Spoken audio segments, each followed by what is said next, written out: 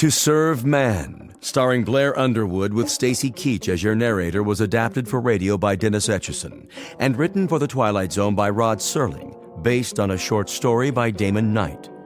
Heard in the cast were Doug James, Alyssa Fraden, C.J. Amari, Amber Lake, Christian Stolte, Jeff Lupetin, Kip Karstedt, Terry Berner, Tony Sancho, Alex Sopener, Steve Keys, Joby Cerny, Kurt Nabig, Amanda Amari, and Rick Arthur.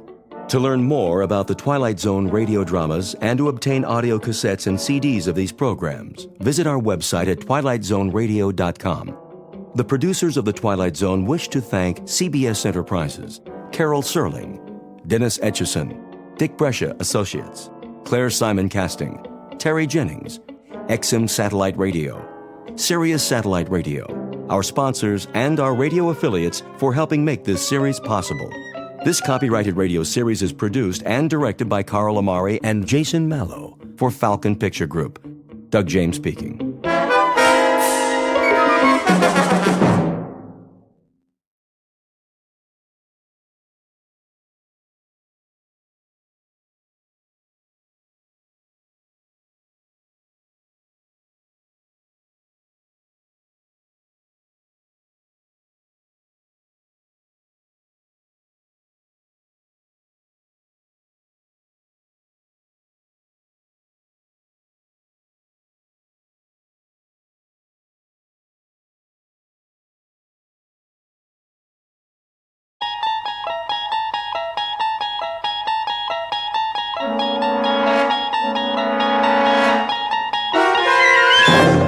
You're traveling through another dimension.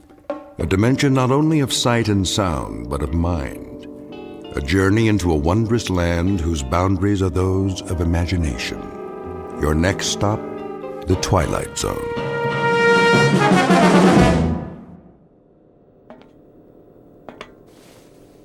Mr. Chambers. Mr. Chambers. Now what? It is a mealtime. Repeat, mealtime. How exciting. Kindly state your preference, please. You really think I care? We have a full menu on board, suitable for human consumption. It has been designed to meet your dietary needs. I don't have an appetite. That does not compute, Mr. Chambers. I said I am not hungry, all right, ship? Very well. I'll let you know when.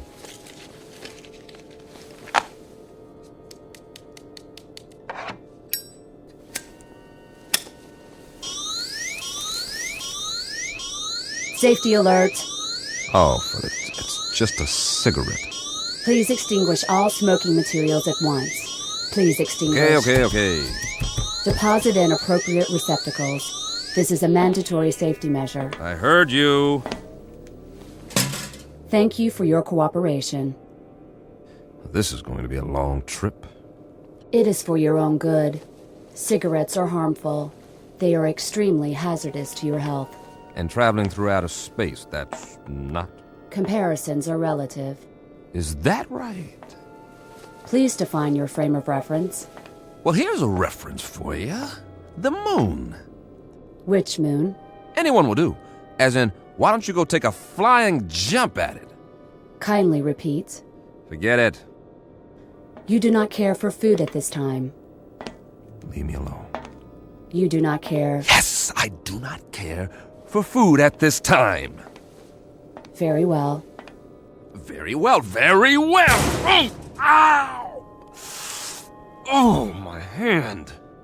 Please refrain from striking the walls of your sleep module. How do you expect me to sleep if you won't stop talking? We only seek assurance that your needs are being met. Your well-being is our primary concern. Yeah, right.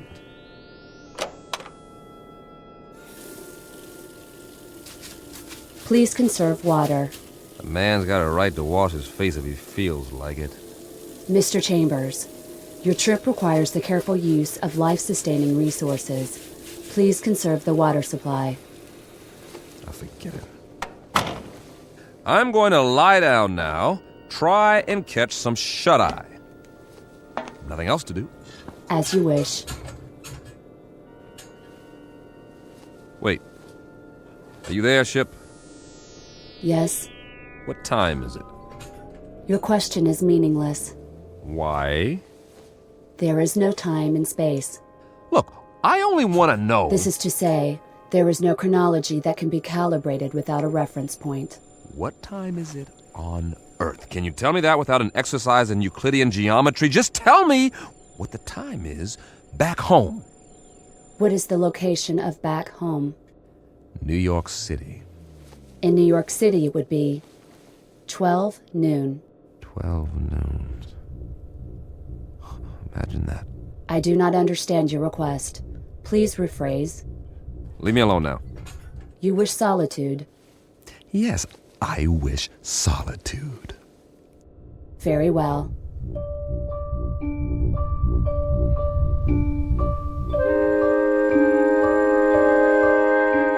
Respectfully submitted for your perusal, one Mike Chambers, linguist and cryptographer, formerly attached to the Pentagon.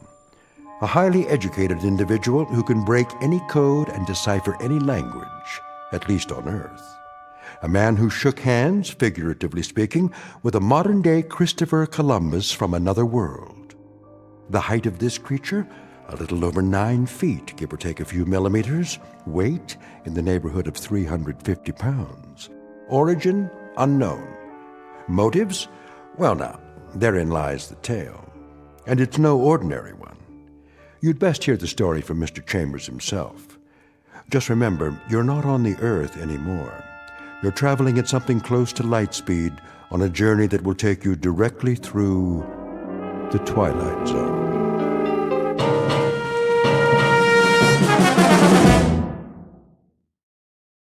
And now, The Twilight Zone and our story, To Serve Man, starring Blair Underwood, with Stacy Keach as your narrator.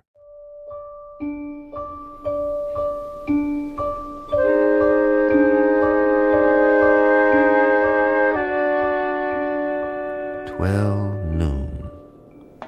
Somewhere, but not here. This is the way nightmares begin, or more to the point, the way they end. Very simple, direct, and unadorned, incredible. And yet, even while they're happening, we learn to live with them. We digest and assimilate new information as best we can, beginning with the smallest bits, the ones that are easy to process. So, if it's 12 o'clock noon back home, the only home you've ever known, that's what occupies your mind. You don't think about sidereal time or when it will be 12 o'clock the next day or the day after that. We live in the moment, but that's precisely what we should have been thinking of. All of us. Tomorrow and the day after tomorrow.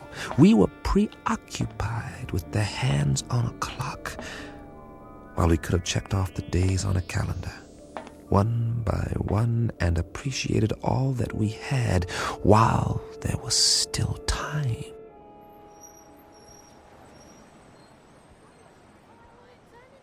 It started on an April day. It was noon then, too. And people walked and drove and bought and sold and fretted and laughed as they have always done. The world went on much as it had, with a tentative tiptoeing along the precipice of crisis. There was the economy to worry about, and wars, and the Middle East, and all the other myriad problems, major and minor, that had been with us for years, but they had somehow begun to lose their edge. I suppose because we had grown so accustomed to them. And that's when it happened. Mommy, what's that? Why, I don't know. Something flying over in the sky. It must be an airplane. But it's so bright. I know what it is. It's a flying saucer. Oh, it can't be. Look, it is. That's when we first heard they had come.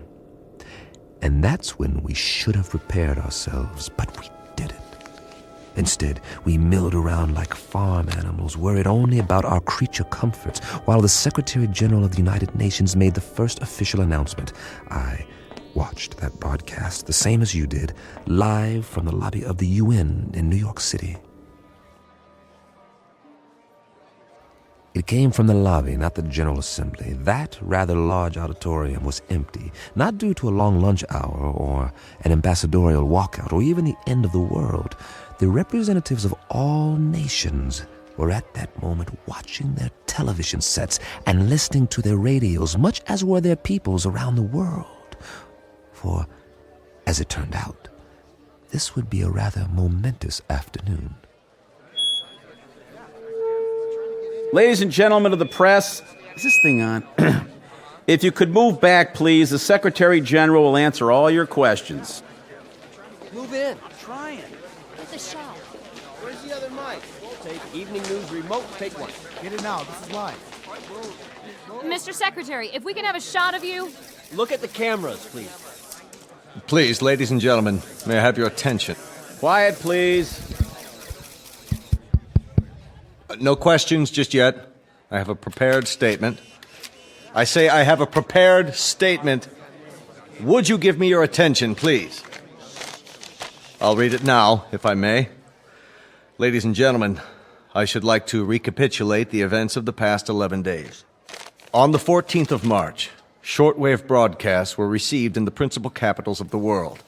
It was established that these transmissions did not originate on Earth. Rather, their origin was extraterrestrial. The first messages were merely announcements that there would soon be multiple landings at various points around the globe. We were assured that these landings would be peaceful and that there was no cause for alarm. Nevertheless, United Nations forces were put on alert. As you know, these broadcasts continued to grow in strength for several days. Is it true that they've landed? Please, no questions yet.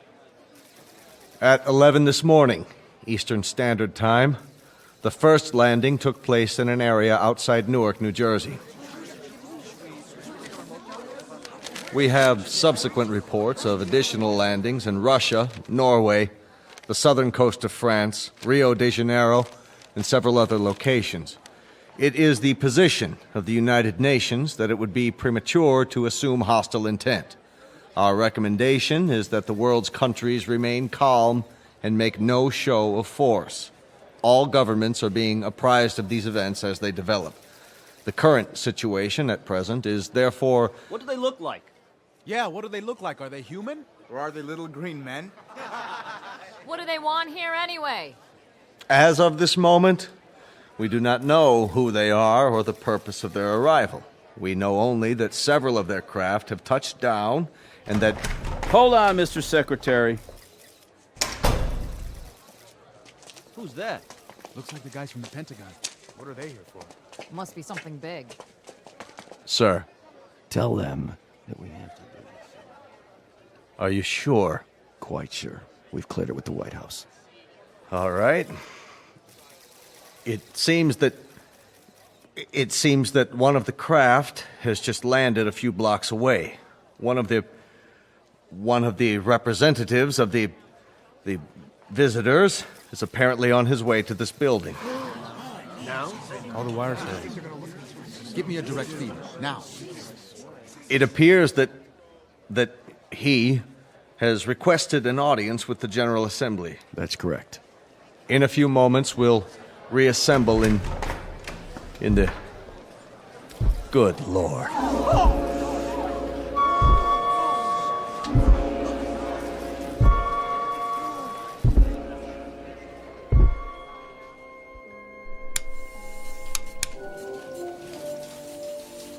Mr. Chambers, Yeah? I think you'd better see this. What is it, a UN proclamation?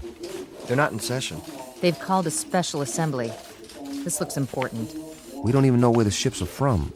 Once we triangulate the signal... Will you look at that? What?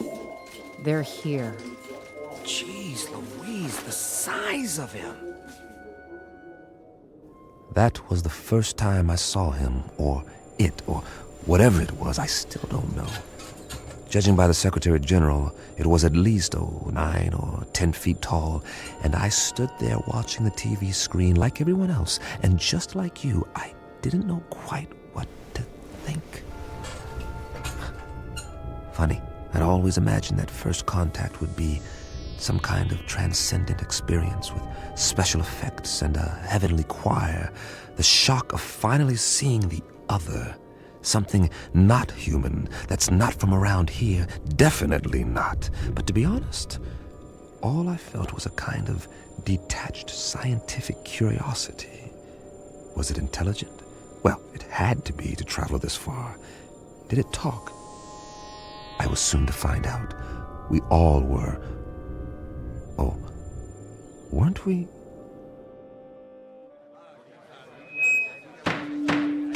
Come to order, please. May I have your attention? Not all of our member nations are here yet, but our visitor has requested an opportunity to address the assembly. So, for the moment, I would ask you all to be patient. Please, order! Order! Remain calm! The floor is yours, Mr. Or rather... Ladies and gentlemen of Earth, we greet you in peace and friendship. We come from a planet beyond your solar system and well beyond your galaxy. A planet far more developed than yours. Why are you here? To establish... Hey, what's that book? Get a picture of it. What's the title? I can't see. He's not even moving his lips. He doesn't have lips, does he? To establish embassies here, and in the near future to set up reciprocal visits between Earth people and Canimets. Canimets, what's that? Must be what they're called. Write that down. Canimets. How do you spell it? Speaking on behalf of the governments of the people of Earth, we bid you, Canimets, welcome. How shall I address you? I have no name, as you understand the term, but you must have many questions. Please, feel free to ask me anything at all, of any nature. We have a great many questions, but to proceed in an orderly fashion, how did you discover us? How do you know our language? And as to your own planet, what is its political and social makeup? Of course, we most fervently wish to know why you have chosen us to... First of all, we must make the following admission. We do not know your language. Then how... Our own methods of communications are mental rather than verbal. Hence, the voice you hear is artificially generated. Your words, or rather, your thoughts, are received and processed by an automatic translation device. My responses are in turn electronically altered to simulate vocal sounds in a language known to you. You cannot speak, then?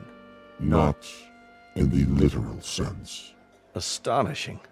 We understand you perfectly. As to your other queries, our planet is not visible to you. It lies far beyond what you call the known universe. But it is highly advanced technologically. Its political and social makeup are complex.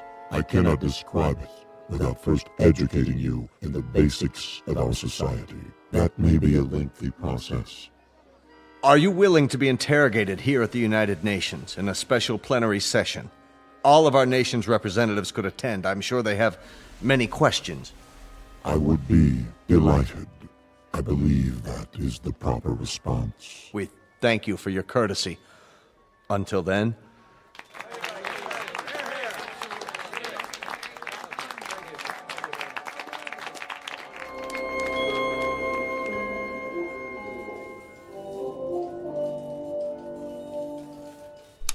Well, that's it. For now. I can't get over the size of him. Are you sure they're not using trick photography? No way. It's a live feed on all the networks. What do you make of that little book? It only looks little in his hands. It's probably a perfectly normal hardcover. There's nothing normal about it if you brought it all this way. Maybe it's a dictionary. The most commonly used phrases. You wouldn't need a dictionary. He said they have an automatic translation machine. A guidebook, then. Protocols, that sort of thing. There's something printed on the cover. If we could just get a view of it. It's not in any language we know, that's for sure. No, maybe not, but any group of symbols can be deciphered. Even non-human symbols? That would be a tough one, all right. If he brings it with him next time, I can capture the image and try to enhance it. Do that, would you, Randall? This may be the challenge of a lifetime.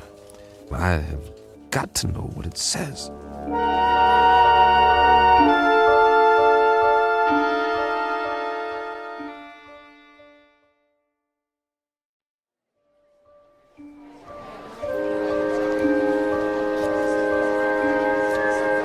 Come to order, please.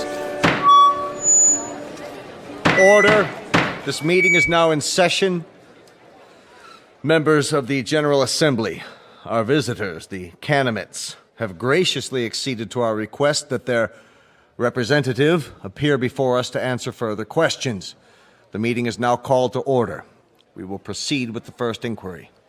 Senor Valdez of Argentina is recognized. Please use your microphone. You may remain seated. Why, may I ask, why exactly have you chosen our planet for this visit? It has come to our attention that Earth is plagued by many catastrophes, both natural and unnatural, all of which could be easily prevented. We are here to help you. Recognizing Dr. Denis Levesque, the representative from France. Your question, please. Monsieur Canamet, my government wishes me to ask you, what is the nature of your help? What form will it take? Indeed, if we should choose not to avail ourselves of this assistance you mentioned, your response would be?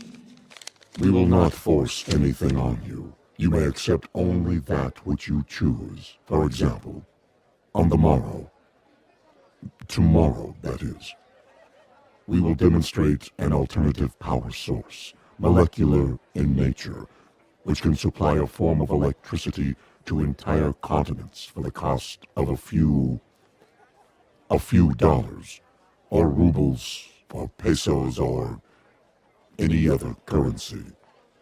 You will find it extremely economical. Mr. Grigori, the Russian delegate, you have the floor. We would like to ask the Canamit directly, man to man, what are its true motives? Are we to assume that your purpose is totally altruistic? That you have an abiding interest in helping others? Are we further to assume that there is nothing beyond this boundless humanity of which you speak? There is nothing ulterior in our motives. You will discover this for yourselves soon enough, by testing the various devices we make available to you. What devices? I think the representative has answered your question. For example, we can show you a simple way to add nitrate to the soil and end famine on Earth. We can demonstrate the principles of a practical force field to cloak each nation with an invisible wall, impenetrable by bombs, missiles, or any other weapons. This will bring international peace for all time, if that is what you want. Of course it is what we want. Of course it is what we want. In return, we ask that you trust us. Only that you trust us.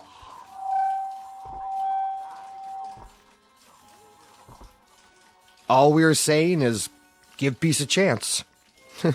Well, why not? Nothing else seems to work. Wait a minute. Enlarge the image. Did I just see what I thought I saw? You sure did. The Canamit left his book on the podium. Well, I'll be. He doesn't seem to have noticed. Cross your fingers. I want that book. I have a feeling it'll tell us plenty. Everything we need to know. If we can decipher it. Get on the phone and call the floor now. Tell one of the aides to pick it up with a stack of papers. Anything. Stage a distraction if necessary, but get it. Okay. That book may turn out to be the most important one ever printed. Here or anywhere else in the known universe.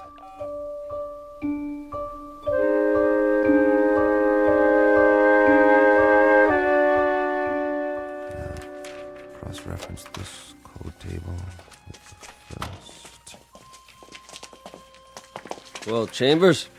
I've almost got it, Colonel. What have you got?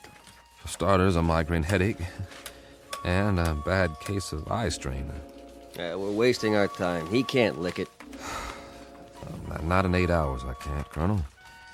It took almost a year to crack the Japanese code in World War II, and they had an army of experts working on it. This is the language of people from outer space, probably 500 times as intelligent as we are and 1,000 times more complex. You need help? All donations gratefully accepted. But, Colonel, I showed this book to everyone on my staff, and I've had a dozen people working on it since late last night. And? You must have some idea. See for yourself. We've tried pretty much everything. Single transposition, double transposition, every method of cryptography there is. Nothing seems to work on these pages. They're more like hieroglyphs, but with no known pictographic references. Is that what they are? Hieroglyphs? They have certain things in common with ancient Egyptian writing, but much more complicated. And we have no Rosetta Stone to decode it, so I can't honestly say whether we're any closer now or if we're still a million miles away. So you can't decipher it? We can keep trying, that's all. Standard, reverse, direct, systematically mixed, keyword mixed, random mixed, reciprocal conjugate, every sequence we can come up with. But I can tell you something right now, Colonel, both of you. This is a tough nut. A real tough nut. If it weren't so important... It must be. That Canamet, or whatever he calls himself, made reference to it every third line in his speech. The White House agrees. If we could understand this book, we might be able to decipher the Canamets themselves. I'm beginning to wonder if they need deciphering. What? Well, they've done all right by us so far. You mean they're demonstrations? As parlor tricks? They don't seem like parlor tricks. That nitrate device they used in Argentina this morning. Now the soil has more vitamins in it than a health food store. That doesn't prove anything. I know that part of the country. It's as barren and fruitless as any place on Earth, and there are actually weeds growing in it now. 6 hours after the nitrate process. And the answer is in this book. It might be. And we might lick it or we might not, but I've got a strange feeling that... That what? That we're looking a gift horse in the mouth, and I've got another funny feeling, too. And that is? That if these Canamets are as helpful as I think they are, you two boys will be out of a job, and so will I, in all probability. And very likely so will the whole UN. You won't need armies, or navies, or air forces, or security divisions, or world courts. They'll all be obsolete. Am I to assume, Mr. Chambers, that this is a scientific analysis, or just some Kentucky windage? I don't know what it is, Colonel, beyond an instinctive feeling. The same feeling tells me that when everyone on Earth gets enough to eat, when there aren't any more wars or diseases or famines, this world is going to be a Garden of Eden that stretches from pole to pole. Your optimism is refreshing, Mr. Chambers. But for the time being, I consider it a personal favor, not to mention a direct order from the Chief of Staff, that you continue your efforts regardless of how your feelings change. Keep deciphering until you break this code or language or whatever it is, and tell us precisely what the bloody book says. I'll do my best. No promises, though, gentlemen. Now, if you'll let me get back to work. Jim, I think we've... What is it, Pat? We tried a new computer sequence. And? Look at this. We've got the title, anyway. You translated it. Are you sure? What does it say? This is an overlay. Place it over the cover of the book, like a template. Ah, brilliant. You're going to get a promotion out of this. You know that, don't you, Pat? No, it wasn't just me. Well, now, that makes the cheese a little more binding, doesn't it, Colonel? Let me see. It seems that our visitor's little textbook bears a very simple title right here on the cover. Well, what does it mean? What does it look like?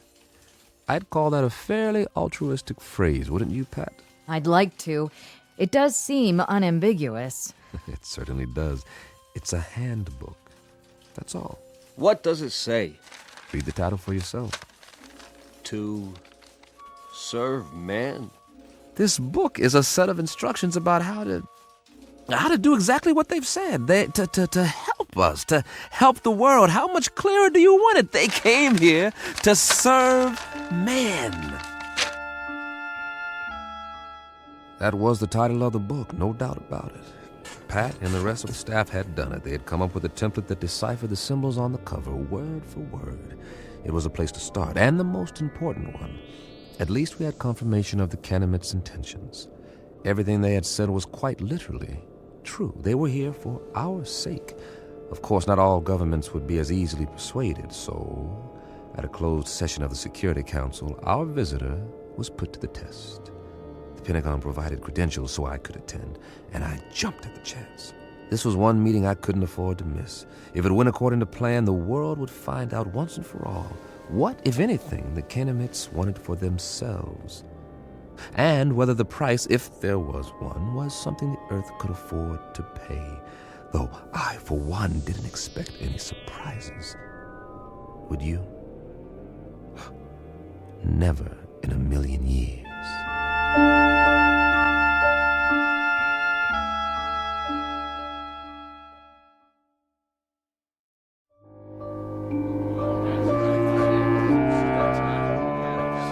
Gentlemen, let's begin. If you'll please be seated. The purpose of this meeting is to acquaint you with certain tests conducted over the past week. At the request of several delegates, and with the full consent of our guests, the Canamites, these tests were photographed and recorded. You may now view the results. The tests were conducted by members of the National Science Academy and witnessed by a team of experts. If you'll watch the monitor at the front of the room. Lights down, please. Begin the tape.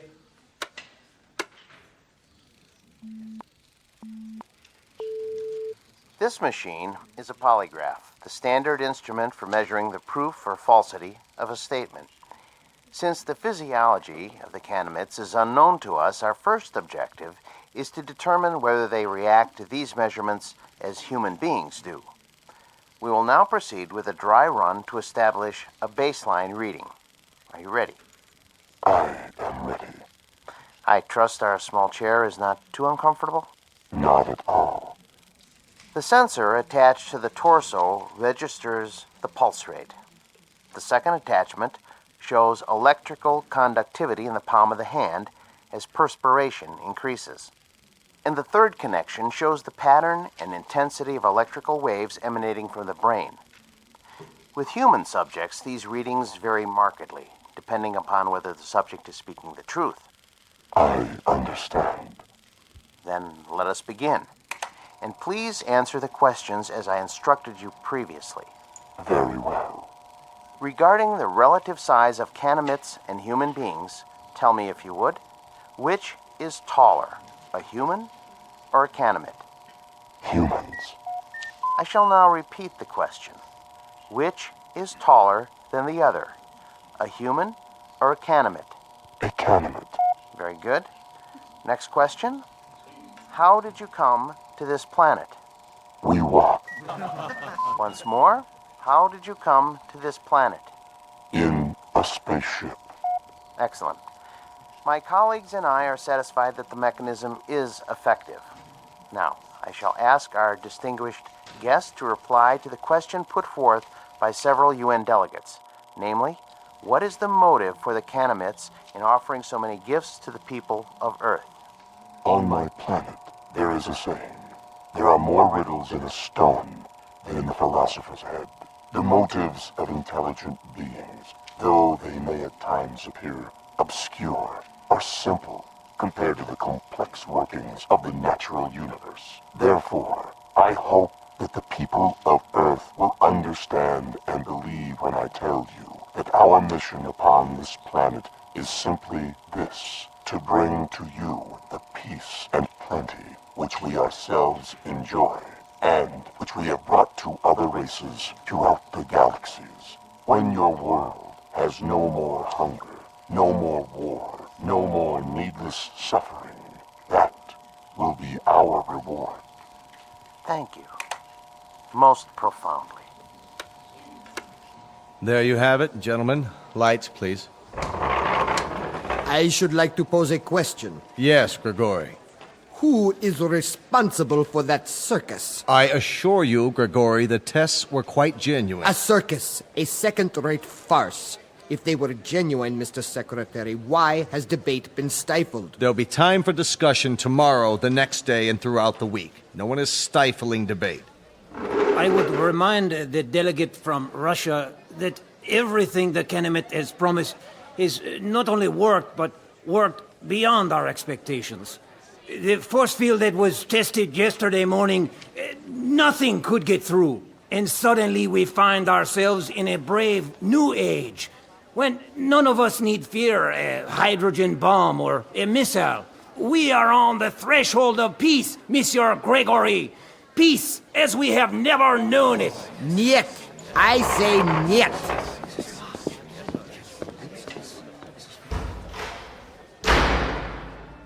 After that, there was no stopping the Kenemites. They were everywhere, performing miracles of one sort or another around the world. Famine became a thing of the past as the fertility of arable land increased 100%. The force field proved impervious to any known weapons. Then came a cure for cancer, heart disease, what have you, and all from a simple injection. It's hard to say whether the Kenemites enjoyed their role as saviors. Their eyes were so wide apart and set so deep in those big, bland faces that you couldn't read much of an expression. With only a tiny circular hole for a mouth, one that never moved, it was impossible to know what they were thinking because they never spoke. They weren't stern faces, only controlled, placid, almost like kindly masks. And they all looked exactly alike. They sounded the same, two calm, mechanical voices that came out of the translation devices under their robes. And then, one day, we were all out of a job, just as I had predicted. The computers and fail-safe machines in the Pentagon sat idle, covered in plastic sheeting, because no one was needed to run them anymore. As for code breakers, I might as well have stayed home. But something kept me there, as if I was waiting for the other shoe to drop.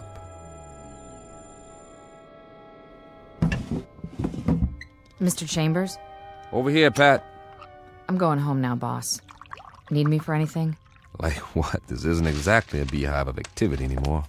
You can say that again. The new story of mankind. Nobody needs to decipher anything because, well, there aren't any more codes. Because there aren't any more secret messages. I know. Drink? Well... One for the road, on the house. All right. Odd. What is? I mean, not reading about wars or insurrections or anything anymore. There's a rumor that they're going to disband the United Nations inside of a month. Here you go. The new millennium. Cheers. Cheers. How many Kenemites are here? Anybody ever figure it out? A few thousand, I guess. They've got embassies in every country now, and for everyone that comes, 1,000 of us take off on one of their ships. The reciprocal visits they promised. Now that's the odd thing, the ease with which human beings adapt. It's fantastic. One day an astronaut orbits the Earth in a little rinky-dink tin can, and they think it's the biggest moment in the history of mankind. A few years later, they're standing in line waiting to get on a ship that'll take them 1 zillion miles into space, and they act like they're going on a picnic in the country. That's human beings for you. Nothing phases them. Are you going? The exchange program? I'm on one of their waiting lists. What about you, Patty? Oh, I'm on the list, too. The trouble is, their quota fills up 24 hours after they announce a new departure. But while I'm waiting, I may as well continue studying their language. Good idea.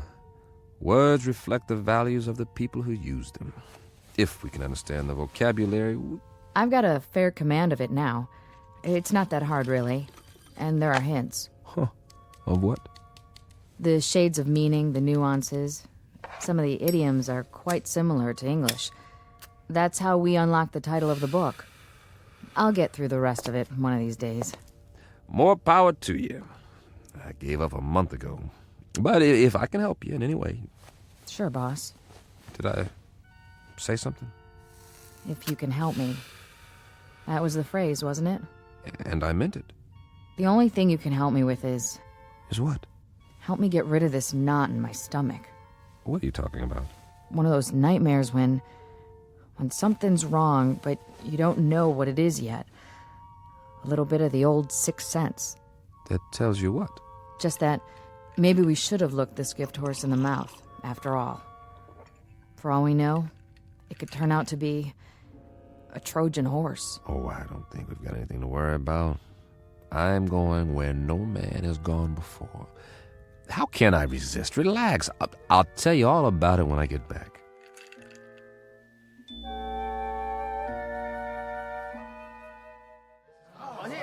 Please, get in line. One piece of luggage per person. This way to the loading platform. I'm so excited. I can hardly wait. What do you think it's going to be like?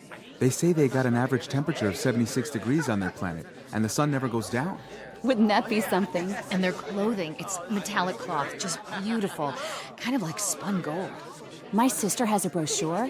The day you land, they take you on a shopping tour, and you can have as much of it as you want for free. It's just one big holiday when you get there. They've even got a form of baseball with leagues and everything. Man, I don't think I'll ever come back. And the whole trip, it's millions of miles, mind you. The whole trip only takes a few days.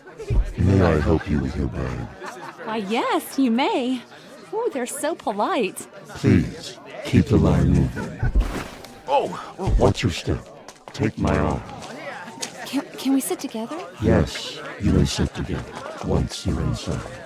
We're moving. Almost on board. This is going to be wonderful. Did you bring your camera? Look, they're opening the door to the spaceship. I hope there's going to be other kids my age there. Boarding pass, please. Yes, right here. Mr. Chambers, proceed. Thank you. Mr. Chambers? Mr. Chambers! Pat, hi. Jim, please, You are just in time to say goodbye. don't get on. Are you kidding? I've been waiting for 6 weeks. You can refuse. There's still time. Well, don't say that too loud, or there'll be 1,000 people trampling over you to take my place. Get on board, please. Not yet. I'm begging you. What? Whoa, what's wrong with you, Pat? I finally deciphered the book. Hey, that's great. All of it. You're delaying departure. Please continue up the ramp. One moment. Well, Pat? Jim, the first page is just a collection of English phrases with their own translations. But the rest of the book, the rest of it. Will you move, mister? We're waiting to get on board. Step through the door, sir. Write me about it. I'll have plenty of time to read letters up there. Not as much time as you think. Jim. Now, Mr. Chambers, we must close the hatch. The rest of the book. It's not what you think. The title, To Serve Man. It's a cookbook. What? No, wait, what? Wait, no! A cookbook! A cookbook!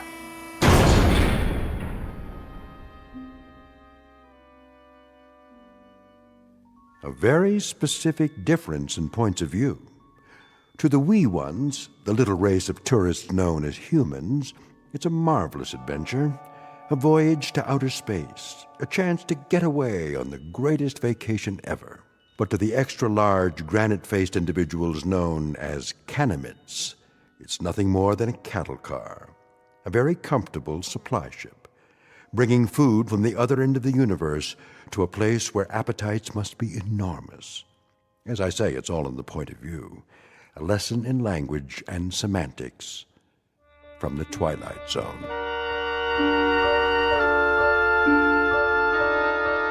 More from the Twilight Zone after this. Hello, I'm Stacy Keach. I hope you're enjoying this edition of the Twilight Zone Radio Dramas. To learn more about this series, be sure to log on to our official website at twilightzoneradio.com. You'll find special discounts on our Twilight Zone audio collections, listings of our radio stations, links to other websites, and a photo gallery of our recording studio and some of our stars in action.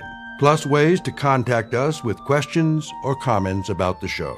And for a limited time, when you log on to twilightzoneradio.com, you can send in for a free CD of the show. So be sure to visit us at twilightzoneradio.com.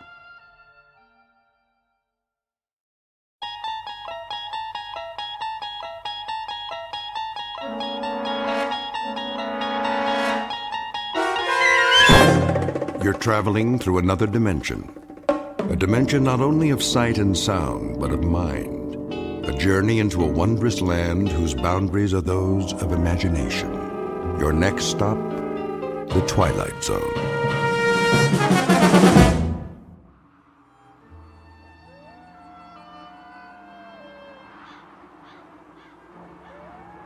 How much is there? Only half as much as the last crop. That won't last us. We've survived a war. We'll make do. Not with so little. I can make it last. There's enough on this parcel of land right over here for a few days' worth of meals. I can get us through it. Well, you shouldn't have to. It's my place to provide, to feed us. Oh, if I could still hunt, we'd be better off. But if I can't see, I can't see to make a killing. Fussing over it doesn't help. Besides, we knew this time was coming. You've been losing your sight for a long time. Let's stop arguing and start harvesting so we can have something to eat for supper. Some harvest. It'll barely feed the two of us. It'll be enough. Come on. You can help.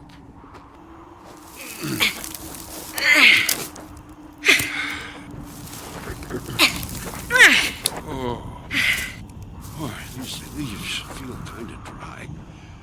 We could use some rain. What's the weather look like? No chance of rain. It's a clear night. Light's just about out of the sky. Stars are out already. Oh, and just look at that. What?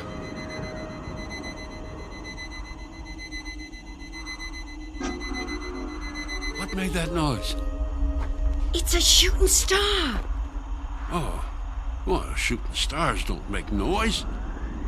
It's just streaking across the sky. Except it doesn't move like one.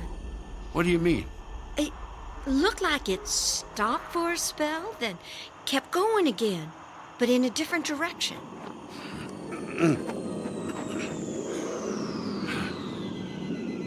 It doesn't sound like a shooting star to me. And now it's... It's what? It's blinking. Blink, blink. Blink, blink, blink. Blink. Blink, Blinking? blink. Blinking? Blinking? I think your eyesight's going to go next, Martha. You hush. Bad enough your hearing's been going. I hear you complaining just fine. Half-deaf old woman and her blind, broken-down husband. We make a fine couple. Well, we're not making any progress sitting here talking about shooting stars. Let's get this basket filled. I want to get inside, making it early night.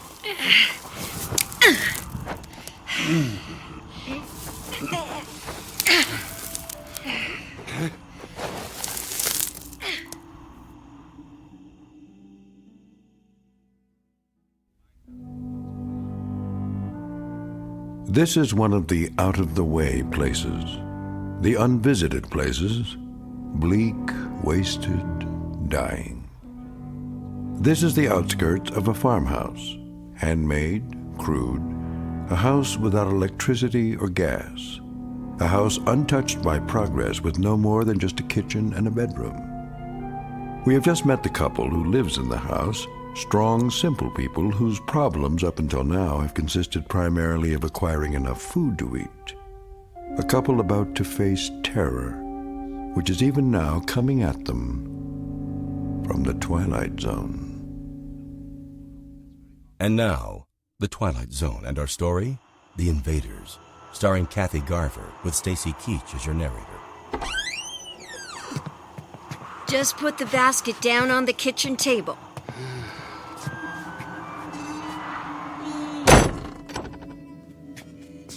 Will, it's about 5 steps ahead of you.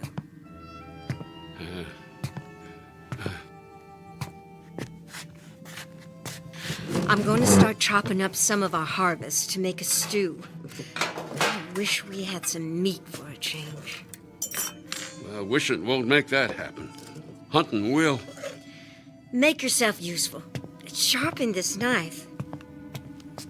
It beats sitting here and doing nothing. Well, it's going to be the way I spend the rest of my days. Reckon I should get used to it. Now, you just stop your whining. I am not going to spend the rest of my days listening to you complain like a big baby. A baby? Yes, that's what you sound like. You could still make yourself useful around here. Now, when the knife is real sharp, fix that broken handle on the front door. I already fixed that. Back when I could see what I was doing. Doesn't fit right. There's a hole so big I can stick a couple of fingers through there. I didn't have all the right parts. At least the door opens and closes. Well, there are other things you could do around here. Like what? Like chopping wood. Chopping wood? Martha, how can I chop something I can't see? It takes hands to swing an axe, Will, not eyes. I'll chop off a leg. Oh, forget it, Martha. I've swung my last axe. Not if I can help you. Why, with some practice, you'd be doing it on your own and... I said forget it. Fine. But you're going to learn that being blind doesn't mean being helpless. You know, if you just... Hush, shh, Martha. Don't you tell me to hush. Quiet. Listen. Do you hear that? I don't hear anything. I'm that half-deaf old woman you live with, remember? Shh. Can't place what that could be. Wait. I do hear something. Sounds like it's coming from over the house. Will, do you think it could be that shooting star? That was no shooting star. If it was something falling from the sky, it would have just dropped. It wouldn't have hovered above the house. It's getting louder. Sounds like it's getting closer. Maybe we should run outside. I think we're safer in here.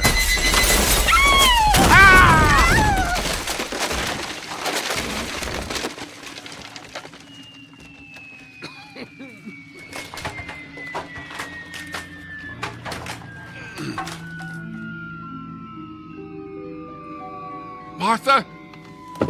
Martha, are you okay? Martha? Will? Martha? Martha! Where are you? I'm right here. Just a few feet away from you. You all right? My ankle hurts, but I don't think it's broken. Can you get up? I think so. Put your arm out so I can find you. Yeah, there. That's it. Oh, keep your arm around me. How's the ankle feel to walk on? Oh, it hurts. But it could be worse. I think I just twisted it a little. What was that? I don't know. But I think it crashed on the roof. Will! What? There's a red light outside the window. Must be from whatever crashed into the house. And the light, it's blinking. I'm going outside to see what it is. Not without me or not. No, slow down, Martha. You're going to twist your ankle worse. Oh, stop your fussing, Will. I just want to see what crashed into our house. Darn reckless old woman. What's that? I said, what do you see? Looks like there's something on the roof, all right. That blinking light is up there. Can't you tell what it is? No, it's too much smoke, and it's too far back. Looks like it's on the flat part of the roof. I'm gonna have to go up there, see if there's a way to get rid of it. No. Will, what are we supposed to do? Live the rest of our days with that blinking thingamajig on top of our house? No. What if it's dangerous? How are you going to defend yourself? What if it's a remote bomb from our enemies? I'll figure something out when the time comes. Come on. Oh, damn. Headstrong old woman. What's that? I said, if you're set on doing this, you need to listen to me. You haven't been up on the roof that much. First, you have to climb up the ladder. Next to the sink in the kitchen. I know, Will. I've watched you do it 100 times. Do you remember how the door opens onto the roof? Don't I just push up on it and let it swing back? No. Don't just let it fall. It'll make too much noise and upset whatever is up there. Lower the door gently. All right. Your ankle. A little tender to walk on, but it's all right. Oh, take the lantern. Even with that red light blinking, it may be hard to see up there. I'll wait right down here by the ladder. All right. I'm going up. Martha, be careful. It's really high. I'll keep the ladder stable. All right. Oh, that's it, Martha. Easy. Careful. I can feel your legs as you're going up there. Don't rush. Be careful with the lantern. You don't want to start a fire up there. Quiet. Watch your ankle. Open the door carefully when you get up there. All right. I'm at the top. That's good.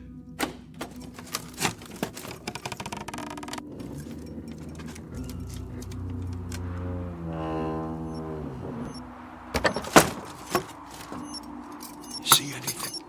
Mostly that blinking red light. It's blinking something fierce. Hold the lantern higher so you get more light. There's something up here, all right. But I can only make out the edge of it. Will, I can't see it standing on this ladder. I gotta climb up on the roof. No! It's all right. That thing is just sitting there.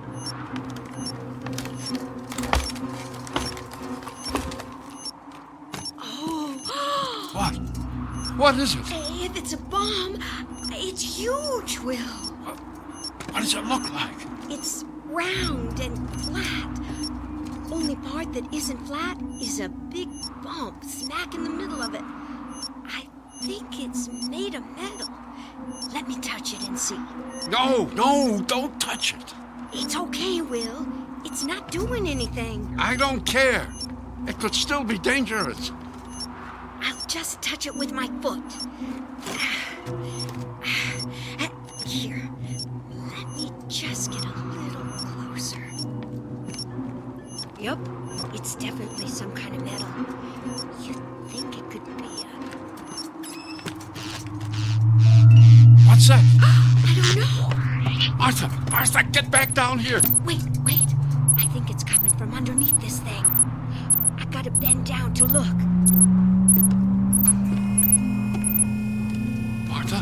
What's going on? It's some kind of door. It's lowering down from the underside of this thingamajig. What's happening? Nothing. The door came down, but now it's just... Wait. I think something's coming out. Martha, get out of there! Yeah. Maybe I will. Ow! What's wrong? My ankle. I think I twisted it worse. Can you crawl to the door? I'll try. Will, it's coming out. Hurry, Martha. Go toward the ladder. I'm trying. Keep coming. Wait, I need to swing my legs around. Oh, it's there. I see it. Don't stop to look at it, Martha. Just get down here. No, stay away. Hurry, Martha. I can't get my legs around that fast. I'm coming up to help. That thing! Oh, it's right by my leg! Kick it, Martha! Kick it away! Get away from me! You beast! Kick it again! Keep kicking! There. I kicked it, Will. But I don't know where it went. You must have kicked it through the door. I heard it go past me and land on the kitchen floor. Can't be very big. It isn't. Is it down there? I don't hear it. Doesn't mean it's not there, though. If our enemy sent that thing on the roof, this thing that just came out of it might be a remote control device. No, it seemed more animal-like. Maybe it's dead. I'd better come down and look. Swing your legs around into the opening. I'll help you down.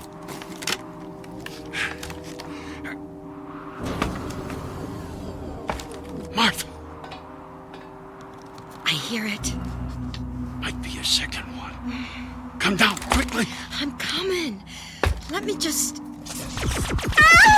Martha! What's going on? Ow! My skin! It feels like it's burning, Will. Oh, kick the thing out of here! Martha, kick it! Can't!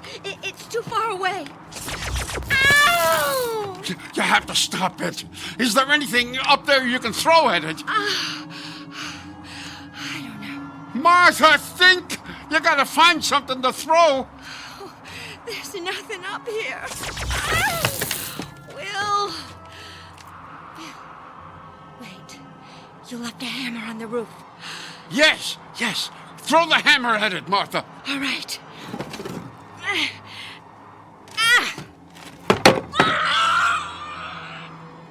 I got it. Good. It fell off the roof. Thank goodness. Come on, I'll help you down the ladder. Martha? What's wrong? Why don't you answer? Martha!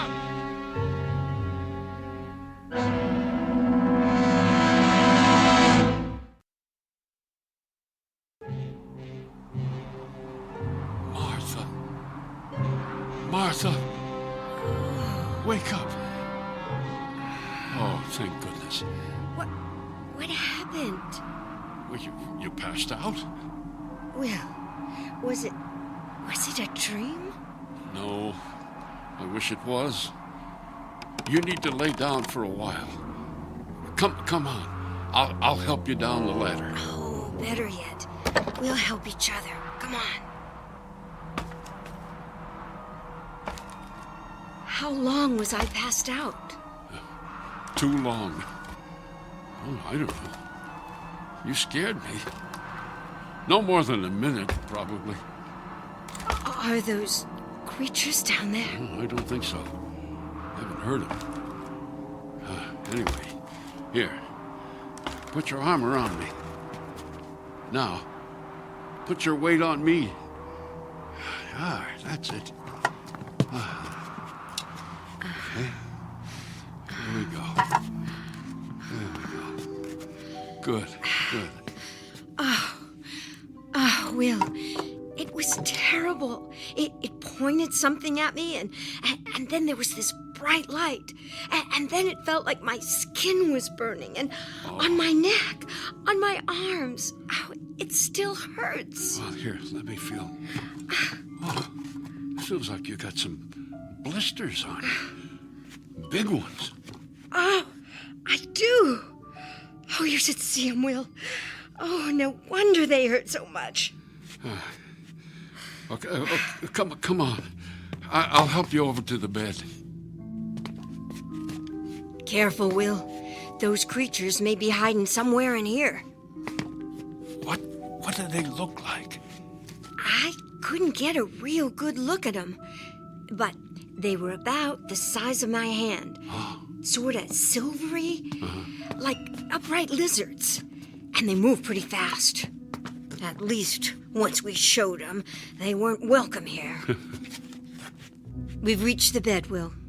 All right. Now, you just lay down for a while. And forget about playing hero anymore. You can see where it gets you. Oh, okay, Will. I'll just lay here while them creatures take over. It's been a while since we had house guests anyway. You must be feeling better. Getting some of your old gumption back. Darn cantankerous old... What's that? I said if those creatures were the size of your hand, they should be pretty easy to... Oh! What's wrong? Oh, I stepped on something. Oh, piece of ceiling, most likely. I don't think so. Never felt anything like it. Hold it closer so I can see it. Will, this is what that creature was pointing at me. This is what gave me the blisters. Huh? Some kind of weapon? I wonder how it works. Don't shake it. What if it... What's it doing? I don't know. Shut it off. I don't know how. Drop it, Will, drop it. Don't touch it again, Will. You don't need to worry about that. In fact, let's make certain nobody touches it again.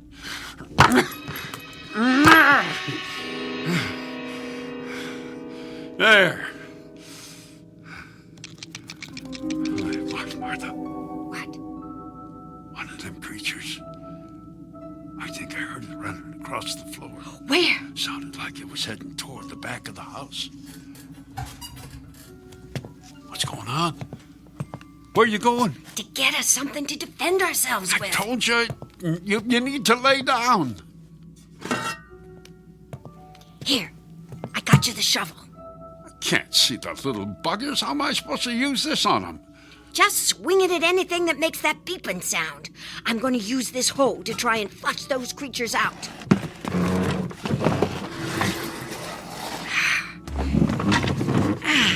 The little beasts could be hiding anywhere. Under the bed, behind the furniture. Martha! What? I thought I heard something again. Where was it coming from? The pantry. Stay over there with the hoe ready. I'll yank the pantry door open, and you can thrash the little pest. Guide my hand to the door handle. Okay. Got it? Yeah. On 3. 1, 2, 3.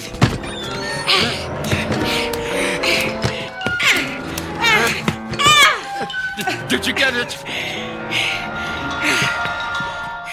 Martha, did you get it? No! Nothing there! I beat the tar out of this sack of grain, though. Would have sworn one of those things was in there. We'd better throw this sack outside before it spills all over the floor. Put your shovel down and pick this thing up for me, will you? It's right over here.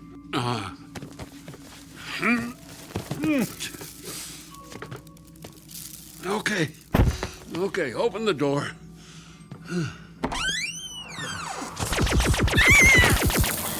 It's at the door.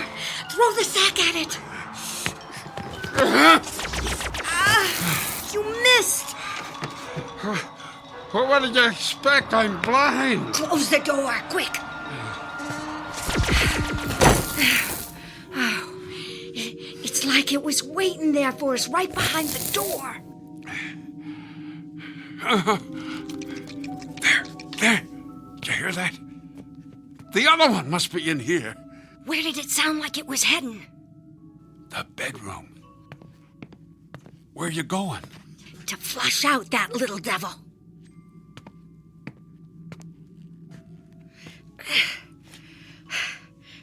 Come out from under that bed, you little creep.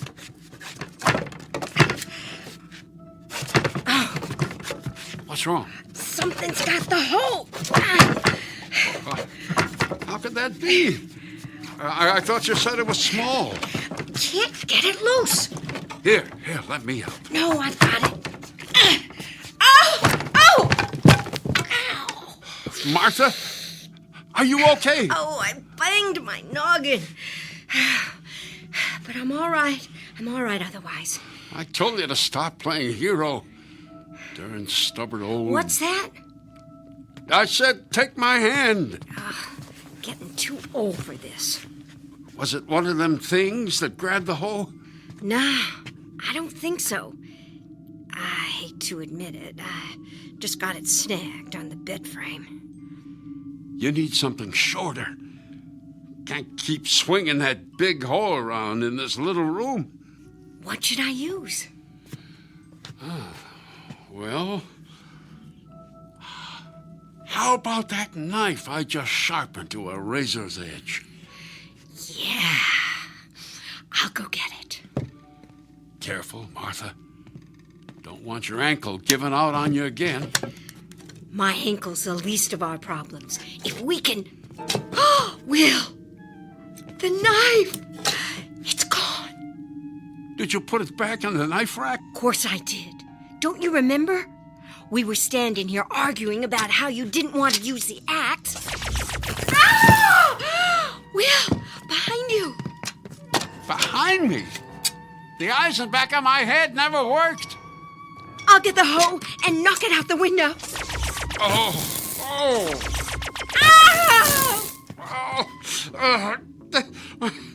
Martha, are you all right? It's not going to let me get near it. Ow! Will, get the axe. Where is it? Behind you, by your left leg. Oh. Okay. I got it. Oh! Listen to me, Will. Listen. You have to swing that axe when I tell you to. Okay. Come on now. Swing right. Good. Now left. Higher. Lower. Now left. Oh, you missed. Try again. I can't. Will, I know it hurts, but it's going to keep hurting worse if you don't get that thing. Try this. Try. When it fires that weapon, swing your axe towards the sound. I'll try. Oh, you did it, Will, it went out the window. It got me. It's that weapon. Oh, I know. It burns real bad at first. It makes a blister and it swells and breaks and oozes, but then it just kind of aches. Stay there. I'll lead you to the bed. Ow! What's wrong? Oh, it stabbed me. The other creature, it has the knife. It stabbed me in the leg. Oh, Will. It's bleeding. It's bleeding something awful. Can you get to the bed? I think so. Yeah, tear up part of the bed sheet to use as a bandage. Oh, it's on me! Will! Martha! Get off, you little demon! Get off! What happened? Where is it? I threw it across the room. It ran off. It jumped on me, Will. It just came out of nowhere. Are you all right? No, I'm not all right. Oh, this is never going to end. What are you doing? Tearing up the bed sheet to bandage my leg. Then I'm going to get the axe myself. It's time to kill a couple of uninvited guests.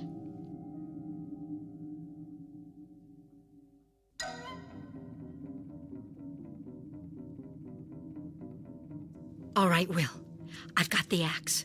Put it down, Martha. You'll hurt yourself. I'm not putting it down until those little hellions are dead. Martha, did you hear that? What is it? One of them? Yeah. It's coming from the outside. Sounds like it's right outside the door. Let's do like we did with the pantry. You have the axe ready, and I'll yank the door open. All right. Wait a second. Shh. It stopped. Maybe it went somewhere else. No, I didn't hear it moving. It's still there, Will. I can just see it through this hole in the door handle. You know, the one you said you fixed? Oh, save the nagging till after we've done away with that little terror. Just get the axe ready. I'll feel for the door handle. I'm ready. On 3. 1, 2. Will!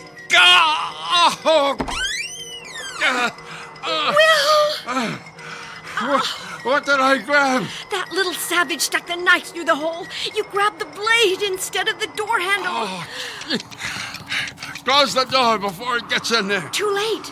It ran inside somewhere. Will, your hand is bleeding bad. Let me wrap it up for you. Oh, that good-for-nothing little... Those monsters aim to kill us. They want us dead, Martha. We gotta get them first. How, Will? How are we going to get them? They seem to know everything we're going to do before we do it. We're bigger than them. There's got to be a way. Will, under the bed sheet, something's moving right next to your left hand. Yeah. I feel the sheet moving. All right, you little devil.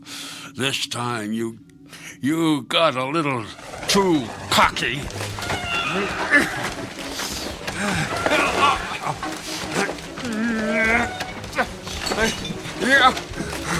You got it. You got it. Yeah, it's not giving up a lot of fight. Wrap it up in the bed sheet. You've almost got it, Will.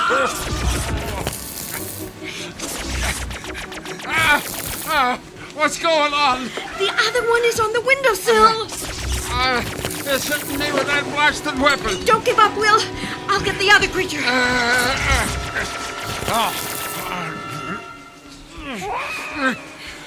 I got it. I got it, Will. I shoved it out the window. I think I got this one trapped in the bed sheet. Look out, Will. Look out. It's cutting through the sheet with a knife.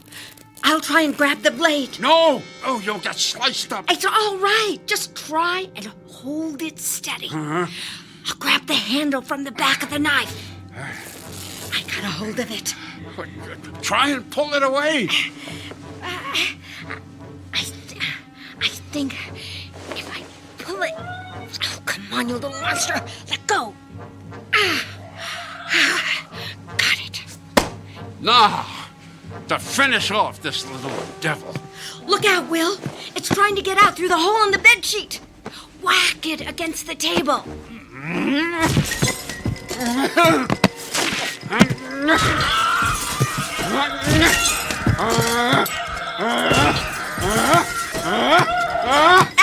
That's enough, Will. I think you got it. You sure? Yeah. Reckon it can't get any more dead. What are you gonna do with it?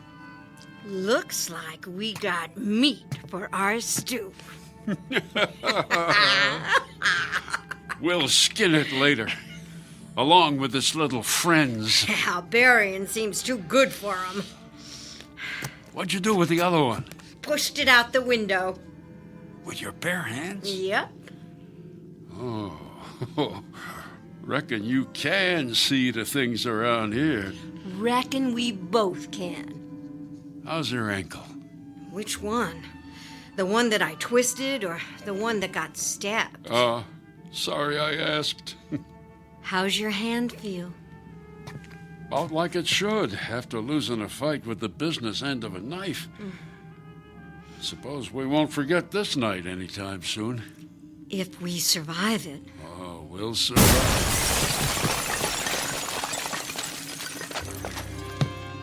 What was that? Something blew a hole in the wall. Must have been that other creature. How big is the hole? Just big enough for the little terror to fit through. It's out there, all right, Martha. Are you near the axe? Yes. I'll grab it and get on the side of the hole so the creature can't see you. I'll try to lure the little menace in here. As soon as it steps inside, hack it up into little pieces. All right. I'm ready. Okay. Come and get me now, you little troublemaker. I'm right here waiting for you. Why isn't he coming in? I don't know. Wait. Maybe it's deaf. What are you doing with that dead creature? You'll see. Just get ready with that axe. I'll use it as bait. All right, you holy terror. You think we're playing games? Take a look at what we did to your pal. That gets your blood boiling? Now come in here and fight.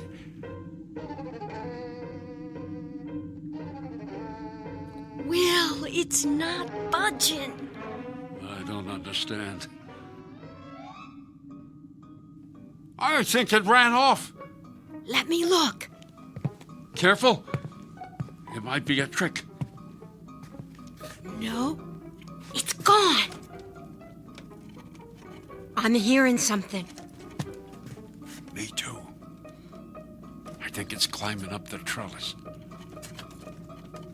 Come on, you can knock it off there with the shovel. No, wait. Now it's on the roof. Speedy little rascal. Think it's planning something? Maybe getting more weapons from that thing it came in? Suppose we better not wait to find out. Grab the axe, Martha. We're going up on the roof to finish that thing off. I better go up first so I can look around.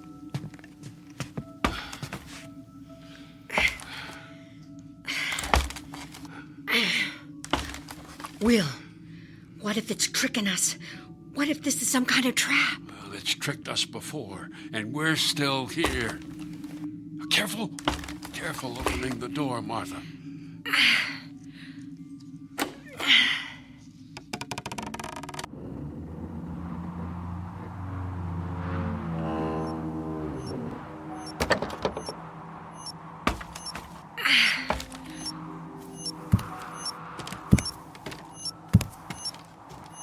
You see anything?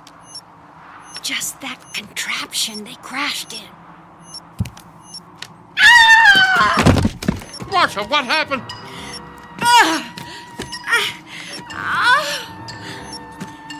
That little monster, he tied a wire around the chimney and tripped me. Come on, I'll help you. Lean on me. Oh, I sprained my other ankle. Oh, it hurts so much. Grab hold of my arm. It won't support my weight. All right, stay there.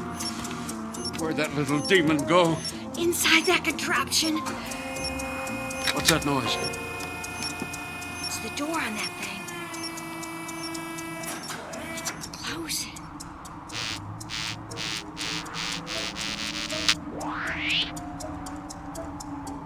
What's the creature doing? Don't know. Reckon it's gonna kill us. I don't aim to wait around and see. Give me the axe, Martha. Here, I'll slide it over to you. Got it? You're getting it, Will. Will, you're getting it. Got it. Don't worry, Martha. It takes hands to swing an axe, not eyes.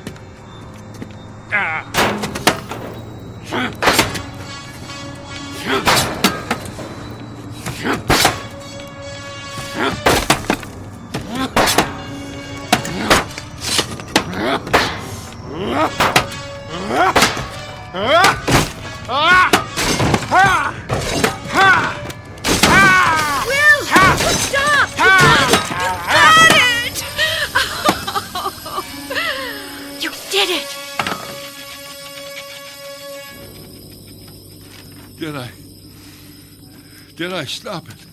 Stop it! Oh, you should see what you did to that contraption. Oh, I wish all 8 of your blind eyes could still see.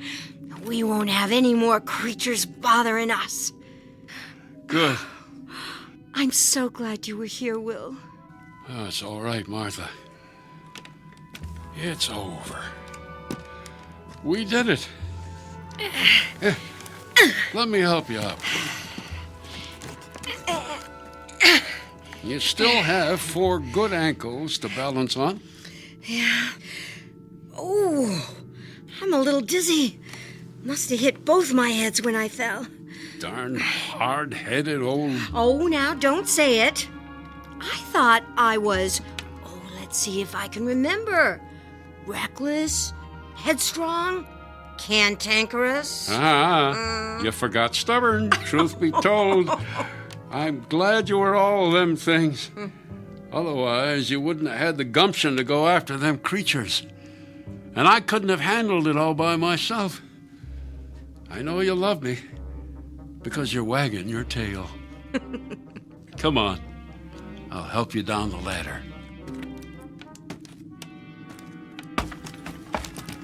Will, where do you think they came from? I don't know.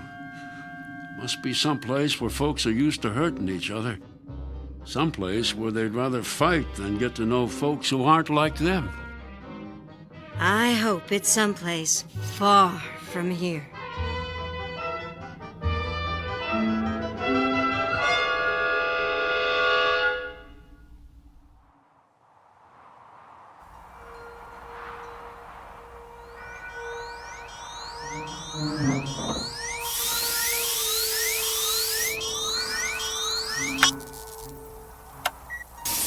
Is anyone there? We have encountered an incredible race of hideous giant creatures. This is the final transmission of the United States Air Force Space Probe 1.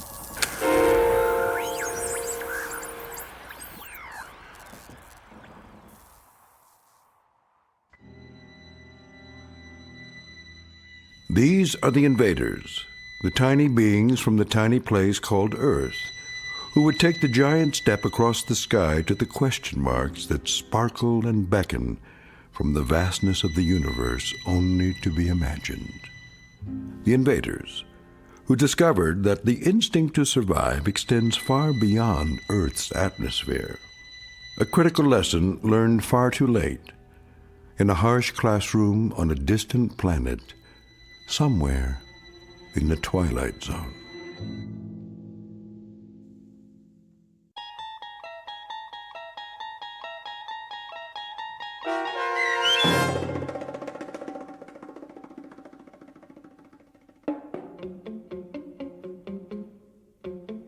The Invaders, starring Kathy Garver with Stacy Keach as your narrator, was written for the Twilight Zone by Richard Matheson and adapted for radio by Barry Rickard. Heard in the cast were Tony Hocus and Joby Cerny. The producers of The Twilight Zone wish to thank CBS Enterprises and the Rod Serling estate for making this series possible.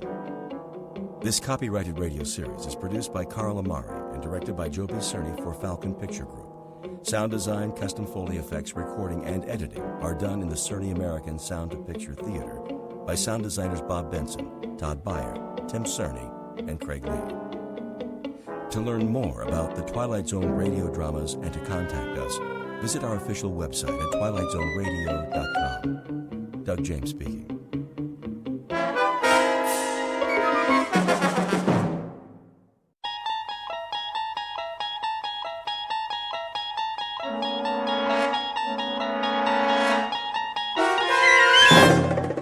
You're traveling through another dimension. A dimension not only of sight and sound, but of mind. A journey into a wondrous land whose boundaries are those of imagination. Your next stop, the Twilight Zone.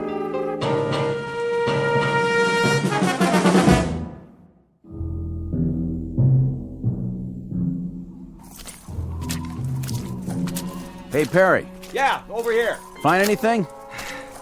I'm not sure. All right, we better get back to the car. I can't see where I'm going. Whoa, careful. Jeez.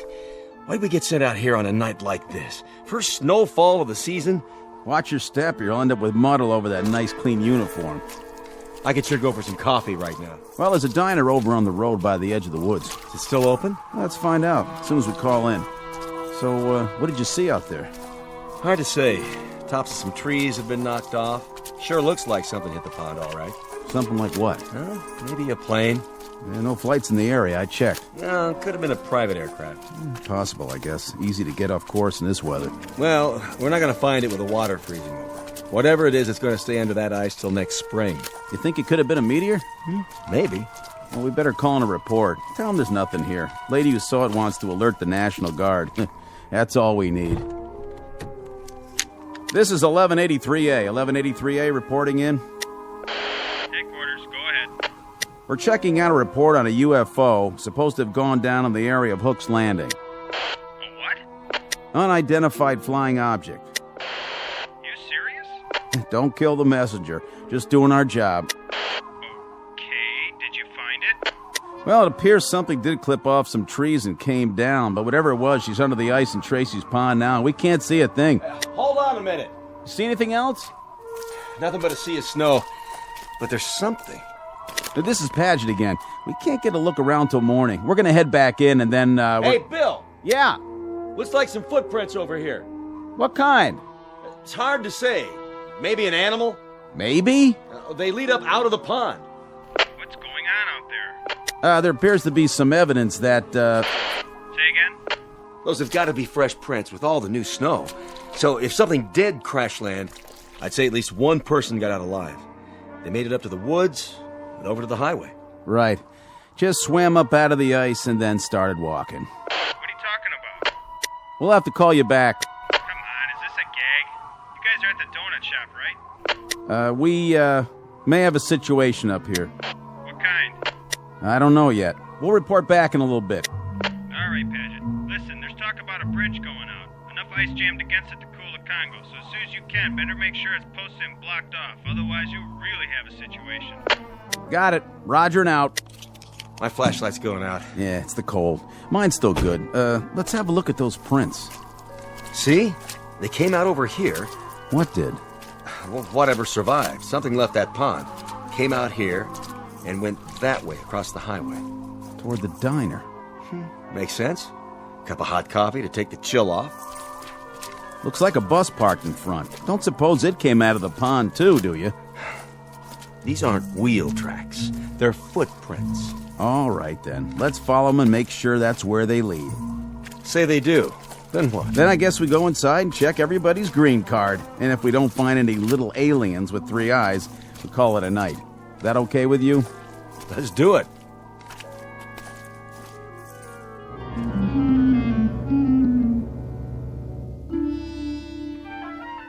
Wintry February night. Order of events: 2 state troopers take a report from a frightened woman and note the arrival of an unidentified flying object.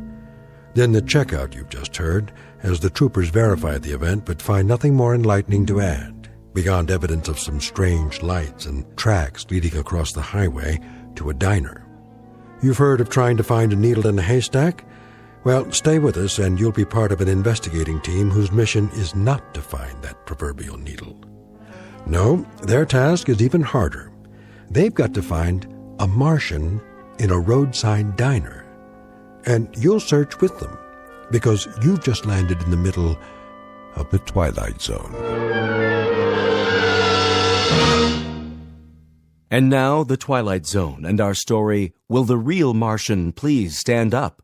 Starring Richard Kind, with Stacy Keach as your narrator.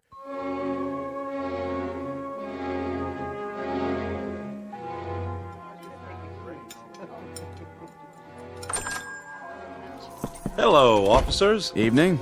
Come on in. Coffee? You read our minds. 2 coffees coming up. You guys sheriffs? State troopers. Any trouble out there tonight? Whose bus is that in front? Mine, officer. What's the problem? Bridge up ahead. It's been declared impassable. Oh, no kidding. The county engineer just put out a warning. Ice flow stacked up against it. Another pound of weight, it'll be driftwood. That's gonna be tough. Really tough. All right, so it looks like you're gonna have to turn around and go back. Spend the night at the last town. No can do, boys. There was a slide up at the turnoff soon as we went through. Blocked the whole road. Looks like you're kind of marooned. Oh, no. I can't believe this. What are we gonna do? We can't just wait here. Till morning, anyway. Till morning? No, that's quite impossible. No, I've got to be in Boston at 9 a.m. Then you better start walking, mister. That bus is going to stay parked out there till they fix the bridge. Either that, or hope they drop you some snowshoes. I tell you, it's out of the question. I absolutely must be in Boston. I'll pay extra. Name your price, bus driver. No way. I'm not risking my life or the lives of any of these folks. Not to mention that bus out there, property of the Cayuga Bus Company. Then I'll hire a cab. Where's the telephone? Right there on the wall. But don't waste your dime. Nobody'll drive out here on a night like this, with the snow and all. This is outrageous. Do you know how much money is at risk? Take it easy, mister. That goes for everybody. Better make yourselves comfortable and get some hot food in you. No problem. I can cook up any kind of grub you want. Cheeseburgers, bowl of chili, clam chowder. I even got some nice T-bones in the cold case. Anybody for steak and fries? You the owner? That's me. Haley's Diner. And I'm Haley. At least I was last time I looked. There a motel around here? Not for the next 35 miles. How about a boarding house? Anything? Nope. This is it. What are we gonna do, George? Will the bridge be open by the morning? I can't guarantee it. I'm afraid you'll just have to take your chances. Oh, that's just great. That's really swell. You get comfortable, eat some grub. That's precious little consolation for my meeting in Boston. Calm down. We're all in this together. Why don't you just have a seat like everyone else? Oh, this is quite a bus line you work for. They don't care much about keeping a schedule, do they? I wouldn't be too hard on them, mister. They don't control the snowfall, and the bridges, and the avalanches, and the sides of hills that decide to come down. That's pretty much out of their hands. They try, but sometimes Mother Nature, she just doesn't listen. Need I remind you they nonetheless have a responsibility to their passengers. A legally binding contract. What do you think? They're all off the bus, aren't they? Are they? Well, I don't see any little green men, do you? Ready for a refill? Not just yet. Let me ask you a question. Shoot. All these people from the bus? Well, now I guess they are. Where else would they be from? Well, that's what we were wondering. What's the trouble? We didn't say there was any trouble. Maybe not, but you fellas got that look in your eyes. What kind of look is that? Kinda on guard. Checking everybody out. I can see it in your face. So, you're tracking somebody, huh? An escaped fugitive? Nothing like that. Anything I can do to help? We'll let you know. This criminal. What'd he do anyway? Oh, nothing yet. To tell you the truth, we're not sure who we're looking for, or even if he's here.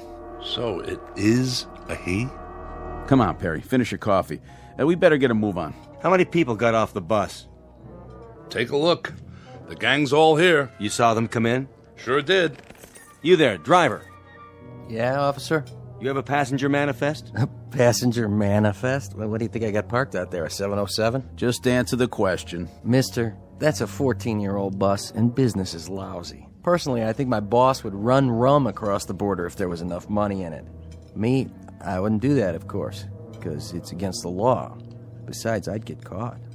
But for now, we don't ask the passengers any questions. We take their fares, kiss them on the cheek, and help them on and off. We're glad to have them with or without names. You know how many you had, though? Yes, sir, that I do know. How many? 6, unless one of them fell out a window when we hit a bump. I picked up 6, and I'm supposed to deliver 6. That's what they pay me for. And you don't have any kind of list. In that case, we might have a little bit of a problem. What's that? I count 7, besides Haley and the driver. Me too. So if nobody fell out, somebody must have jumped in. Wait a minute. The young couple in the booth. Those 2 retired folks, the lady at the table with the fake fur coat. This isn't fake, honey. It costs plenty. Sorry, miss. Then there's Mr. Boston Big Shot and the old guy at the counter. 7. You're right. That's funny. I know I only had 6. Anybody in here before the bus stopped? Nope. I haven't served anybody since 11 this morning. What a day, huh? Then the bus pulls up and these folks get off. You saw that? Yep. I saw them walk in, all together. Where else would they come from? Say, is this a trick question? They did. This place was empty when we came in. Then how do you account for 7 people? Well, that sure beats me. So that means one of them didn't get off. Which one of you people wasn't on the bus? I was. We both were. What's he talking about? We all were. What kind of interrogation is this? It's not an interrogation. Then what would you call it? A police grilling? A lineup? Or are you fishing for something else? Some unspecified crimes? We're simply gathering information. Well, if we're going to be questioned, I insist on the right to consult with a lawyer. Oh, that's a good one. Ain't that a good one now? First he wants snowshoes, then a lawyer. I didn't see you on the bus. No, that's really funny, because I didn't see you either. So I guess that makes one of us a liar, don't it? All right, everybody, hold it down. Nobody's in trouble here. We just need your cooperation. This is preposterous. What difference does it make who was on the bus, who wasn't? And whether there were 6 or 7 or 120? Easy, mister. And you, proprietor, you're supposed to be serving us. So we're going to get some food, or aren't we? Is this a diner or a Gestapo headquarters? What's it all about, fellas? Go ahead, tell him. You hear something fly over here tonight? Fly? You mean a plane? Anything. Nope, I don't think so. Why? Well, there was a call into Central about 2 hours ago. Woman said she heard something fly over, and then she looked out of her window and saw it go down. Down? From where? From up there. Up there? Unidentified flying object. Well, now that's something new. Unidentified flying object, huh? Nothing come down from up there except snow, snow, and more snow. That's all I've seen for the past 14 hours. Where'd she say it came down? Close to here. A UFO? Oh, that's a good one. Something did land in Tracy's pond. How do you know that? It left a lot of broken branches before it hit. And what? We found tracks leading away from the water, or rather the ice. Tracks leading where? To here. Let me get this straight. You mean somebody landed or crashed or whatever they did in Tracy's pond and then came here right into my diner? Oh, that's crazy. Nothing came in here since this morning. Nothing except... Except me and my bus load. My 6 fares. I only had 6. But there's 7 in this room. That means one of these people. I don't like this. How do we even know you're state troopers? Easy, honey. They got uniforms. See their badges? I don't like this one bit. We're going away to get married, and now this thing happened. Sit down, Connie. It's gonna be all right, I promise. How can you, George? How can you promise? Relax, miss. There's no need for... I'm trying to understand what you're saying, officer, but I'm not sure I... Let the man talk. You're trying to tell us that there's one among us? We don't know which one, mind you, who landed in some kind of flying saucer and then joined us, infiltrated the group, and then slipped into the diner right alongside us? Do I understand you correctly? Came in here with us, but that's not possible. We would have seen him. Not necessarily. Do you remember who you were sitting next to? Why, I wasn't sitting next to anyone. I was all the way in back, trying to take a nap. Well, there you go then. It's snowing and dark, and we climbed out of the bus with our eyes closed because of the snowfall. Anyone could have come in with us, and we wouldn't have noticed. But you were all together on the bus. Some of you must have noticed who the other passengers were. That doesn't cut much ice. They loaded up in the snow down at Hook's Landing. How long ago was that? How long? Let's see. We left the landing 3 hours and 12 minutes ago. And to tell you the truth, I don't remember who got on. All I know is there was an even half dozen. Just like a real science fiction story. That's what she is. Like a regular Ray Bradbury. 6 humans and 1 monster, all the way from outer space.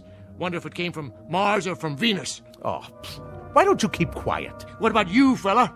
You wouldn't happen to have an eye in the back of your head, would you? I find you insufferable, sir.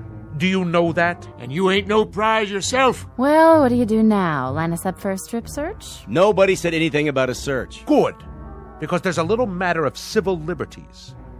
Without reasonable cause, you have no right to ask anything beyond identification. And more than that, you're skating on thin ice, legally speaking. Very thin ice indeed, sir. Well, go ahead. I'm a dancer. I don't have a whole lot to hide.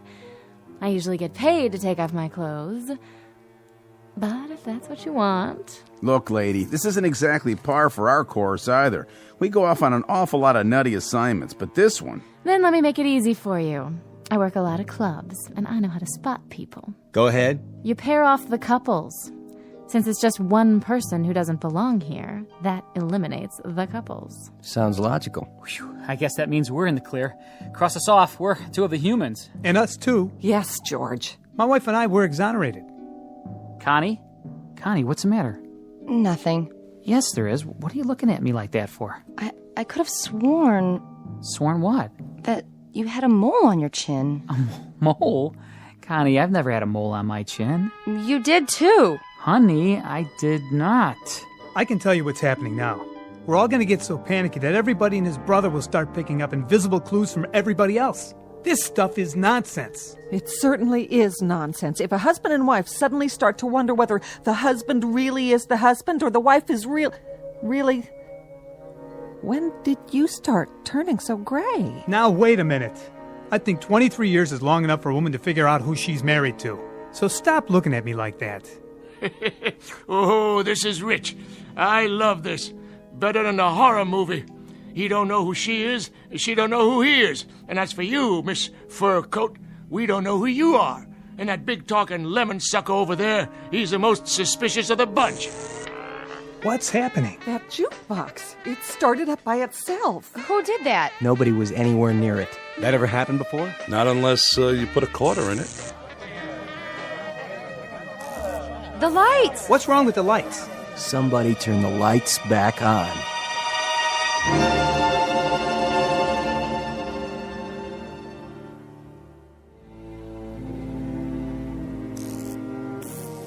There's your lights again. Just gotta be patient is all. This happened a lot, does it? Not till now. Must have been the storm. Could have tripped a circuit breaker, I guess. Or a power outage, a line down somewhere. Only what? Why did it last a couple of seconds and then come back on? Unless... What are you thinking? Unless someone caused it to happen. Where's your circuit box? In back. You want my flashlight? Everybody stay where you are. Leave your gun in your holster, Perry. I'm going to get to the bottom of this. We'll question each one of you one at a time. Now see here. One at a time. Stay seated, everybody. You got a back door to this place? Sure do. How does it lock? Night latch and key, why? Where's the key? Right here on my belt. Go back there and lock it. It's always locked. But if that certain somebody is really from outer space, they'll just go through the wall anyway, won't they? Check them for wings. Check them all for wings. Look under their coats. Might as well start with you, Grandpa. You got identification? I left it down there by the pond in my spaceship. Who won the National League pennant last year? What is this anyway? Some practical joke? If so, well, you've prolonged it beyond the point of human endurance. Yeah, human. Just answer the question. I understand. I get it. So keep your britches on. Pittsburgh Pirates won it, officer. And then they took 4 out of 7 from the Yankees. That's right. Sharp boys, those two. Real sharp. Didn't figure a Martian would know anything about the great American pastime, did you? You got identification, miss? No, I don't. As a matter of fact, I left my wallet. I left my wallet with my suitcase. And where's that? On the bus? I didn't give her a baggage check. I would have remembered. That means it was a carry-on. Was it? No. See there? You better strip search her pronto. It was shipped on ahead. What's your name, miss? Ethel McConnell. I'm a professional dancer. With how many legs? How many you got under that coat? I'm gonna belt you, Grandpa. She was on the bus. How do you know? Yeah, she's the only one I noticed. Thank you. But who noticed him? How do we know you're the same fella who was driving the bus? There ain't nobody who's been exonerated yet, that's for sure. Look, let's cut this farce right now. That's what we're trying to do. Well, then let each one of us show our identification and put an end to it for good and all. This whole thing is getting out of hand. Then how do you explain the extra person in here? Very simply. The driver is mistaken. 7 people got on the bus, and he thought there were only 6. Is that possible? Not a chance in the world.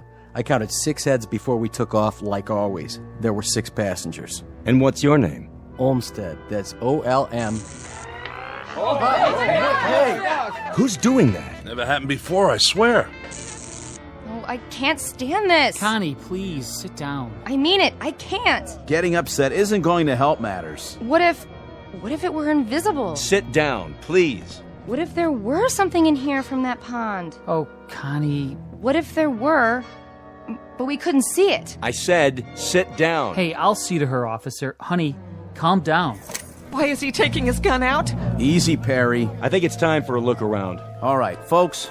We may have a good laugh about all this in the morning, but for the time being, do the smart thing. Everybody just stay where you are. My partner's going to check the grounds. And please, nobody do anything foolish, like trying to leave. I'll be right outside the door.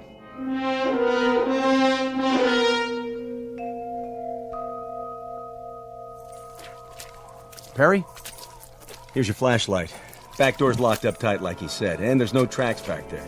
Whatever it was, it came in the front door, just like everybody else. This isn't gonna work. What do you mean? We can't hold them here. We're not holding them. They can't go anywhere in this weather. Meanwhile, we're going to find out what happened. What if nothing happened? What if they're telling the truth? Look, add it up. 6 + 1 is 7. Is that nothing? Somebody could have remembered wrong. What about the tracks? You can't even see them anymore. But we did see them. We both did. Isn't that right? That's right. The question is, what should we do about it? We could have a group of innocent people in there. Well, if we do, we'll find that out, too. Hey, give me your flashlight again. What's the matter? What's that?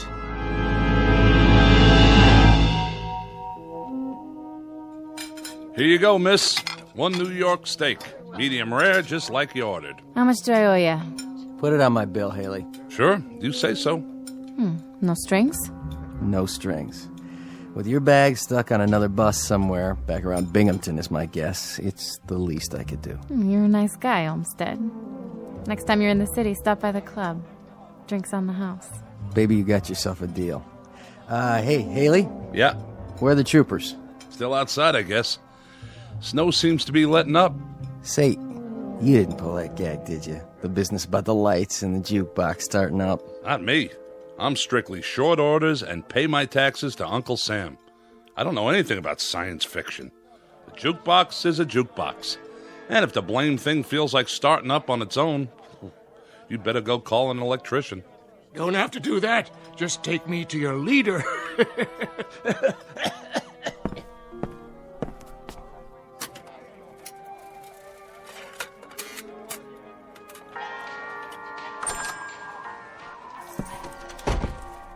Snow's letting up, is it? Quite a bit. You can see the bridge now. And? Well, she seems to be holding up pretty well. I know that bridge. And what's more, I don't trust it. Well, then thank goodness it's not your judgment we have to concern ourselves with. Because if that bridge gets a clean bill of health, you're going to drive the bus across it. Mister, you may be a hotshot in Boston, Mass., but when it comes to bridges and buses, I got seniority. And I tell you, that bridge is so old that... There it goes again. Almost like a strobe light. They keep going on and off like somebody's throwing a switch. We're losing power. I'd say it's the whole area. Or it could just be right here. This is getting weird. Just plain weird. I wish whoever it was would play his cards right now and get it over with. Why don't they do something? What's the point of us all staying cooped up here and... Connie, sit down. I will not sit down. Take your hand off me, George. Oh, my. The young lady suffers from claustrophobia, I suppose. Isn't that just dandy for the rest of us? She's right. If this is some sort of a game, let him come out in the open like a man. That's right. It's because he's afraid. The human race is too tough for him. Is that it? Well, I'll take him on. Even at my age. The point is, we're all kids in a closet here. What does that mean? We're all just as much in the dark. Nobody understands what's going on. But it happens to be a fact that if it was some kind of saucer that landed in the pond, and if he did come in here, I think it would be a real healthy idea if we pinpointed that particular somebody and kept him from leaving. That makes sense. But I think that girl might have the right idea. Maybe whoever it is invisible. Maybe he's just playing around, cat and mouse. Oh, please. That's utter nonsense. It's as good an explanation as any I've heard. But what if the thing doesn't show itself? Do we just sit around here holding our breaths? We may not have to. You mean you figured out who it is? Not exactly, but we found something in the snow outside that may be a clue. Really? And what is it? An alien spacesuit? No, just this. What is it? They look like scales of some sort. Oh, please, for the love of God. Look, it could just as easily be guitar picks dropped by some itinerant teenager. That's what I thought at first. But it turns out there are a lot of them outside, scattered in the snow. Mostly under the snow by now. They sparkle when they catch the light, like fish scales. trail leads across the highway, from the pond, straight to here. So this is the first hard evidence we have. I'm sorry to tell you this, but I'm afraid it's true. Someone in this diner is not what they appear to be.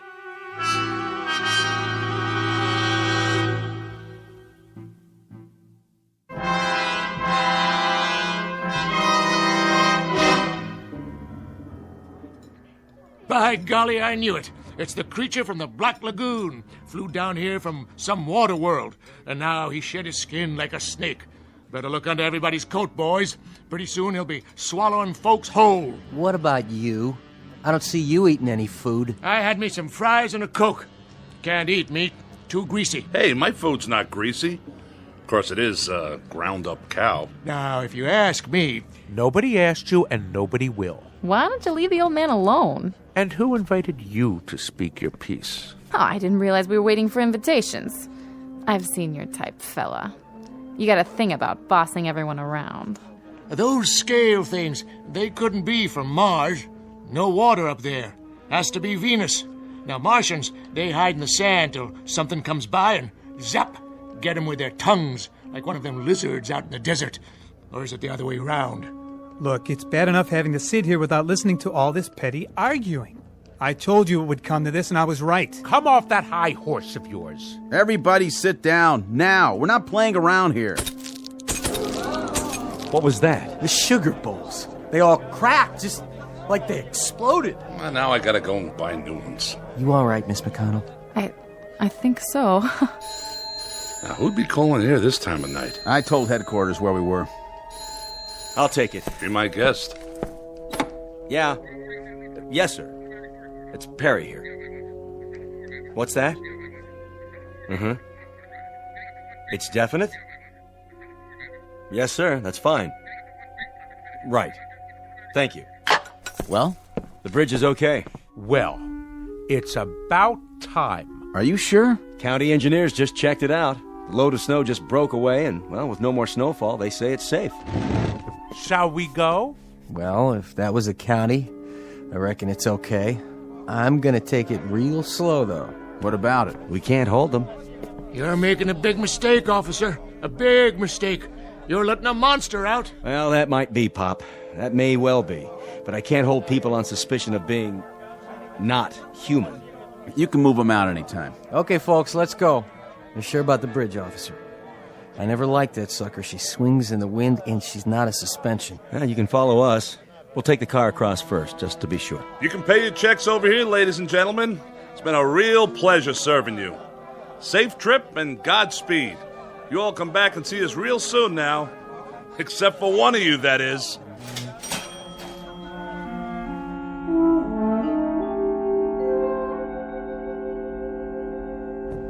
Yeah, that's it then. Just like that. What was it all for, anyway? It's just part of the job, to protect and to serve. I sure hope they're going to make it safe and sound. I feel like we should follow them. Well, as soon as they cross the county line, they're out of our jurisdiction. All we could do now is lead them across the bridge and hope for the best. Whatever happens after that, it's out of our hands. Yeah. But I still got that feeling, you know? What feeling? Like I'm waiting for the other shoe to drop.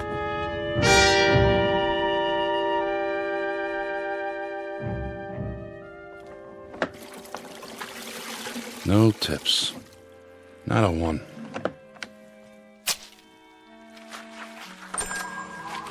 We're closed. I said we're all closed up. Didn't you see the sign? Coffee, please. Black. All right, one coffee. But that's it. Kitchen's shut down. Did you burn yourself? No. I'm all right. But what I mean is, didn't you get on the bus? I saw you with my own eyes. Oh, I did indeed. Yes, I went on the bus. And you know something? The bridge wasn't safe. It collapsed halfway across. State trooper's car, the bus, kerplunk, right in the water. It's a terrible scene. In fact, nobody got out except me. Except you? Except me. Lucky, I guess. Very lucky, but But what? You're not even wet. Wet? What's wet? What do you mean, what's wet? You landed in the river, but your clothes are all dry. An illusion is all. Just an illusion. Like that thing playing. That's an illusion. Say, how'd you do that? Or the telephone ringing. Hello? Hello? Nobody there. You see, just an illusion. A parlor trick is all. What's going on? What are you, some kind of magician? Me? Hardly. See? Nothing up my sleeves. I'll take my gloves off so you can be quite sure. Do you have a match by any chance? Your hands, you've got scales all over your skin. Well, what do you know? Before you faint dead away, I might as well tell you. The name really isn't Ross, and I wasn't really going to Boston. Actually, I've been sent down as an advance scout. You know, these, what do you call these? These cigarettes? Oh, they taste wonderful. We don't have a thing like this on Mars. No kidding. That, incidentally, is where I'm from. We're beginning to colonize, and my friends, who will be arriving shortly, I think they're going to like it here. It's a lovely area, so homey, so off the beaten track. Just the place to start a colony. Don't you agree, Mr. Haley? I don't mind. I have a little waiting to do myself. You see, Mr. Ross... excuse me.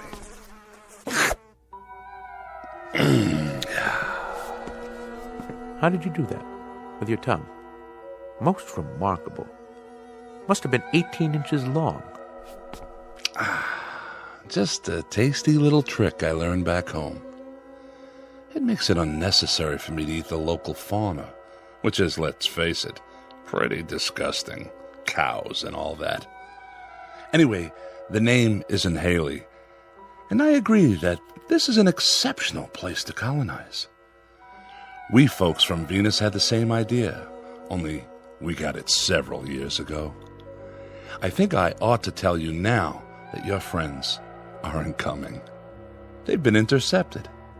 There is a colony arriving, but it's from Venus. If you're still alive when they get here, you'll see how much they differ. What do you mean by that? If I'm still alive? Not much silicon-based protein here, and I've always heard about Martians. An intergalactic treat. Supposed to be a real delicacy. Don't look at me like that. You stay away now. I'm just going over to the jukebox. For the time being. I agree about what they call music. It helps to pass the time. Why don't you play some while we wait? All right. If you insist.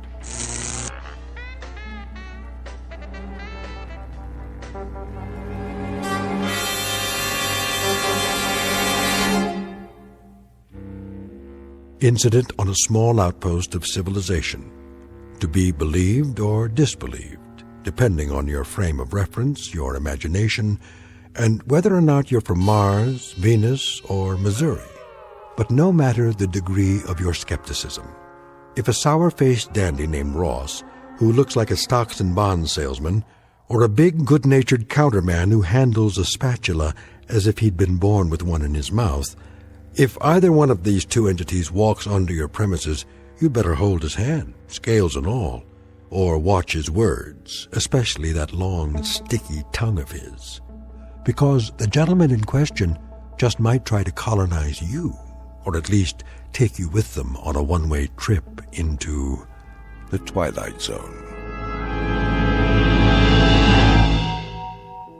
More from the Twilight Zone after this. Hi, this is Carl Amari, producer of the Twilight Zone Radio Dramas. I'd like to take a moment to tell you about our official website at twilightzoneradio.com. where you'll get the latest news and information on these Twilight Zone radio dramas. Plus, at twilightzoneradio.com, you can digitally download 3 free episodes or any of our episodes for only $1.95 each. In this age of ever-changing technology, we've decided to make these episodes instantly available to you by making the Twilight Zone radio dramas a digital download-only series. This means that this series will no longer be offered on CD. The CD collections at our website are now being offered while supplies last at buy one, get one free. So be sure to get your favorites before they're sold out. Be sure to visit us often, and I'll see you in the zone.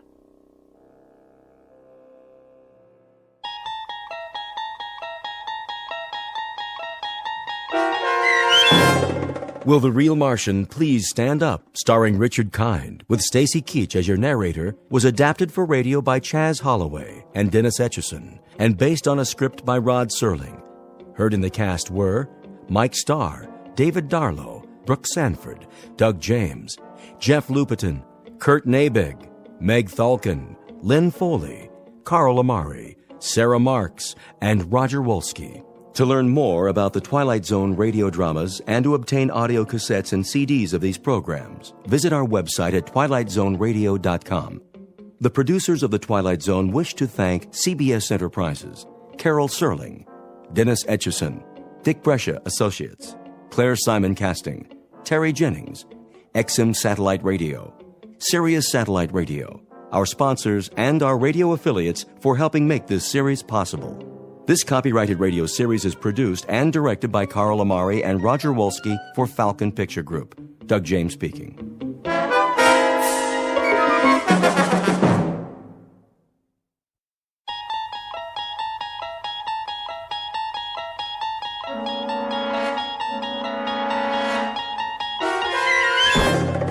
There is a fifth dimension beyond that which is known to man.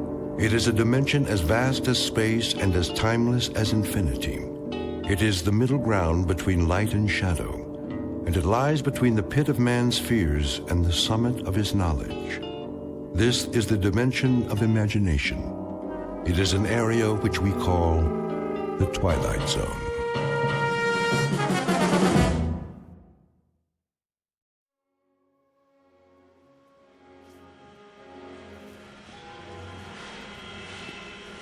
Keep 'em moving. Here comes another one. Ready? Ready. Let's go. Gently now. I got it. Watch it. Oh! Ah. Hold up. Stop the line. I said hold it. There's a man down over here. What happened? It's Miller. One of the casings slipped off the belt. I'm all right. Get the line, boss, now. Sturka! Stand back. Lay him down flat. Sorry about that, boss. Take it easy, Rich. Can you move your leg? Yeah, nothing broken. Get him over to medical. I'm okay, I tell you.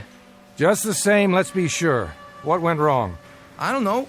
I told him to take his time. They're sending him down too fast, all day. Shouldn't have taken all the weight. My knee folded is all. It wasn't your fault. The whole base is working at capacity. They've got to slow it down. Slow it down? We're on condition red, you know that. This is my department now, and these are my men. I won't be responsible. That seems to me you've got it easy, Sturka. Beats testing the planes. Think about it. That's where you'd be, up in the wild blue yonder, if it weren't for... Regardless, this is my watch. Any more injuries? It's on my hands. Well, now it's academic, isn't it? Time to go home. Rich. Yeah? I want you cleared by the medics first. Okay. Here, lean on me, Miller. Hey, you need any help? No, I can shake it off. Come on, Sturka. Thank your lucky stars there was no payload in that assembly. I'll walk you to the gate. You don't mind, do you? End of shift. All employees, please clear the plant at this time. Proceed to the security gate. All employees... 5:30 p.m. Quitting time at the plant. Time to go home to waiting families and supper. Time, perhaps, for a drink on the porch. For summer birds and crickets and the sounds that come with long, warm nights. For the quiet rustle of leaf-laden trees that screen out the moon. And the odd shadows that appear on the cooling sidewalks. And underneath it all, behind the eyes of those who watch, hanging invisible over the summer night, is a horror without words. For this is the stillness before the storm. What awaits Mr. William Sturka now is nothing less than the eve of the end in the Twilight Zone.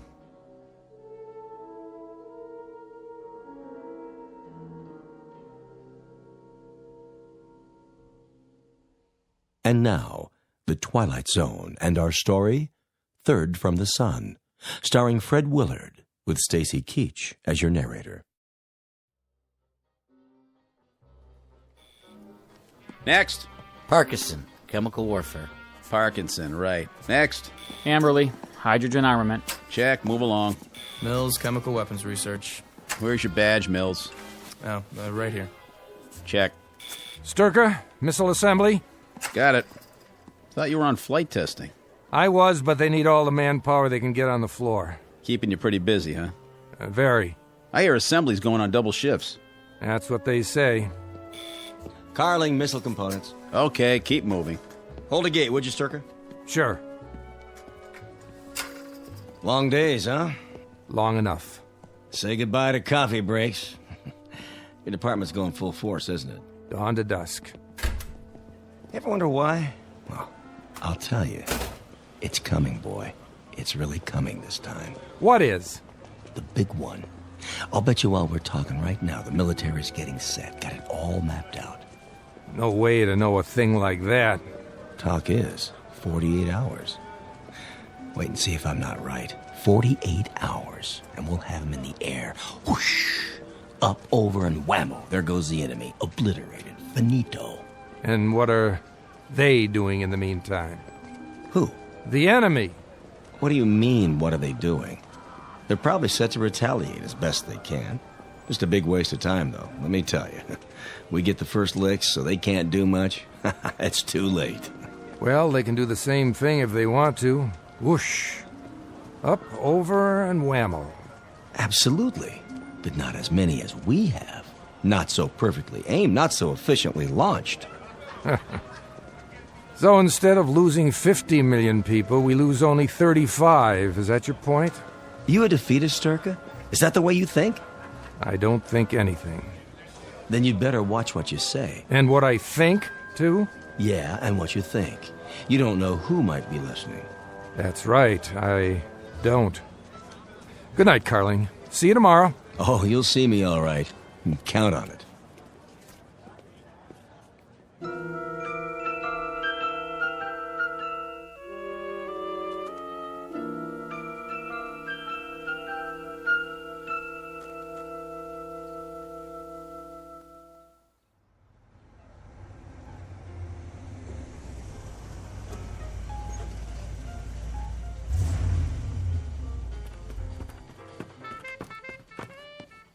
Mom, Dad's home. Hi, Dad. Hello, baby. Where's your mom? Out in the backyard gardening or something. Pretty late for that. Yeah, I guess. And what are you up to? I'm waiting to teach you how to dance. Just a minute now. Well, you said you wanted to learn the muscle tussle. That's what all the kids are doing, and I promised that I'd... Some other time, honey. Hard day? Yeah, they're all hard lately. Hey, Dad? What, Jody? What's the matter? I mean, really. You look so down. Nothing serious, just feeling my years. What? When I look at you all grown up with that beautiful face... Oh, Daddy. Well, it reminds me that my youth is up in the attic somewhere, stored in a bunch of old photo albums. Is that all? All? That's quite enough, believe me. Daddy, do you like your work? What a funny question. I mean, is that the problem? It's all right, it's a job. But yours is... different. A job is a job. None of them are great. That's why they have to pay people to do them. I mean, having to work on the kinds of things you do, fever bombs and hydrogen warheads and nerve gas and things like that. I'm only a cog in a wheel, Jody. Remember that. A very big wheel. Look at it this way. In one bomb, there are perhaps, 1,000 parts? And each part requires a team of 50, 60, 70 people. So when you consider it in that light, I'm actually not as responsible as the ones who... As the ones who what? Hello, Bill. Hello, honey. Jody and I were just... But everyone I talked to lately, they've been noticing it too. Noticing what, Joe? That something's wrong. It's in the air. What are you talking about? I don't know, but something's gonna happen, isn't it? You know how it feels in the air when there's gonna be a storm or an earthquake? The way all the dogs in the neighborhood get real quiet and then go off and hide somewhere. And nobody knows where they are until it's over. Because they're afraid. But they don't understand what it is they're afraid of. Well, lately it's like everyone's afraid. All my friends at school, everyone, Dad. Why? Jody, listen. Are you going to tell me or not? Sit down for a minute. We'll both sit. I want to talk to you. About what? Jody, people can be afraid for a lot of reasons. Their jobs, money, what's going on in the world. But the main reason is when they make themselves afraid. Why would they do that? They don't realize they're doing it. It starts with what they hear on the news, with rumors, with things people say that aren't entirely true. People who play on their ignorance, their stupidity. And there are people who start these rumors, who seem bent on subverting every great advance, every fine idea ever thought up, every marvelous invention ever conceived by mankind. Subverting? That's right, Jody. They dirty it up. They take what they can't understand and make it sound crooked and devious and wrong. And then when they've ruined everything and it can't be fixed, they wonder what happened, and they ask why. Sitting in the rubble in their own tears, they ask the question why. But by then it's too late. Far too late for any of us. Bill! Daddy, are you all right? Eve. Yes? Invite Jerry Ryden and his wife over tonight. We'll play some cards or something. Tonight? Yes. Call him up. Ask him to come over around 8 or so. But isn't Jerry out of town? Wasn't he testing some kind of aircraft up north? He got back this morning. I told him we'd phone them. If you like. You'll be here, won't you, Jody? They'd like to see you. Can't. Sorry, Dad. I've got a date. Oh, Jody, not tonight. Well, maybe I can get in early. But it's been set up for a long time. I told Mother. Break it, will you? Dad. I'd like you home tonight. But... Jody, listen to your father. He doesn't ask much of you. Oh, all right, I guess. It means that much to you. Thanks, sweetie. It does. Bill, is there a particular reason why you want us to stay home tonight? No, it's just that Jerry has some interesting stories. You'll see, he has some real stories to tell, believe me. His job, it's really very interesting, and I just thought it'd be nice if we're all here tonight. Together. You don't have to explain. I thought maybe you'd like some cards, get your mind off things. Now, if you two will excuse me, I think I'll go to the bedroom and change.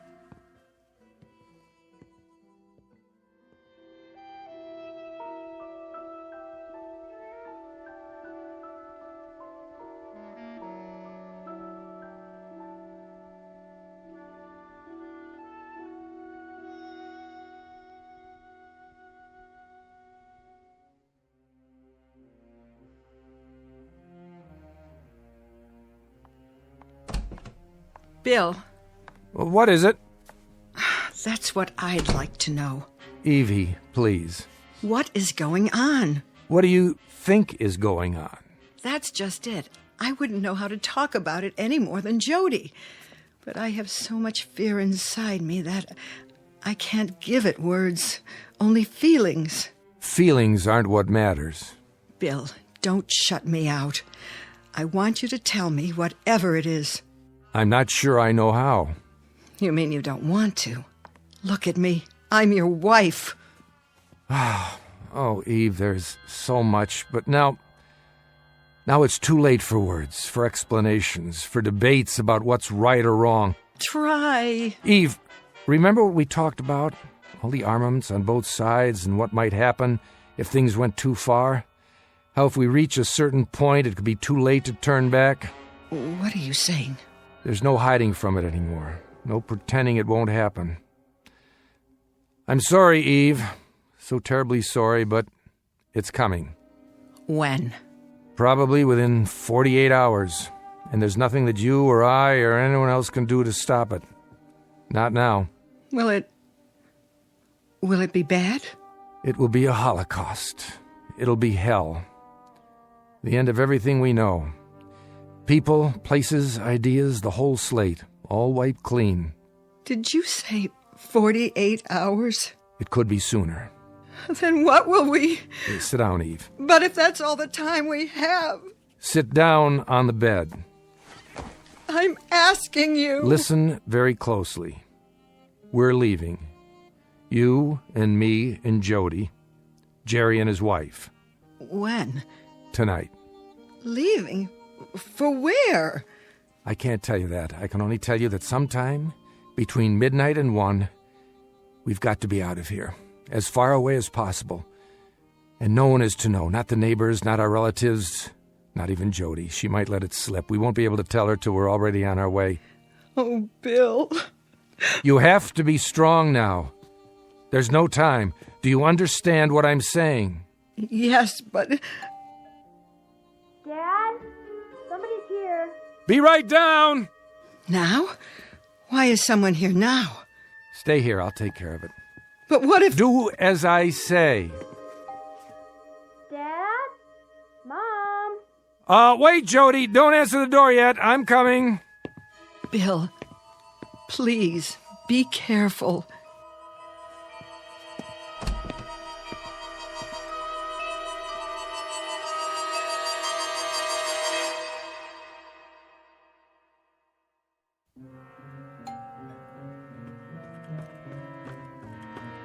I'm here, Jody. Are you expecting someone?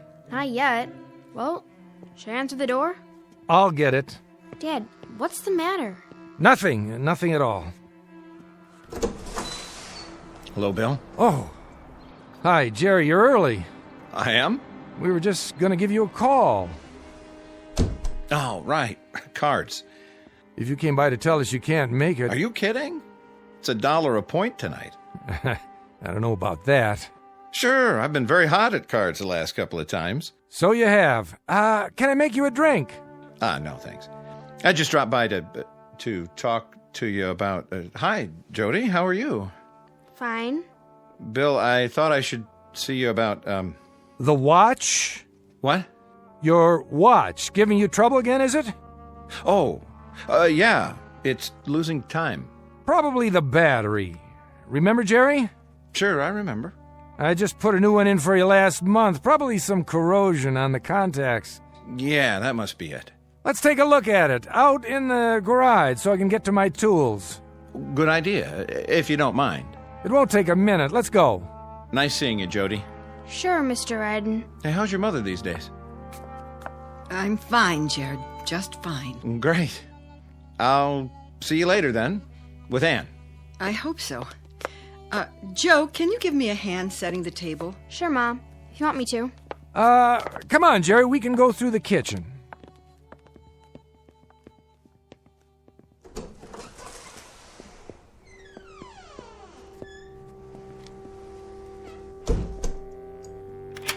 Here we are. Now then.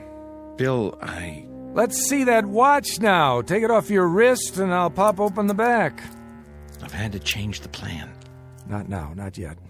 Here's your trouble right here, Jerry. See that? I'll use the drill to buff it down.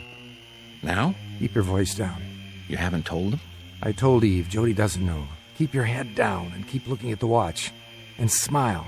Why? There's a window over there. You never know who's looking. Or listening. Oh, right. Lean in next to me. That's it. Now, what's the change? They've put a different guard on. For the 1 a.m. shift. The man I know, the one I paid off, he clocks out at 11.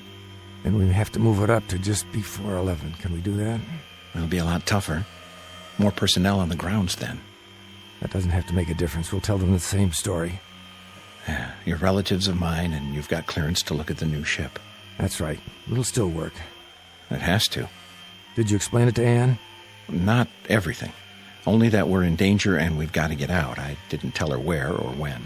Better that way. Jody will stay home tonight. I told her you were coming over later. You and Anne. Can you make it around 8? Yeah. There you go. I think that does it, Jerry. Hey, thanks. Just a little build-up on the contact points. You might want to have it checked over by a jeweler. I couldn't get all the corrosion out. I appreciate it, Bill. Very much. The best part is, I'm not even going to charge you. What was that? A cat, probably, outside in the yard. I thought I saw something move at the window. Well, that's it, Jerry. You can put your watch on now. See you later. About 8?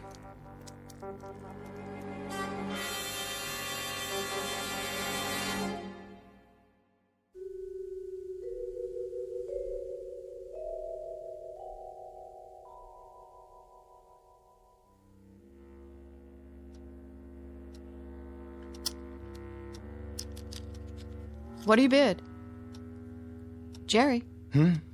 I said... Nothing. This hand's garbage. Well, you can't just throw it in again. Well, Jerry's got the right idea. I've got garbage, too. Well, who dealt this mess? You did. Whoa, she's got you there, Evie. Maybe we should give it a break. Yeah, fine with me. You okay, Jody? Sure, I'm just super. How about some lemonade and homemade cake? Sounds wonderful. I didn't give Jerry any dessert tonight. The rigors of a test pilot's wife. Oh, you. Let me help. I'll just get a tray. Jody? Yes, Mother? Will you give us a hand in the kitchen, please? Okay.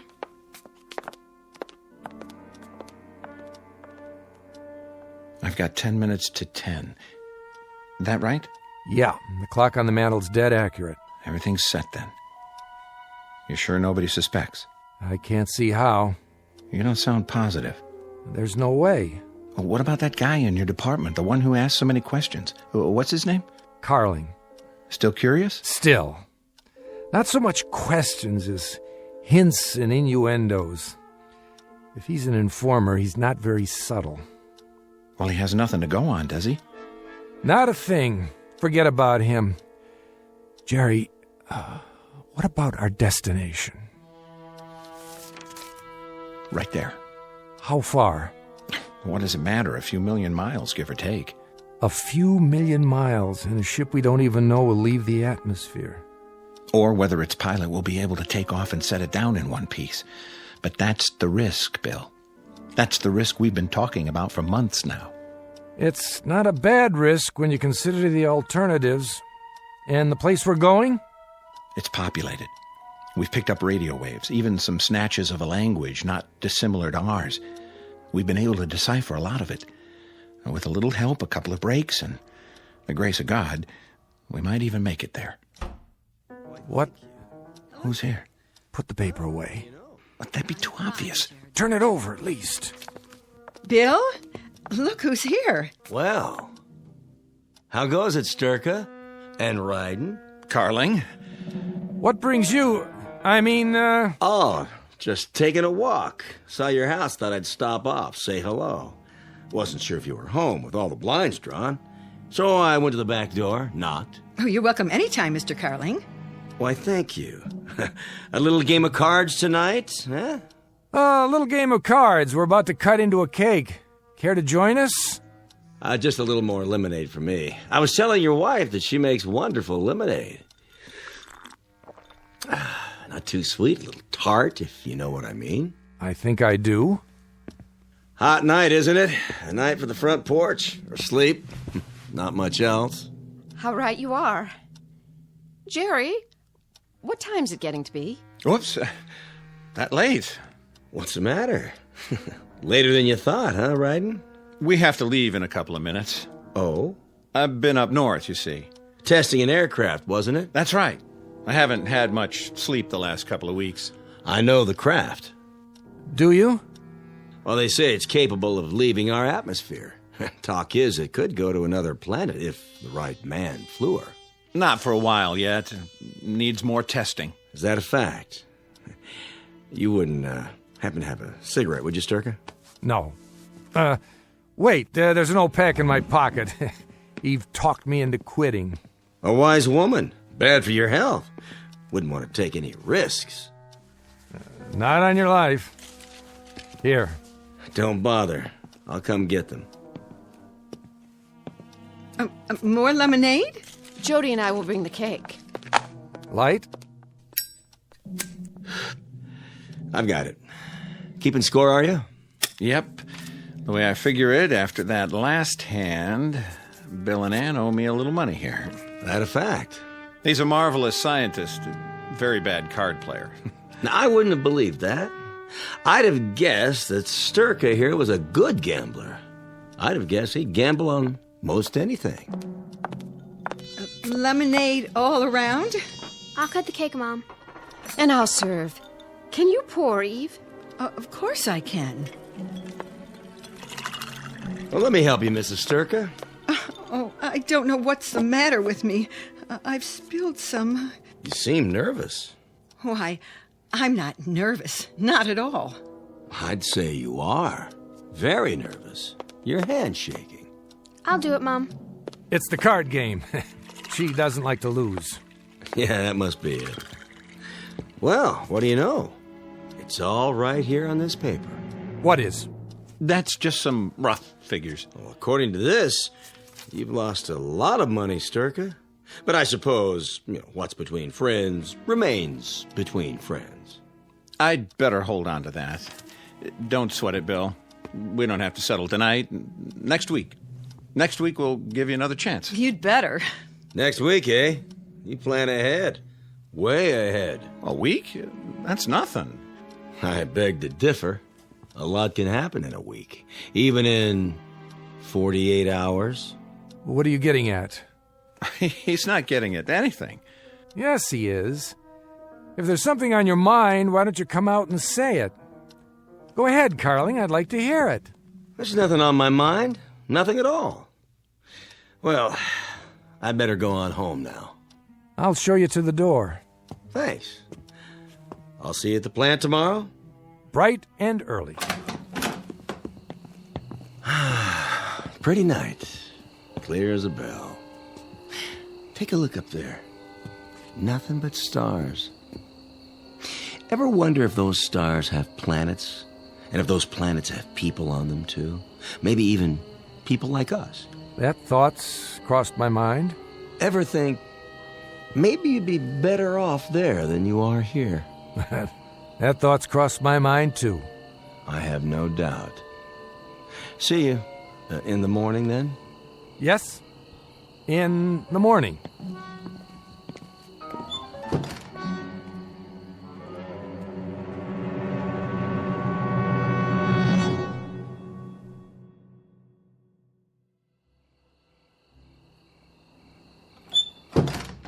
An odd man, didn't you think? Oh, I don't know. The way he kept watching us? Like he expected someone to let something slip. That's just Carling. What time's it getting to be? 10 already. What was that all about? Come along, honey. Help me clean up. No, I want to know. I don't like that man. Why was he here? Why are you all... You're gonna have to tell her. But Jerry, do you think that's a good idea? Tell me what? Will somebody please? Jody, baby, listen. This is very, very important. What is? We're leaving here tonight. What do you mean, leaving? There's a ship over at the government field. We're all going to get in the car and drive there. But why? Listen to your father. We've had to bribe a lot of people to get to this point. The ship's loaded with supplies. Enough to last for a long time. You've been planning this? I don't want to leave. All my friends... This is our last chance. We've got to leave here tonight. Jerry, I'm frightened. What's so special about tonight? Because the world as we know it, this world, won't exist much longer. What? It's about to blow itself up, with the help of a few misguided people. And it looks like it's going to happen by morning. And by morning, where will we be? A long, long way from here. A long, long way. We'll be out in space, Jody. On an adventure, the biggest adventure anyone has ever taken. Your mother has a suitcase packed for us. It's under the stairs. I want you to go and get it. All right, everybody, I'll back the car out. Ann and Jerry, is your bag ready? It's in our bedroom. I'll carry it. Then let's get going. Bill? I've got to answer it. No. Can't he just let it ring? If he does, they'll know something's up. Who will? Yes. Sturka? Who's this? Evans. Oh, hello. I'm afraid I'm going to have to ask you to do something. And what's that? I need you back at the department. When? Tonight. That might be difficult. I know, and I'm sorry, but something's happening. A new level of alert. We're asking all the crews to report in. I don't know how I can... We're sending a car for you. It's on the way now. I'm in bed. So was practically everyone else I called. Get out of bed and put your clothes on. You don't understand. I'm ill. How ill? Bad cold, fever. That's too bad, but this is urgent. Top priority. I wouldn't be much use to you. Nothing less than rigor mortis would excuse you tonight. The car will be there in a few minutes. Bill? That was my division head. They're working around the clock tonight. They're sending a car for me. I knew it. We'd better get out of here right now. I'll get the bag. And I'll get ours. Eve, did you hear me? Yes, I heard. I just have to put these glasses away first. And the cake, so it won't spoil. And... Leave it! Leave it, honey. Just let it go. Everything. All right, if you say so, Bill. I suppose someone will wash them, won't they? Doesn't matter now. Do you hear me? Do you understand what I'm saying? Yes, as soon as I get my purse and my keys. Do you see my keys, Bill? I don't know where they are. I can't go out of my house without my keys. How would I lock the door? I couldn't, could I? Why, the house would be wide open. It wouldn't be safe. Eve! Oh, but that's foolish, isn't it? I'm being silly. Because we're not coming back here, are we? Never. Not ever.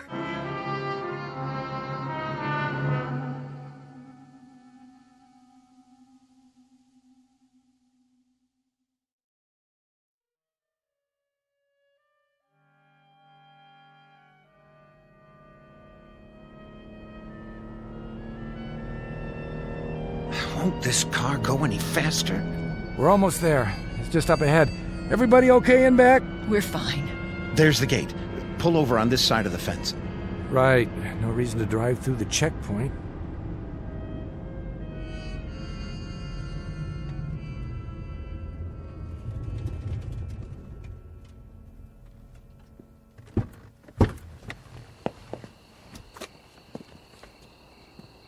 Stay in the car for now. It's awfully dark. It won't be if they put on the searchlights. What if they do? They won't, unless there's a security breach. For now, we're only observers. Government property starts at the fence. Dad, look. Out there on the field. What is that thing? That's our transportation. Yep, that's it. But it doesn't even look like anything I've ever... I know. It's top secret. The craft I was testing. It's an experimental design, a prototype. Will it fly? It did up north. Bill, who's that? Oh, it must be our contact. That's him. It has to be. Why is he carrying a flashlight? Give him the signal. Eve, lean over and flash the headlights once. If you say so. Wait a minute. That's not... Good evening, Sturka. Fancy meeting you here. I could say the same. A long way from home, aren't you? It was my idea. I told him to drive out and see the ship. That's quite a story. You don't honestly think anyone will believe it, do you? Jerry, he's got a gun. Now take it easy, Carling. Just stand there quietly, you two. Very, very quietly. And don't make a move. Wouldn't want to set off any alarms. What do you want? Name it. Would you mind getting back in the car? Sure, Ed. Just do me a favor, huh? And put the gun down. In the car. The front seat, please. What for? We're going for a little ride to the checkpoint. And I'll be in the back seat. Is that necessary? Would you three ladies be so kind as to get out? The two gentlemen and I have an engagement with the authorities. They have nothing to do with this. In that case, they have nothing to worry about. Someone will be along for them in a moment. Now step out, please. If you insist. Careful with the door now. Slowly. No, Mr. Carling. You be careful. Oh! Get the gun! I got it! Give it to me. In 1 second. Sturka, you don't realize what you're doing. Don't I? Oh! Bill, is he... Get in the car, Jerry. The gate's open. We're going through.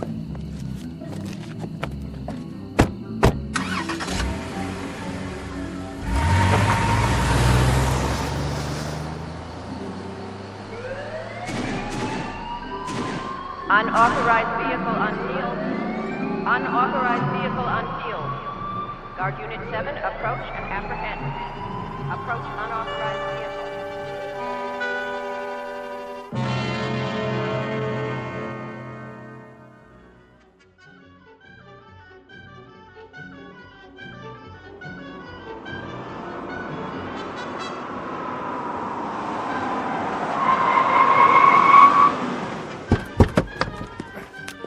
Get to the ship! Run!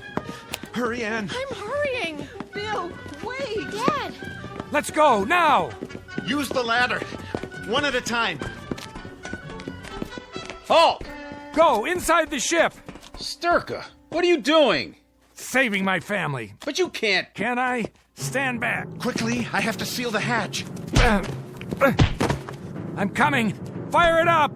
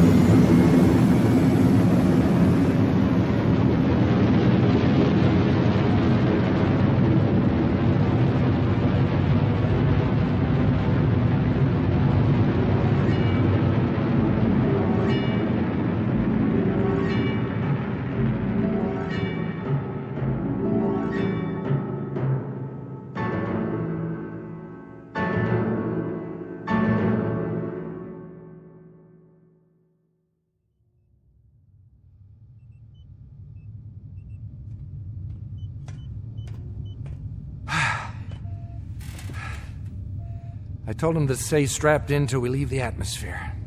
Everybody okay? 12 o'clock and all is well. Pressure's good. Air, fuel supply. The stars look far away. They are. But the one we want, that's not as far. Which one is it? See it there? The shiny one.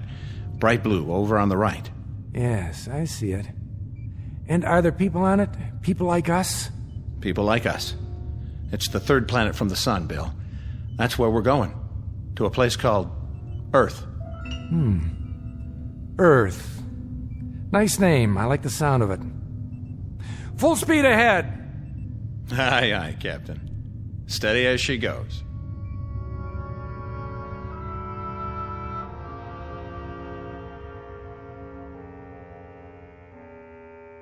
One tiny ship heading into space, and behind it, a doomed planet on the verge of suicide.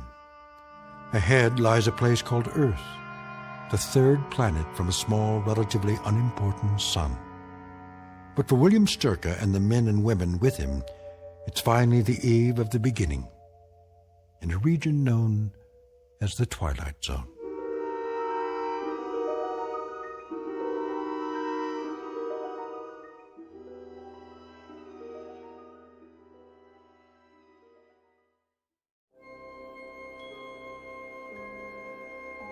Hi, this is Carl Amari, producer of the Twilight Zone Radio Dramas. I'd like to take a moment to tell you about our official website at twilightzoneradio.com. where you'll get the latest news and information on these Twilight Zone radio dramas. Plus, at twilightzoneradio.com, you can digitally download 3 free episodes or any of our episodes for only $1.95 each. In this age of ever-changing technology, we've decided to make these episodes instantly available to you by making the Twilight Zone radio dramas a digital download-only series. This means that this series will no longer be offered on CD. The CD collections at our website are now being offered while supplies last at buy one, get one free. So be sure to get your favorites before they're sold out. Be sure to visit us often, and I'll see you in the zone.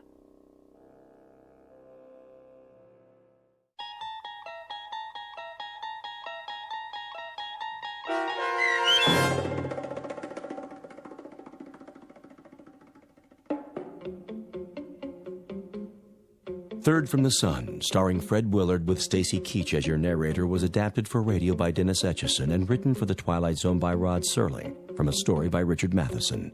Heard in the cast were Doug James, Ellie Weingart, Haley Nabig, Tom McElroy, Frenette Lebo, Jeff Lupetin, Kurt Nabig, Vince Amari, and Carl Amari.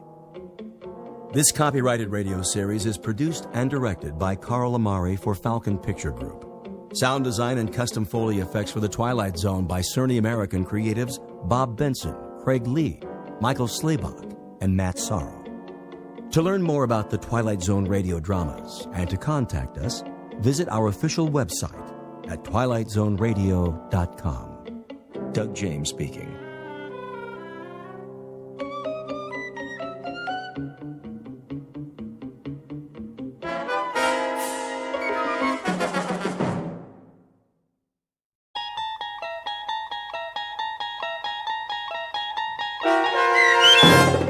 People Are Alike All Over, starring Blair Underwood, with Stacy Keach as your narrator, was adapted for radio by Dennis Etchison and written for The Twilight Zone by Rod Serling, based on a story by Paul W. Fairman.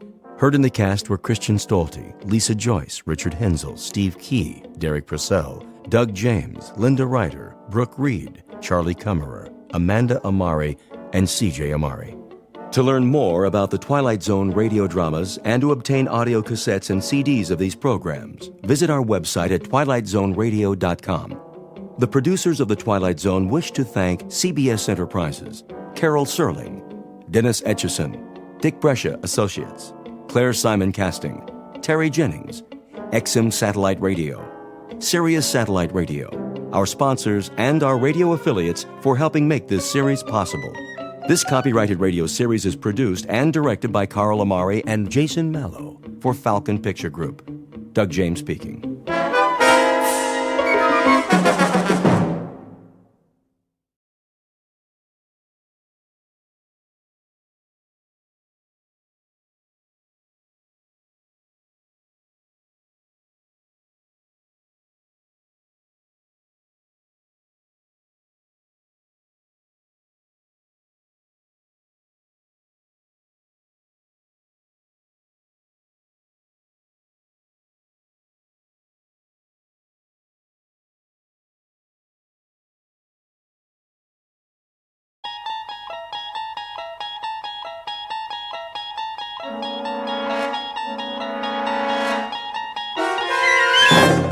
There is a fifth dimension beyond that which is known to man.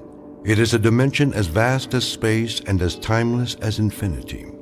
It is the middle ground between light and shadow, and it lies between the pit of man's fears and the summit of his knowledge. This is the dimension of imagination. It is an area which we call the Twilight Zone.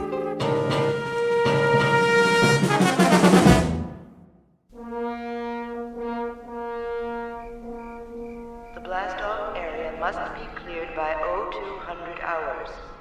All personnel, please stay behind the steel fence. Repeat, the blast-off area must be cleared by 0200 hours.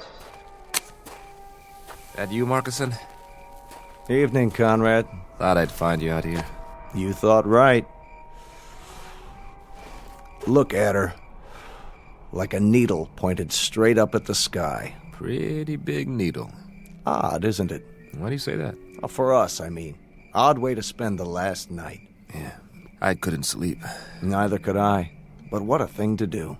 A last night on Earth you don't spend in the middle of the desert looking at your transportation. A last night you spend it enjoying Earth. You walk around its streets, you go into its bars, you dance with its women. Yeah. You drink in its view, savor it, enjoy it. But not us. That ship out there. We'll have all we want of her and more. She'll be our world for quite a while. 113 feet long by 18 feet wide. And yet here we stand, Conrad, watching her. Just 3 hours before we take off. Maybe we're trying to get used to the idea. Oh, we'll have plenty of time to get used to it. That'll be our city and country and house and front yard and backyard for the next 3 months. And we won't have any choice in the matter. Markson, could I ask you a question? Go ahead. Are you afraid? Of some things, I guess. The unknown, loneliness, the silence up there. But the ship, after all the work that's gone into her, I don't think so. How about you, Sam? It's different. You're ready for this. 3, 4, 5 years. It's all you've prepared yourself for. But it's not the same with me. We both went through the same flight training. I know, but I'm a scientist, Markison, a biologist. My whole life, my world has been books and slides and microscopes. I'm being sent up there because they need my mind. Pity they just can't send that and leave my body back here where it belongs. But speaking frankly, yeah, I am afraid. I'm frightened of the place we're going and what we might find there. Martians? Well, that's not very likely. They're the one thing you don't need to be afraid of. They shouldn't be feared, even if we do run into them. Whoever we meet up there, whatever kind of creatures they are, if they exist, they'll still be people of one sort or another. You don't really think that? Why not? I've got a philosophy about people, and I mean all people. I'm sure that when God made human beings, he developed them from call it a fixed formula, with the same batch of ingredients. We have a pattern of behavior designed to meet certain needs, and those needs are going to be identical no matter what the form and the place. And that means we're all essentially the same on Earth or in the farthest reaches of space. Think about it, Sam. People. On Mars. Wherever they're able to exist, they have to be the same, even up there in the stars. I'd like to be able to read those stars. I wish there were an equation that applies. A plus Y equals what? A rocket ship plus 2 men equals... Equals a wondrous adventure. Let's get ready, Sam. We've only got a couple of hours.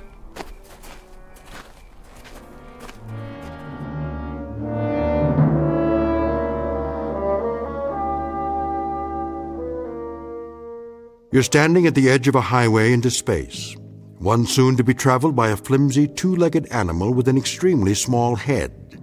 His name is Man, and he is about to send his tiny, groping fingers up into the unknown, bound for a once mythical place known as Mars. The participants are Samuel A. Conrad, age 35, and Warren Markison, age 31. They are the first to undertake such an ambitious voyage, and in a moment we'll travel with them to a location only slightly off course, in the Twilight Zone. And now, the Twilight Zone and our story, People Are Alike All Over, starring Blair Underwood with Stacy Keach as your narrator. Prepare to correct course? Not yet. Fire retro rockets on my mark. Wait, I said. For what? I want to run a thermal scan on the landing gear. You did that. Well, I'm doing it again, plus a spectrographic on the planet's surface. We can't even see the surface till we correct. By the time we finish the turn, it'll be too late. Too late for what? To change the flight plan, the gravitational field will take effect. Exactly. We cut the main thrusters and fire the retros for a nice soft landing, right? Isn't that right, Conrad? What if something's wrong? Nothing's wrong. But what if it is? It'll take all the fuel we've got for another orbit. We have to be absolutely sure. We're as sure as we're ever going to be. There are too many variables. Atmospheric density, drag coefficients, power consumption. We've been through all that. I just checked the readings. The readings could be wrong. If we're off by a factor of 0.01, we'll miss the landing site completely. I'm going to run the numbers one more time. No, you're not. I'm in command here, and I say we're going in now. At least wait till the planet rolls up on the view screen. I want a spectrographic readout. 5, 4. Not yet. Cancel the sequence. I'm not canceling anything. 2, 1. Fire retros. I said fire. All right, if you won't do it... Don't touch that switch! Fire! Fire! You fool! Strap into your seat now!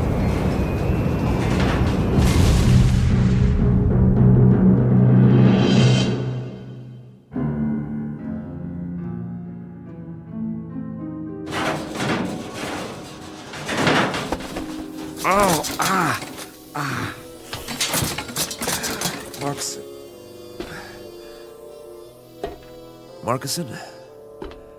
You all right? Marcuson, where are you? Warren? Warren, can you hear me? Over here. Oh, thank God.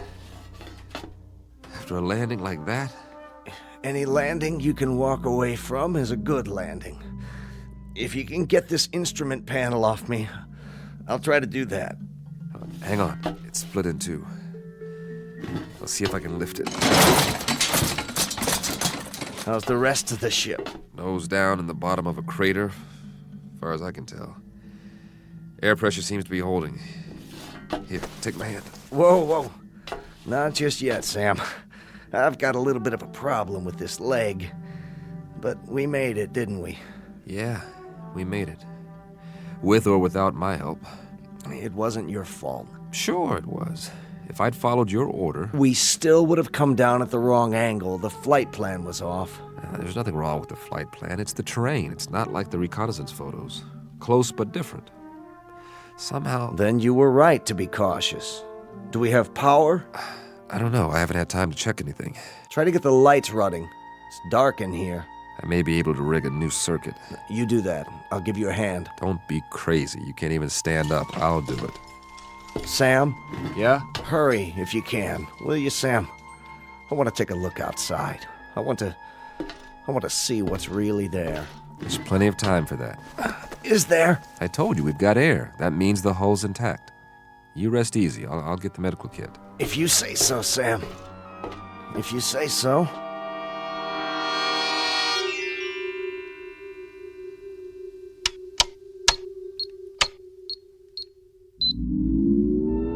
Yes! Sam? I've got the circuits up. We are in business. What are you doing? Running a diagnostic on the equipment. Stay down. How long did I sleep? A couple of hours. Don't worry, you needed it. You run an atmosphere check? Yeah. So, is it safe out there? That's the question. What's the matter? Something wrong with the sample? No, I got a good one. More than enough. That's the problem. You couldn't get a reading? Oh, I got a reading all right. A complete analysis. Down to the last trace element. So, what did it say? It says the air is fine. Almost identical to the mix on Earth. Well, what are we sitting here for? Let's go plant the flag. Hold on. You're not going anywhere with that leg. You go then. Just get the hatch open so I can see what's out there. I'm not going anywhere. Of course you are. Sam, we're the first men on Mars. What's the matter with you? Not yet. What are you waiting for? A printed invitation? It's the reading. But you said it was fine. It can't be right. Don't you trust the equipment, Sam? You designed it, remember? You and I both know there's no breathable atmosphere on Mars. Well, maybe there is where we landed. That doesn't make sense. If we're in a crater, there could be a buildup of gases. Not according to any scientific literature I've ever read. Then it's obvious the literature is wrong. You trust your equipment? I've run the data 50 times. And everything checks out. We made it, Sam. We made it. You know what that means? I want to filter out another sample and run it through the analyzer. We've traveled 35 million miles. Exactly. Another few hours won't make any difference. We can't wait any longer. The human race won't wait. If you won't open the hatch, I'll do it myself.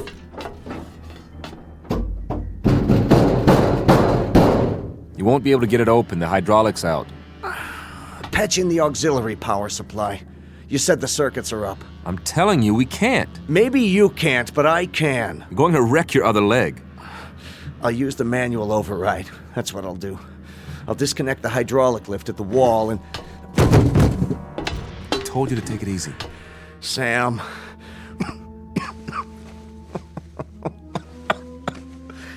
Just my luck, eh?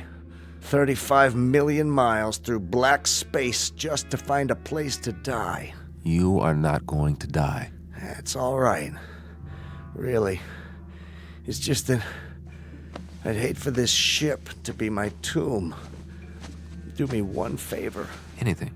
When it does happen, and I think it'll be soon. Don't talk like that. Get me outside, one way or another. Don't be afraid. I've got a strange hunch that if anybody's out there, they'll help you with the funeral. That's how people are. And they are people, Sam. As long as they've got minds and hearts, that means they've got souls. And that makes them people. No. For God's sake, don't die now. Don't leave me alone here. Warren! Warren! What's that? Listen. Do you hear that, Warren? Do you hear that? Something's out there. And it's coming. It's coming right up to the ship. You said that whatever's out there is like us. Well, I don't know that. There's no way to find out, and I'm not ready to find out. Go away! Whoever or whatever you are, go away!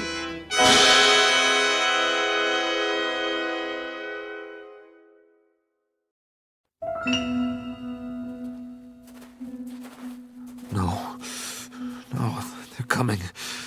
Whatever they are, they're coming. The gun. Yes. Where's the survival kit? There. Nothing fancy, just a good old .38 automatic. That ought to do the trick. Get away! I said, get away from the ship! All right, if you won't go away, you want me to come out, I'll come out. You think you're ready for me? Huh? Huh? Where's that lever? Whoever or whatever you are, let's find out if you can eat lead. What the? Come on. Where are you? What are you waiting for? You see this? It's a gun. Know what a gun is? Want to find out? Step into the light so I can see you.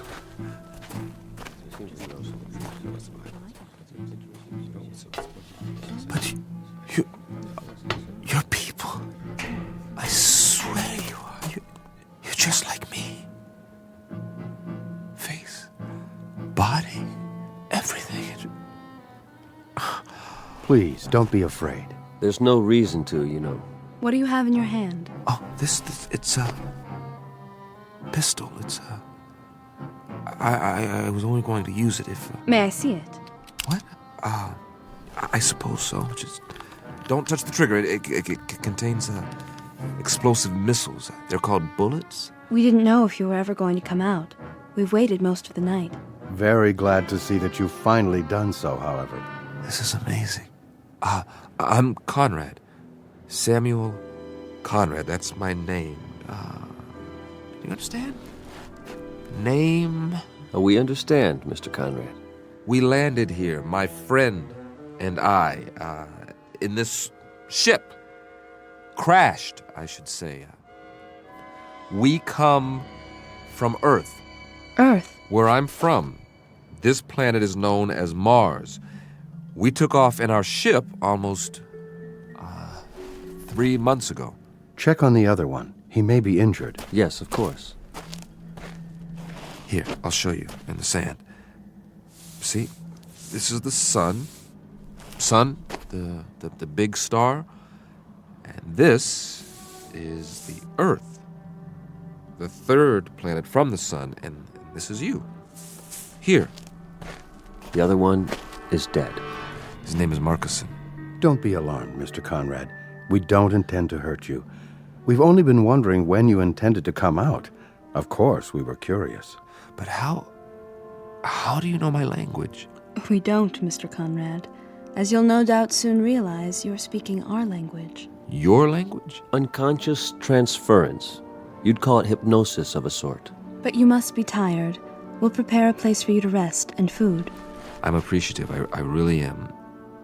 You'll forgive me, my staring. I mean, but I can't get over it. I mean, you're people, just like I am. Actual human beings.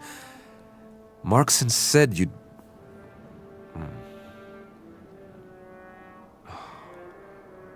Marcus.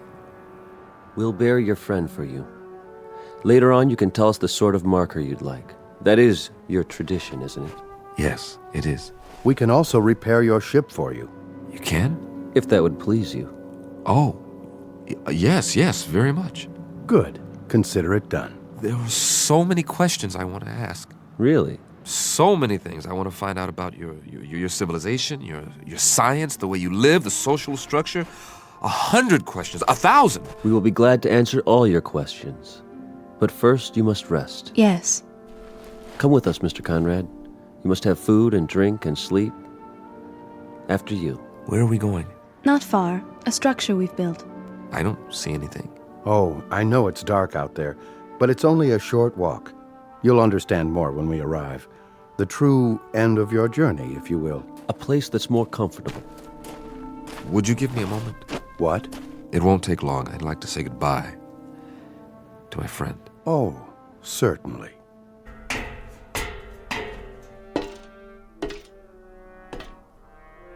Marcus, I hope you know what's happened. I hope you know that you were right. There are Martians, after all, and they're people. It's incredible, but they really are just like us. You knew, didn't you? Somehow, you knew. Oh, I'm sorry, old friend, that I didn't believe you. And that you didn't live to see them. Are you ready, Mr. Conrad? Yes. I'm ready.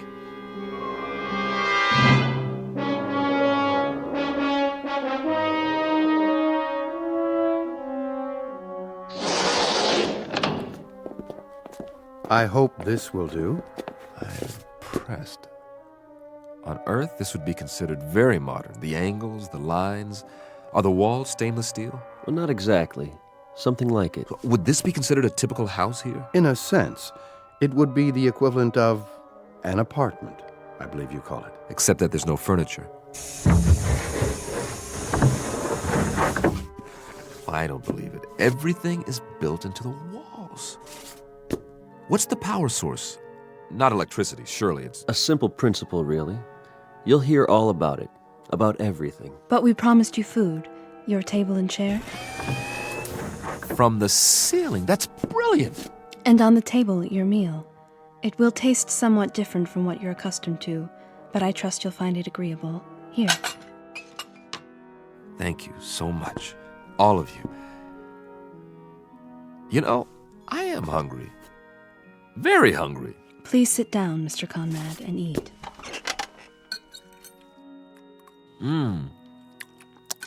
It's different, but I like the taste. Like melon or cantaloupe, maybe. And yet, there's almost a meat flavor. You don't mind it? Mind? Are you kidding? After that freeze-dried stuff we ate on the ship? No. This is delicious. We'll leave you to eat, then. Oh, I wonder, could you do us a small favor, Mr. Conrad? Anything. As a favor, would you mind sketching for us what a home looks like on Earth, so we'll better understand your culture? No, not at all. This is what we call a ranch house. It has only one story. Here, look, I'll show you. This is roughly the shape. The front door here, and this is what's known as a picture window. looking out from the living room. I see. The bedroom area. And the kitchen, where we cook the food. Here, I'll put down some more details about the interior. Please. Couch, chair, television set. Then inside the kitchen, over here, the refrigerator, maybe a freezer, and the stove. A freezer and a stove? Well, one to keep the food from spoiling and one to heat it up. Remarkable. In the bedroom, the bed, the bureau, the mirror. Do you understand mirror? Reflection? To look at yourself. Of course, I've forgotten. Will you look at that? Here's your mirror, along with the sink, towels, running water, and this will be your bed. All the comforts of home. Eat in pleasure, Mr. Conrad, and then rest. We'll come back later. Thank you. Thank you so much. Oh, miss? Yes? I didn't ask any of your names. That's all right. You have a name, don't you? I'm called Tina. Tina, I wish you'd, will you tell the others for me how much I appreciate all this? The trouble you've gone to, this is a pretty wonderful thing that's happened to me, so thank you. Do you understand? Thank you. I mean, to come millions of miles and meet people of your own kind, I was so frightened before. I was so miserably frightened, and then... Please don't be. I know what I was afraid of now. I was afraid of loneliness, of silence, of the unknown. But now my friend was right. There's no need for fear now. No need at all. No one will hurt you, I promise. You must believe that. I do now. I'll see you later, Mr. Conrad. I hope so, Tina. And please, call me by my given name. It's Sam. Goodbye, Sam.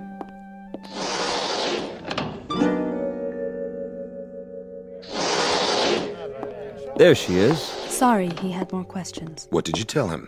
That we'd be back later. He understands. How did he take the language transference? Oh, quite easily. His quotient is low enough. You should see the wave chart. He has the mind almost of an infant. And you must have a look at his ship. I have done so. So primitive as to be almost unbelievable. You wonder how he made it here. Tina, how does he react to things? What? He asked you a question. I'm sorry, how does... His reactions. Most trusting, emotionally very complex. He feels loneliness, curiosity, excitement.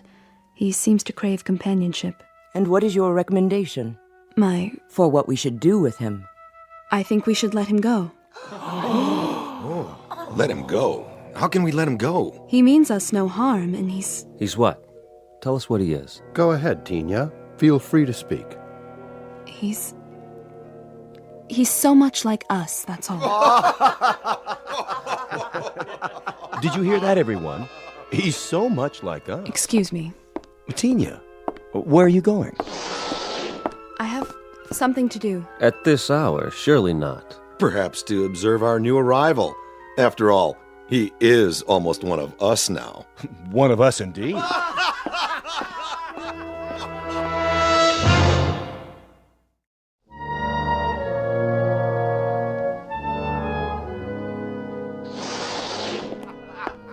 Tina? Is that you? Yes, Mr. Conrad. I was just...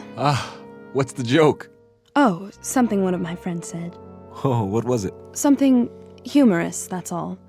At least he thought so. Won't you come in? I wouldn't want to disturb you. Not much chance of that. I'm too wound up. This is all a bit much to grasp at one time. You must have a great many questions. Perhaps you can answer a few of them. If you don't mind, that is. Won't you sit down? Well, maybe for just a minute. Have a seat. The couch is quite comfortable, thanks to you. Mr. Conrad, there's something you should know. Oh, that's an understatement. Where do we start? I don't quite know how to put this, but... Wait, I'm not a very good host.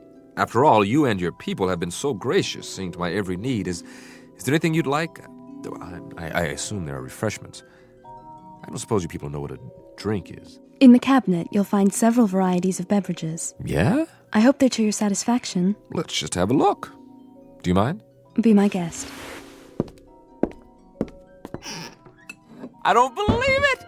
This is a 25-year-old single malt. Where did you get it? We manufactured it, you might say, to suit your taste. But how could you know what my taste is? We retrieved it from your memories, telepathically, to use your word. You were very specific in your recollections. May I ask what it is like? You mean you've never had Scotch whiskey before? Well, young lady, you are in for a treat. Here, I'll pour us both one. I'm not sure that's a good idea. You're right, it's not. It's a great idea. Give this a try. Perhaps just a taste. Here's to the end of a long, long journey. And to good people everywhere. It's a strange taste. It's so sharp. Oh, I should have told you to sip it. Just take a small amount and just roll it around in your mouth. Then you swallow it. Ah, yeah. How's that? It's interesting. You said your people manufactured this. How, exactly? And you must use some sort of molecular reconstruction powered by... what is the power source here, by the way? Solar? Hydrogen fusion? We've been experimenting with this on Earth for years, but so far... Please, Mr. Conrad, You seem nervous. It's just that... Not my fault, I hope. I've never been very good at small talk, getting to know people socially. And now I'm more aware of that than ever. You're behaving perfectly. That's not the problem at all. You're the one who should be uneasy with us. Suspicious. What's to be suspicious about? Do you want to know the absolute truth? This experience, meeting all of you, it's lifted a burden off my chest. All this time, not knowing what to expect. But you're so kind. You're so understanding. You take it all in stride. A visitor from another planet, I mean, am I... The first? No, I can't say that you are. I should have known. You accepted me so easily. The other, visitors, where did they come from? Not Earth, obviously. Outside the solar system? Please. There will be plenty of time to answer those questions and more. I'm sure there will be. But you see, I'm a scientist. Facts, numbers. Those are our concerns, too. They have been since time immemorial. You've been here a very long time. Your civilization, I mean. Yes, in Earth terms. But Mr. Conrad, Sam, there is something I wanted to tell you. It's only fair that you know before... Before what? Ah, Mr. Conrad. Still awake, I see. Oh, come in. I was just telling Tina here... Mr. Conrad, we have a surprise for you. Really? A very nice surprise. You shouldn't go to any more trouble. Would you accompany us, please? Where are we going? That's the surprise, Mr. Conrad. You'll see soon enough. Isn't she coming? Tina will remain behind. Oh, we were just getting acquainted. She has other duties. Actually, Don't you, Tina? I hope I'll see you later. No. If you don't mind, Sam, I think I will go with you now. Tina. Great, I'd like that.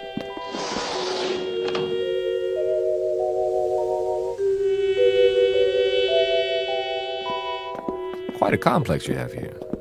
There must be miles of corridors, like interconnecting tubes. It provides both shelter and a gathering place for our people. The walls, are they glass? A form of what you call plastic. Very strong, for protection against the elements. Then you have seasons. We've seen evidence of dust storms on the surface and, of course, the polar ice caps. We've had to recreate an atmosphere in recent centuries. That has wrought havoc with the forces of nature. Far more than you might have observed from space. I can hardly wait to take a closer look. Really, Mr. Conrad, you don't want to tire yourself. You should get a good night's rest while you can. No reason to. I feel fine. Does the complex house your research facilities, laboratories, that sort of thing? They are in an adjacent structure. I thought I saw a reflection out there, but it's so dark. All in good time. It will be a few more hours until sunrise. Then all will be clear. Ah, here we are. After you, Mr. Conrad. What? Allow me to illuminate it for you. But this is... This is what, sir? Why, it's just like the entrance to my house back home. Is it? Yes, this is the foyer, and the living room would be down here. You like it? Do I? It's a perfect replica of my place in California. This is perfect. We did our best. I mean, in every detail. Furniture, the works, even the drapes. If I open them, I bet I'll see my old picture window. No point in opening them now. It's dark. Wait till morning. How did you build it so quickly? We sincerely hope this is the way you're used to living. You didn't miss a thing. The general outline came from your diagram, the rest from your mind. You think very clearly, Mr. Conrad. Very clearly indeed. Strong, clean impressions. Would you care to see the rest of the house? Would I ever? Ah! My kitchen! And my refrigerator. It's filled with your favorite foods, the ones you remember most vividly. Cheese, fried chicken, and pizza. Oh, I'd love to have some warmed-over pizza right about now. This is really fabulous. I don't know how to repay you. Your presence is quite enough. Now, I really, truly appreciate it. We wanted you to feel at home, Mr. Conrad. Do you? Well, I never saw it this clean. Splendid. In that case, we were wondering if you'd mind remaining here for a little while. Oh, sure. And about my spaceship. Take your time. Your spaceship? You said you'd be able to fix it. Oh, yes. We'll restore it to its original state and then transport it here, outside your residence. It will be in perfect working order. That's great. You expressed interest in seeing more of our people. We'll arrange that first thing in the morning. I'm sure they will be most interested. I'd be delighted. For a little while longer, then. Enjoy yourself, Mr. Conrad. Enjoy your house. You bet I will. I can hardly wait to sleep on a real mattress again. Oh, let me show you out. That's not necessary. Sure it is. This is my house, isn't it? It is, sir. It most certainly is. What's this in the vase? You call them roses, don't you? Well, yes, but how? We had a little trouble with the petals. So delicate. If you examine them closely, you may find them somewhat imperfect. I doubt that very much. Here, I want you to have one. It's my way of saying thanks. Thank you. I'll keep it to remember you by. But we'll see each other again, won't we? What? Are you crying? Come along, Tina. I'm very happy to have known you, Sam. Time to go. Sleep well and wake refreshed.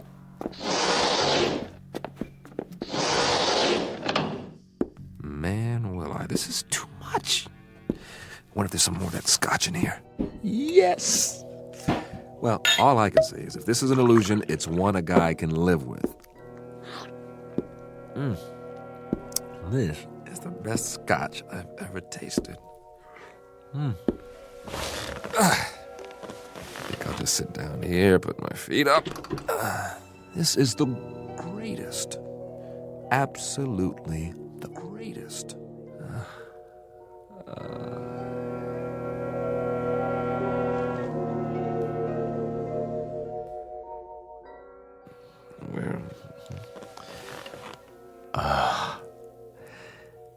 It wasn't a dream.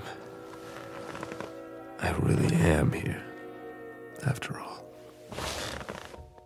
Never even made it to bed. That's okay.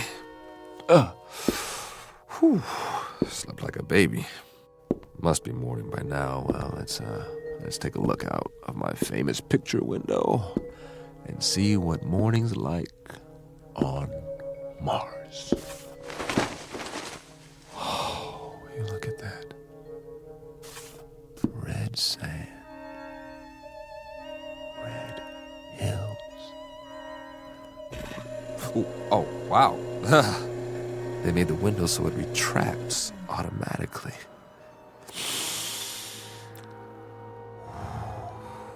Smell that. Oh, real honest to goodness air. I gotta get outside. Come on. What's the matter with this door? Wait a minute. What's that? Sounds like some kind of vehicle. Hey! Hey, everybody! I bring you greetings from Earth! Hey, what are these bars for?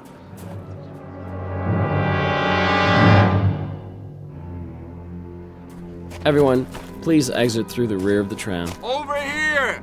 I'd like to shake your hands, but I'm locked in. Go to the main window, please. He's still in quarantine. What's he talking about? Why are you all looking at me like that? Please don't touch the bars. Hey, what's going on? Hey! This is our latest acquisition. No, it can't be. My ship. They said they'd move it here. Wait, why would they? It can't blast off this close. It would set the whole house on fire. Unless they don't intend.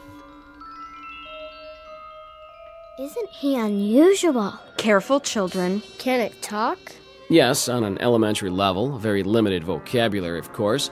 Its primitive spacecraft will soon be on permanent display. For now, you're free to observe the creature in its natural surroundings. I don't belong Note in the here. simple primal emotions. No! Let me out of here! You may take holograms if you like. And next, we'll move on to the Venusian habitat, the intergalactic breeding area, and the Alpha Centauri house. This, again, is a holographic opportunity. I don't belong in here, please! Please! I would like to take a hologram. Isn't he cute? Look this way, Earthman.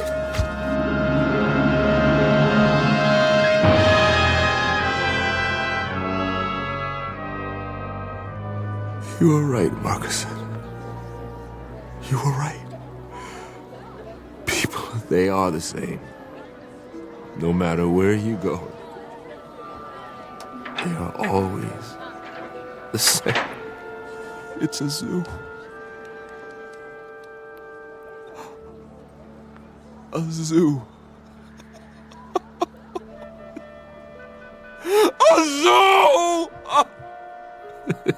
It's a zoo. Species of animal on public display. Physical characteristics similar to a human being. Head, trunk, arms, legs, hands, feet. Very tiny, undeveloped brain. Comes from a primitive planet known as Earth. Calls himself Samuel Conrad. And he will remain here in his specially constructed cage with running water and electricity and central heating for the rest of his natural life. Because Samuel Conrad finally discovered a flight plan that led him off course and into the Twilight Zone. More from the Twilight Zone after this. Hello, I'm Stacy Keach. I hope you're enjoying this edition of the Twilight Zone Radio Dramas. To learn more about this series, be sure to log on to our official website at twilightzoneradio.com. You'll find special discounts on our Twilight Zone audio collections, listings of our radio stations, links to other websites, and a photo gallery of our recording studio and some of our stars in action.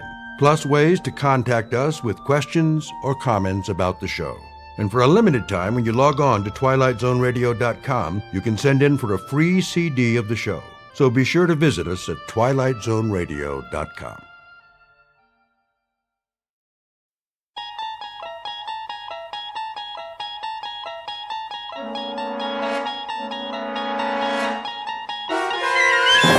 You're traveling through another dimension. A dimension not only of sight and sound, but of mind.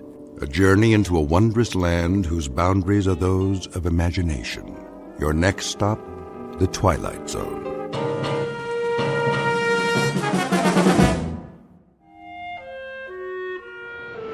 Trans-East Flight 23, now ready for departure. Please show your boarding passes at the gate.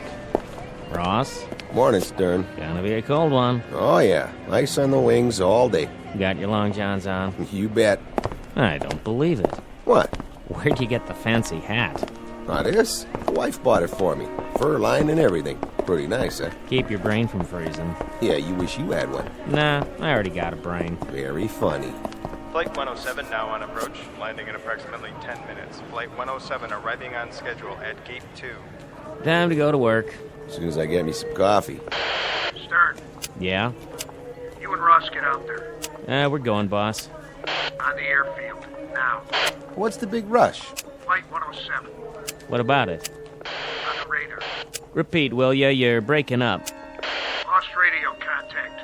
Pilot's not responding. Does he mean 107? Coming in by the seat of his pants. Get moving. On the double. We roger that. Let's do it. Lost radio contact, huh? No sweat. Pilot knows the flight plan. Unless they're playing poker up there.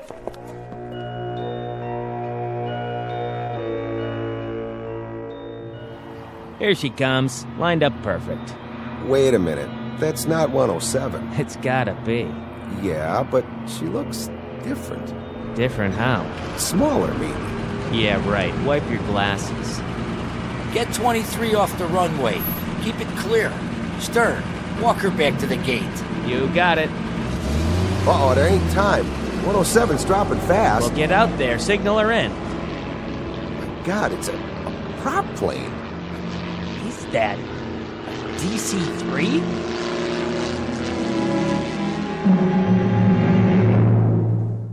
Mr. Stern is correct.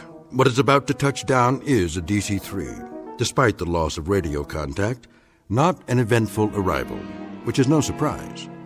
Most airplanes take off and land as per schedule. Very seldom do they crash.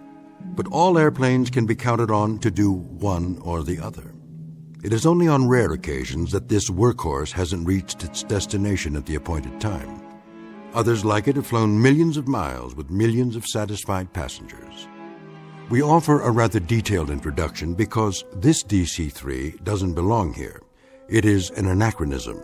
You see, DC-3s ceased operating as commercial passenger carriers a number of years ago, to be replaced by more modern designs with jet engines. So where did this ancient example come from? It is an enigma, a 7-ton puzzle made out of aluminum and steel and a few thousand component parts, none of which add up to a satisfactory answer. In just a moment, we're going to give you 90% of the jigsaw. You and the Federal Aviation Agency will assume the problem of finding the missing pieces and putting them all together. This we offer as a tantalizing brain teaser, a little extracurricular diversion, flown in directly from the Twilight Zone.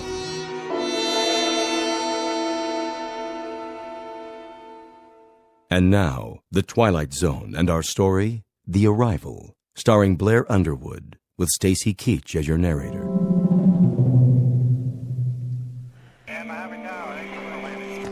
Flight 51, you are not cleared for landing. Repeat, not cleared for landing. Low on fuel. Please advise. Trans-East 13, maintain holding pattern. Await further instructions. What's going on down there? Clearance to land temporarily denied.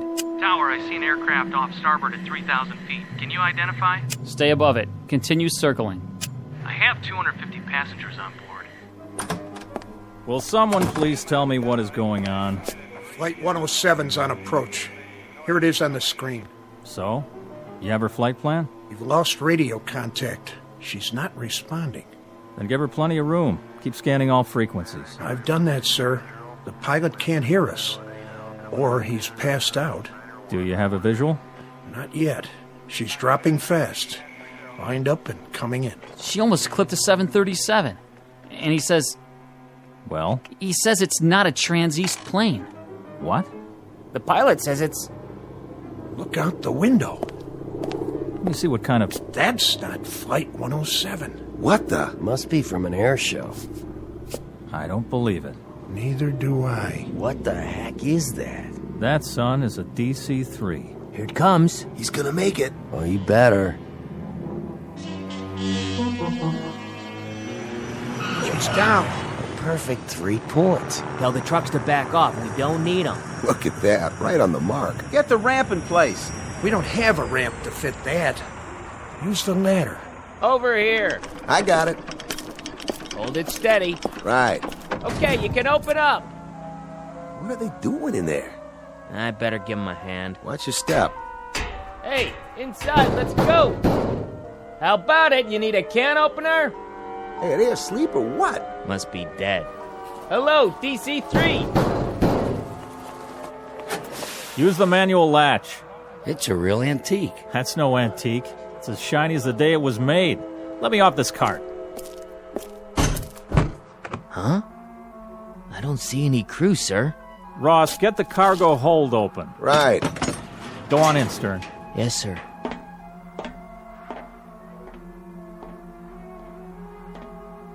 Well? Well, Mr. Cousins. Speak up. How many passengers do we have in this crate? None, sir. What are you saying? What do we have?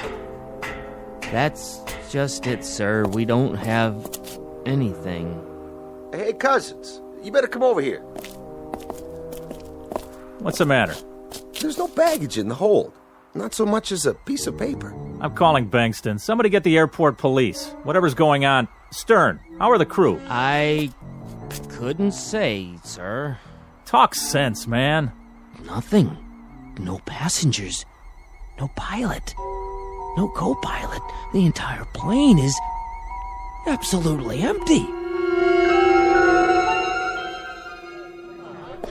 Mr. Bingston, I'll take over. All right, gentlemen, will you knock it off, please? This is Mr. Sheckley from the Federal Aviation Agency. He'll continue the questioning. Is Malloy here yet? On his way, sir. Then we'll have to go ahead without him. The rest of you, do me a favor and just stick to the facts. It's all yours. Thank you, Mr. Bankston. First of all, I'd like to say that this is not a formal hearing. It's more the nature of a preliminary meeting. As your operations chief has noted, we're here to unearth as many facts as we can so that we'll know where we stand. And you can save us all a lot of time if you'd avoid any personal hypotheses you may have formed. That way we can keep the air clear and not clutter it up with 6 dozen theories. You see, theories happen to be my business. In 20-odd years with the FAA, I've got a pretty good record of putting together jigsaw puzzles. Maybe not all of them as off the wall as this one, but I'd lay my batting average on the line any day of the week. So don't worry. Whatever the answer is, I'll find it. Now, let's get down to business. Which one of you is, Cousins? Here, sir. You were in charge this morning? Yes, sir. And you were on duty when Flight 107 arrived? Flight 107? Out of Buffalo. That was the scheduled landing for that time, wasn't it? Yes, sir, but Flight 107's supposed to be an L-1011. Just answer the man's questions, Cousins. I'm trying, Mr. Bankston. Now, you were on duty? I was, yes. Anything you observed about the landing that was abnormal? No, sir. She did it by the book, as far as I could tell. Who signaled her in? Ross, over there. Mr. Ross? Yeah? Did you notice anything out of the ordinary? No, sir. She came in right on the button, followed my signal, stopped on the mark, and then shut off her engines. Did you see who was piloting? No, sir, I didn't. That is, I don't remember seeing them. Couldn't you see through the cockpit windows? Well, normally when I flag a plane in, my eye's on her mark and any other aircraft on either side. I don't remember actually looking into the windows at all. Not then, anyway. You weren't on the field alone, were you? No, sir. Mr. Stern was working with me. You concur, Mr. Stern, about the landing? Sure do. Nothing out of the ordinary that I could see. Thank you. Mr. Bingston, is this the manifest?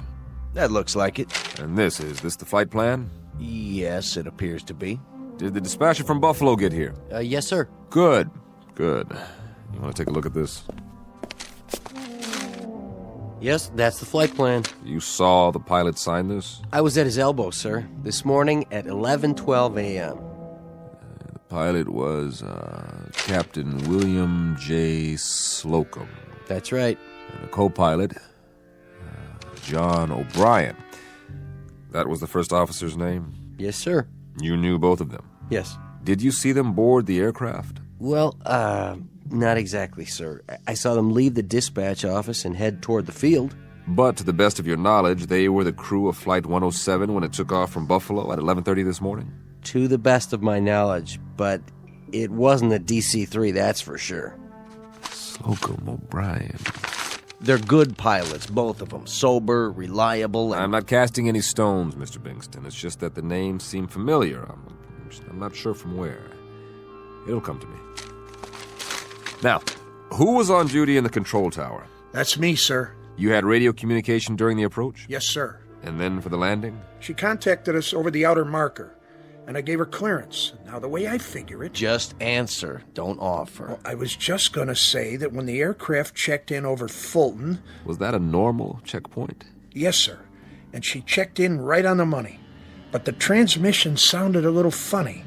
As a matter of fact, I remember asking for a repeat of position. I couldn't raise him, though. I see. And did you hear from him again? Over the next checkpoint, 20 minutes later. Fulton, you say? Fulton. Huh. Mr. Cousins, you were the first one at the door, right? No, sir. By the time I got there, Stern was pounding on it. There was no answer. And Ross had already opened the baggage compartment? I waited for Cousins. Then I opened her up and I told him that the ship didn't have any baggage. How about when she loaded up in Buffalo? What was she carrying then? You got a list there. I know what I've got. I'm asking you, what baggage was in the aircraft? When she took off, there were 21 pieces of luggage, 5 sacks of mail, 5 other crates of equipment. Yeah, that checks. Sorry I'm late. Malloy, glad you could make it. Well, I guess that'll do for now. If I have any more questions, I'll let you know. And I'll see some of you later when I examine the plane. Thank you for coming. All right, man, back to work. If you're off shift, make sure you can be reached. And don't talk to the press. Is that clear? Not a word. Who is this? I'd like you to meet Paul Malloy. He heads up our public relations. Public relations, huh? Well, I can't help but wonder. How much public and what kind of relations are you poor guys going to have after this one? I'll handle it as well as I can under the circumstances. Frankly, I haven't decided what to tell the public yet. I'll tell you something. Relax. I've got 22 years in the saddle, and I haven't been licked yet. Sometimes the investigation takes a while. A couple of tons of smashed-up metal spread over 50 square miles of countryside, and all it turns out to be is a misplaced air scoop, or maybe a loose bolt in an elevator hinge, or once in a blue moon, it's a pilot who got sick. But it's always something, and that something eventually shows up. You're talking about crashed aircraft. We're talking about a disappearing act here. Don't forget a switched plane. Like some kind of Las Vegas magic act. Look, you don't have to tell me that. I don't know what the wire services are going to make of it, but I've got to tell them something. And I hope you can give me a place to start, because none of this could have happened. An airliner takes off with a full crew and 13 passengers. At least some kind of airliner does, and it lands an hour later with nobody. This is simply not within the realm of possibility. Mr. Malloy, I have to hand it to you. You're dead right. But the truth is, it's happened. I deal in facts, not probabilities. But it can't have happened. First of all, an aircraft couldn't land that perfectly with nobody at the controls. Secondly, a plane load of people doesn't just disappear in midair. There has to be an explanation, a legitimate, valid, rational explanation. I couldn't agree more. And now, I think it's time we go over to the hangar. I'd like to have a look at this magic plane firsthand.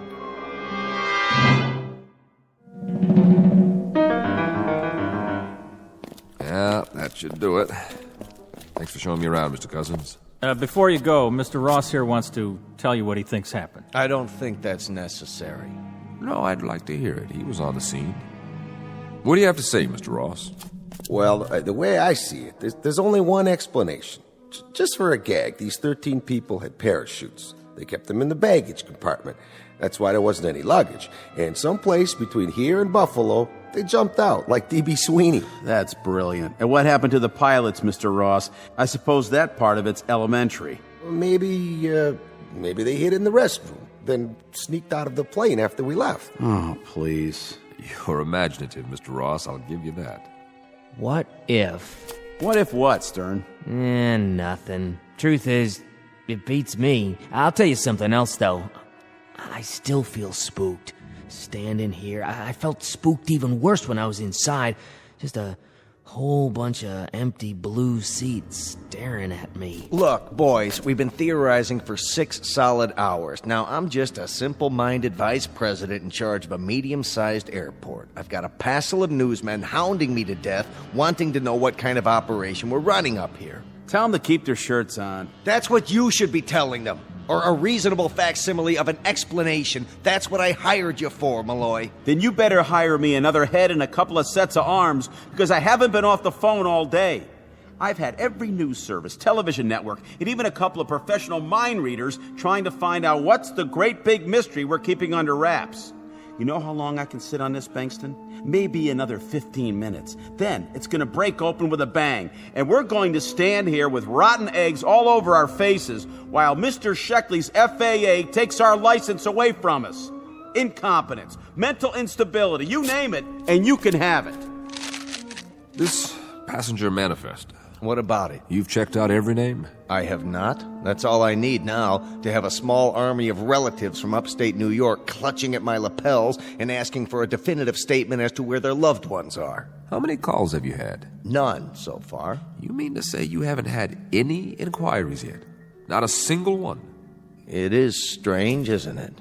Not a single inquiry from the families. The plane only arrived 6 hours ago. Maybe they haven't had time to miss their... But I'm kidding myself. Of course some of them would have made an inquiry by now. Those who weren't already waiting at the gate. There goes that old feeling. What feeling? The one I get when I'm on to something. Trouble is, I don't quite know what it means yet. The names on this passenger manifest, they're familiar. You've seen them before? I'm not sure. Let me have another look at the inside of this plane. Sure, but why? I want to check it out. One more time. Watch your step. That ladder's tricky. What's he expect to find in there that he didn't see before? Something along the lines of a clue, I would hope. This is a waste of time. We've got to issue some kind of statement before we become a laughingstock. Ross. Yeah? What was it you said? Oh, for the love of... Why don't we just bring in a psychic? You mean about the pilot's hiding out? No, something else. Correct me if I'm wrong, but you said you looked inside the plane when it landed and you saw blue seats. That was me. I was the first one in. Right. Mr. Stern, I just walked up the aisle and back again. They are blue. What kind of nonsense is this? An hour ago, when I first examined the interior of this aircraft, the seats were brown. Haven't we got enough trouble without you two starting an argument about interior decoration? Hey, wait a minute. Where's the serial number on this plane? On the wing, of course, just as it was the first time you looked. You see a number on the wing now? Of course I do. Read it off to me. N153802. You're sure? I think I can read numbers that large. Yeah. Can you read this? The notes I took when we got to the hangar. Take a look. N107793. Now, you must have copied it wrong. Mr. Stern. Yeah? You see a number painted on the tail? Sure do. Read it off to me. What? I said read it off to me out loud. The numbers on the tail. If you say so. N664753. What's this all about? What did I write down on my clipboard? Mr. Malloy, verify, please.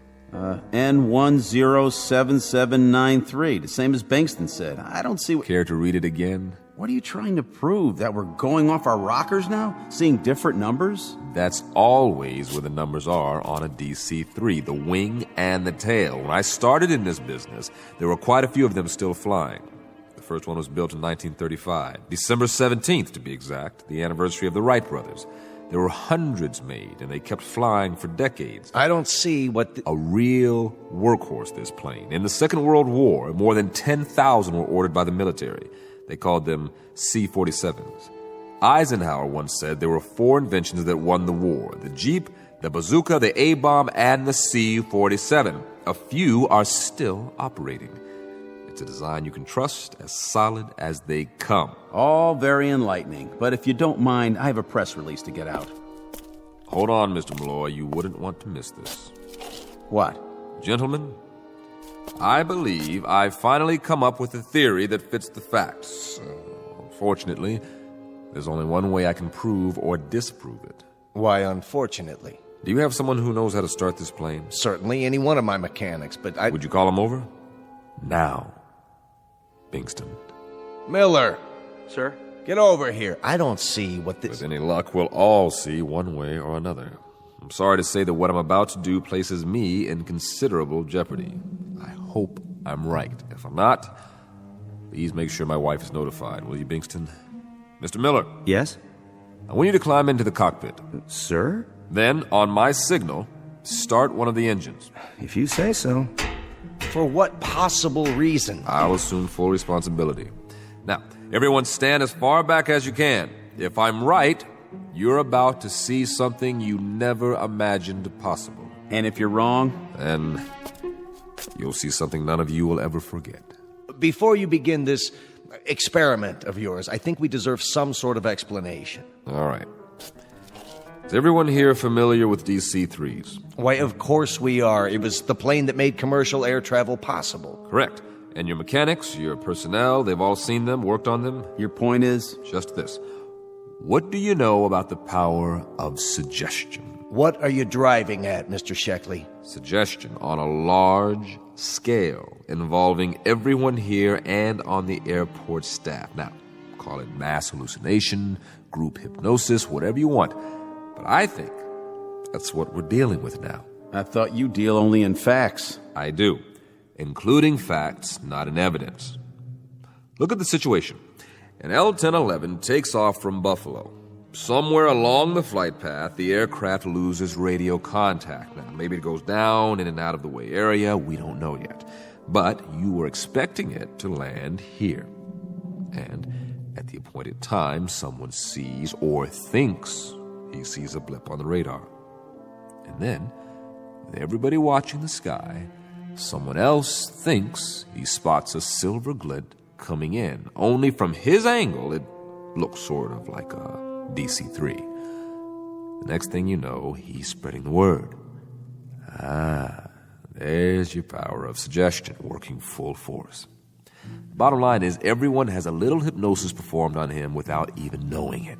Why, that's absurd. I'm looking at the plane right now. We're standing next to it. But are we? Consider the alternative. A modern passenger plane with jet engines changes somehow in mid-flight. And when it lands, it's transformed into an old prop plane. That's impossible, wouldn't you agree? And now, everyone's told us it landed, and that it's supposed to be inside this hangar. That's what everyone says. And every one of us has a picture in his mind of a DC-3 as he knows it. Only, no two memories are identical. Hence, one of you says the seats are blue, another one says they're brown, and another one probably thinks they're red. I read off one number on the wing. Two other guys see two others. Do you understand what I'm saying? If I'm right, then this particular aircraft doesn't exist. It really isn't here at all. Miller. Yeah? Fire up the starboard engine.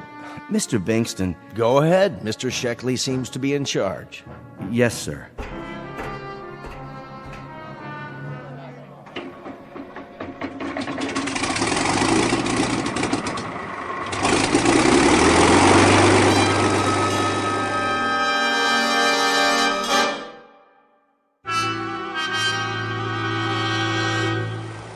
This is crazy. You're trying to tell us that this is an illusion? Well, I've got a news flash for you.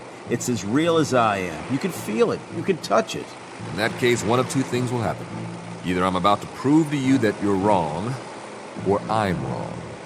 Dead wrong. If this plane is a product of our collective imaginations, then so are the engines, and so are these propellers. If I stick my hand through them, nothing's going to happen. But if my theory is for the birds and these props are real, then remember what I said, will you? Break it to my wife gently. Ready? Wait, Sheckley, let's talk this over. We can talk later. He can't be serious. Aren't you going to stop him? I can't give orders to the FAA. Rev it up. What's he gonna do? Put his hand in the propeller. Jiminy Christmas, is he nuts or what? Get those RPMs higher. Can't look. Good Lord. He's going to stick his entire arm into the... Now!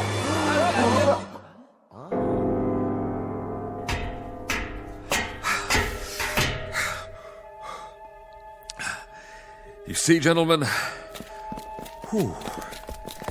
I believe I've proven my point. You okay? Careful. Here, I'll help you down. I'm fine. Still got two hands. A little shaky, but they're both attached. How'd you do that? I don't get it. Where's the plane? Well, it's simple, really. A little melodramatic, perhaps, but it was just as I thought. The plane was a kind of projection all along from our imaginations, our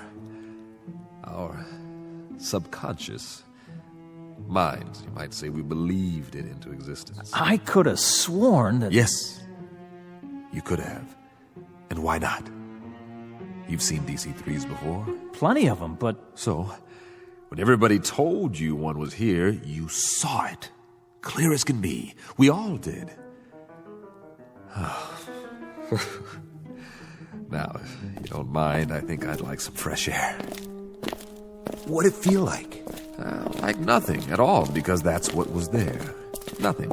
So you felt nothing because you didn't expect to? Something like that.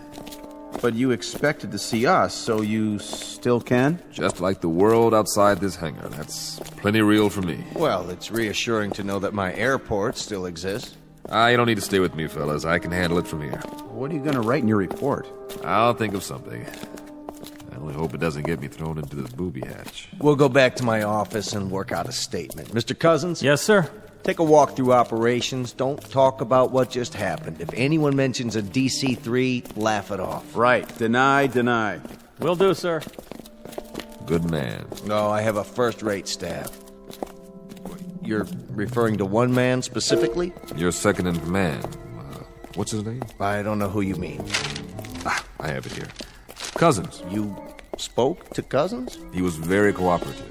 I'd like to make mention of him. You can't have spoken to Cousins. I gave him the rest of the day off. No, that man ahead of us. Where? Well, he must be out of the hangar by now. As for the other two, Ross and Stern, they witnessed my little demonstration. I wouldn't recommend they talk to the press. You'll debrief them, Malloy? Who? I guess they stayed behind with the man who started the engine. The engine? How soon we forget. But that's for the best, I suppose. So now you've seen our main hangar. Tell me, Mr. Sheckley, what brings you to our facility today? Just passing through, or is it an official visit? You may have the right idea. Put it out of our minds.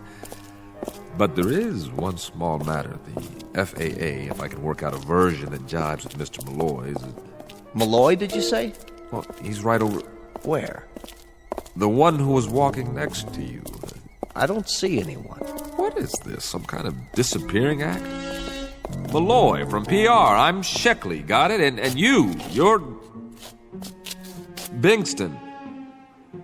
Bingston, where are you?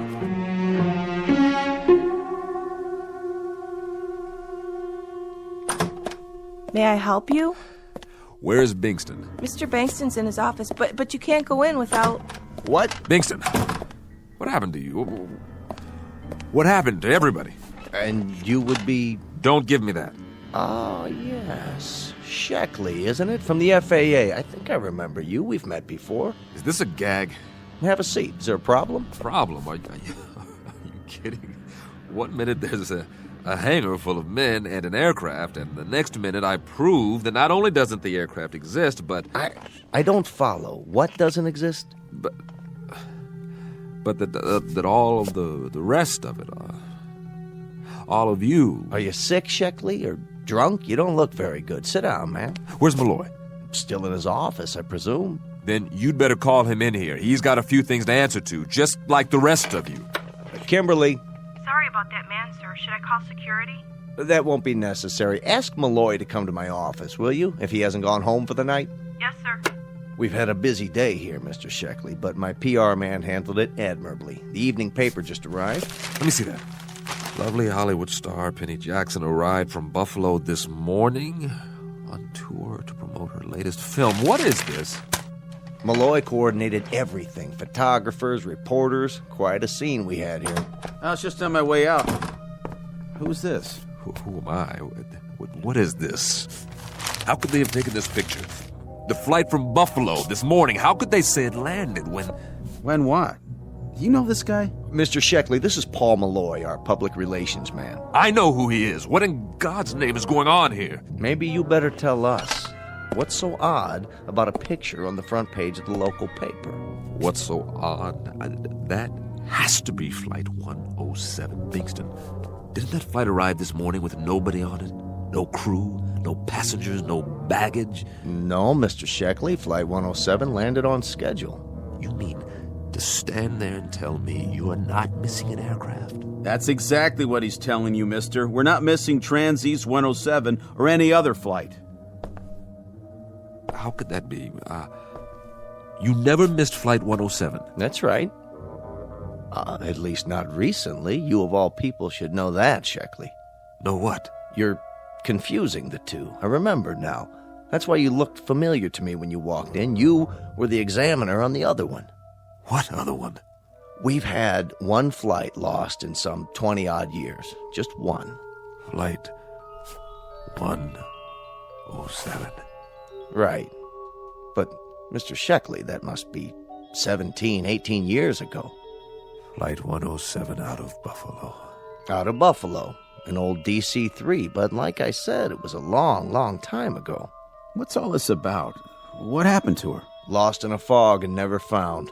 We always figured she veered off course, ended up over the ocean, and went down. You never found her? Not a trace. And Mr. Sheckley here investigated the disappearance, but that's one case he's never been able to close. Nobody has. It just sits in the record books as lost, presumed crashed. For reasons unknown. And it's never stopped eating at you. It still is. So you came back here today looking for an explanation, any explanation, so you could finally put it to rest. I've never been licked on a case. Never. We've always found the cause. Mr. Sheckley, why don't you let someone drive you home? Never. We've always found the cause. Always, I tell you. Is he going to be all right? I honestly hope so. Flight 107, 13 people.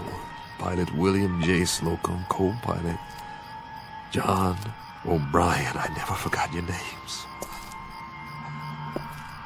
What went wrong? I have to know. Where did you go down? Where are you? Where are you now? Where are you? Hey, Flight 107, why didn't you leave me a clue? Any clue at all? What? Are you out there somewhere? You gotta be. You gotta be.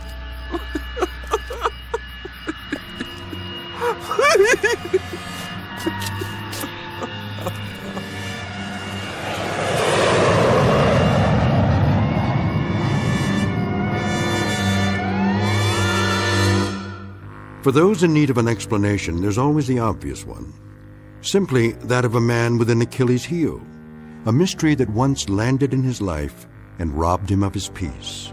A perpetually missing aircraft that disappeared with no clues, leaving an unanswered question in Mr. Sheckley's neatly ordered world. A heavy burden to carry through the years, made up of one part enigma and one part the knowledge of his own failure. Until it ultimately took the form of an illusion. At least that's the clinical answer, the one they'll write on his case file as he goes off for a well-deserved rest. Or consider this. Maybe, just maybe, a plane did touch down, however briefly, before it disappeared again. A kind of airborne Flying Dutchman.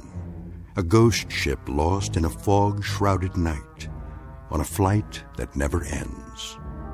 Take your pick, but the latter is more conducive to the rules and regulations of the Twilight Zone.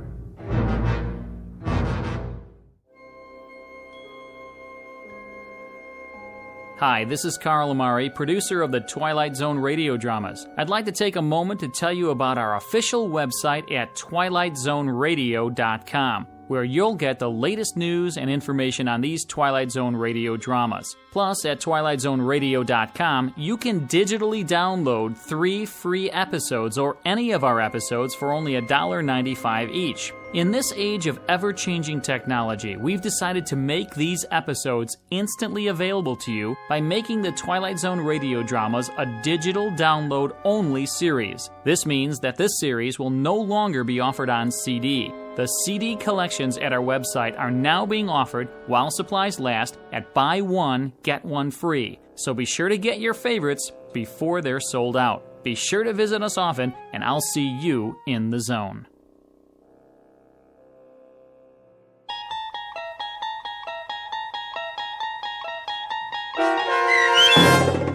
The Arrival, starring Blair Underwood, with Stacy Keach as your narrator, was adapted for radio by Dennis Etchison and written for The Twilight Zone by Rod Serling. Heard in the cast were Christian Stolte, Craig Brawley, Jeff Lupetin, James Schneider, Derek Procell, Turk Muller, Kurt Nabig, Karen Olson, Carl Amari, Roger Wolski, and Vince Amari. To learn more about the Twilight Zone radio dramas and to obtain audio cassettes and CDs of these programs, visit our website at twilightzoneradio.com. The producers of The Twilight Zone wish to thank CBS Enterprises, Carol Serling, Dennis Etchison, Dick Brescia Associates, Claire Simon Casting, Terry Jennings, XM Satellite Radio, Sirius Satellite Radio, our sponsors, and our radio affiliates for helping make this series possible. This copyrighted radio series is produced and directed by Carl Amari for Falcon Picture Group. Doug James speaking.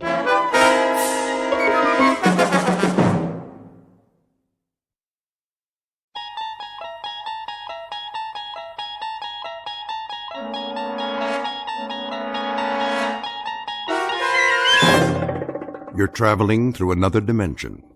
A dimension not only of sight and sound, but of mind. A journey into a wondrous land whose boundaries are those of imagination. Your next stop, the Twilight Zone.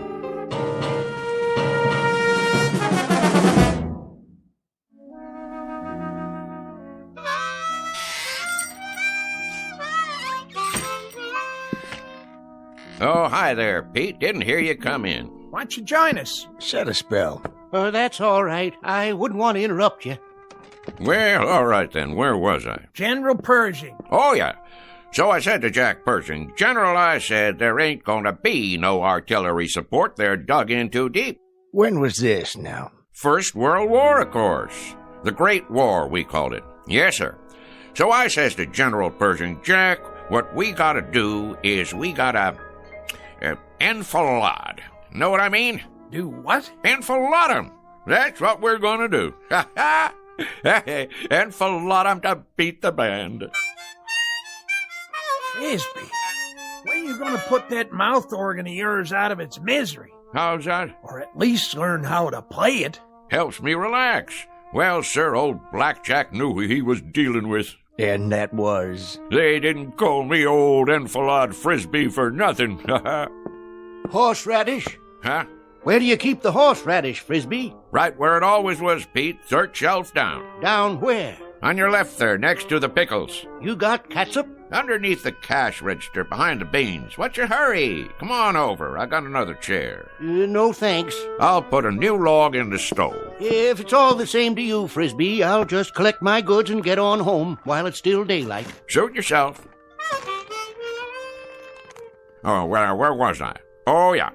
Well, sir, the following morning, we attacked up and down the line, and the rest is history. Smashed them to bits, we did. And then we went on to Paris to celebrate. Exactly 4.5 hours it took us. We had frogs' legs and cold duck till we couldn't eat no more. An hour later, we was in Berlin. Shall I say it, or do you want to? Be my guest. Frisby. Yeah? You not only got a pot belly big as that stove, you're the biggest liar who ever sat in that chair. You're doubting my word? You can start with that. Beyond just doubting your word, I'm calling you a liar flat out.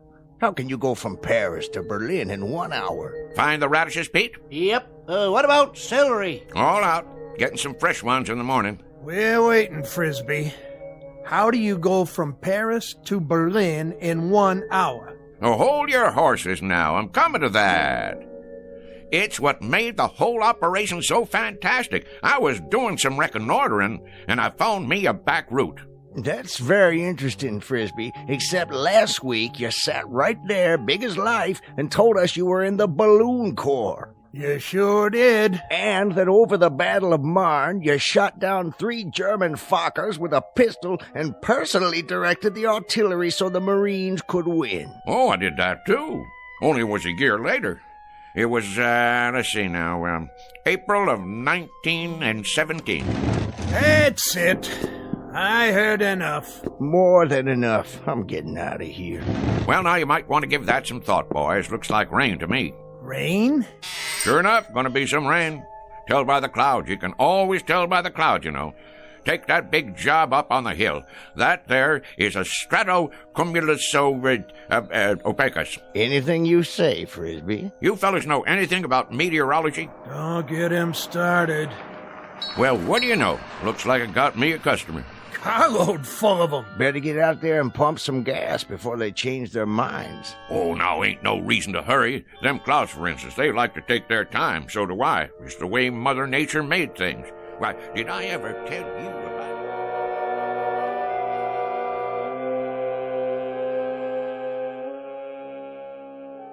The slow-moving gentleman with the sizable mouth is Mr. Frisby, proprietor of Frisby's General Store, the local version of Gimbel's and Macy's. He has all of the drive of a broken camshaft and the aggressive vinegar of a corpse. As you've no doubt gathered by now, his stock in trade is the tall tale, the outrageous falsehood, the bending of truth up to and beyond the breaking point. What he doesn't know is that the visitors in the car out front are a very special breed, destined to change his life beyond anything even his fertile imagination could manufacture and embroider. The place is Pitchville Flats. The time is the present, or thereabouts. And Mr. Frisby is on the first leg of a rather fanciful journey into a place we call the Twilight Zone.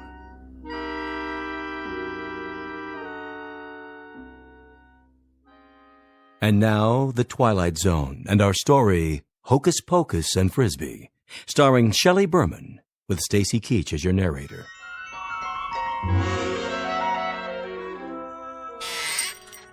I believe I asked you boys a question. Oh, I'm sure you did. About meteorology. Well, I know plenty about that particular subject. University of Wichita it was. Got my doctorate in it. Did a treatise at the age of 13 that still uses standard text. Meteorology and You was the title.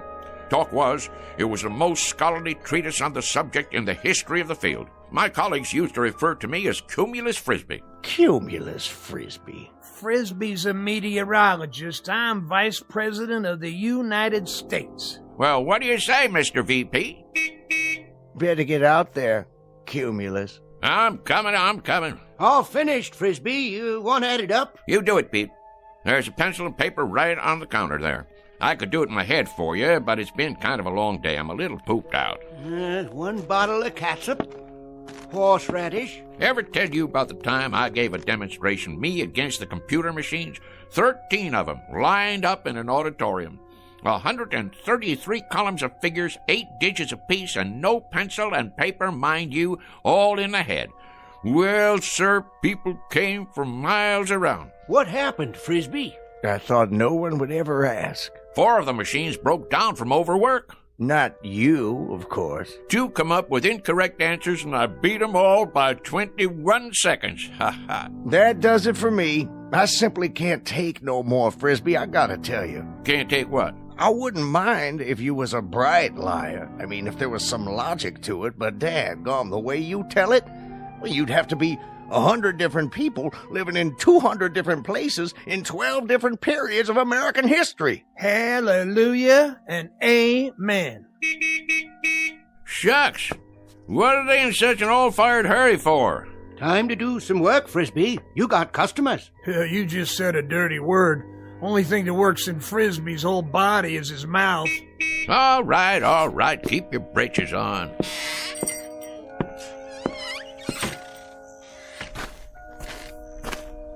Howdy, gents. Hello. Want gas or something? Gas? Oh, yes. Sorry I had to wait. Not at all. You know, if you gotta be someplace in a hurry, you could have pumped it yourself. We could. Didn't you hear me yelling? Oh, we heard you. Definitely. We're not too familiar with this kind of car. No. Say how many of you was in there? 4 of us. It's a bit of a tight fit, I'm afraid. Sure it is. One of them foreign jobs. Not much room inside, huh? We don't know where to put the gas. We aren't familiar at all with these foreign jobs. You ain't? Well, this is your lucky day, 'cause I am. A matter of fact, I'm the one responsible for them. For a while there was all rear engine, only in the back. You developed them, did you? Oh, indeed I did. Got a phone call from old Henry Ford one time asking me to fly out to Detroit. Henry Ford? Sure. Well, I did that little thing, and next thing you know, in 48 hours, I went and designed the first rear-engine automobile. Advantages are fantastic, Is that right? Sure. All the weight on the driving wheels gives her better traction, eliminating the drive shaft, lowering the whole car. There's a whole lot better visibility, plus the heat and gas fumes go right on out behind. You're quite familiar with the internal combustion engines, then. That sort of thing. Familiar with them? Why, mister, you're looking at the granddaddy of the modern-day automobile. Henry said to me when I finished that there designing job, rear engine, he said, that's what he called me, old rear engine Frisby. He says, rear engine, you're an automotive genius. That's what you are. Hey, well, I couldn't very well argue with him, being as how he was Henry Ford. I guess not. Now, where was I? Say, you want it filled up? If you don't mind. Not at all, not at all. That's what made this country work, and more work. Me, I've done more of it in my life, more different kinds of work than most people ever even heard of. Of course, I had more than my share of ingenuity, too. I took this little old business here and made it a success, just like I did for, well, you might say everything I laid my hands on. Gas tank. Would it be on the other side? Oh, I knew that. Why don't you boys go ahead and stretch your legs? Take your time. Mighty pretty country around here.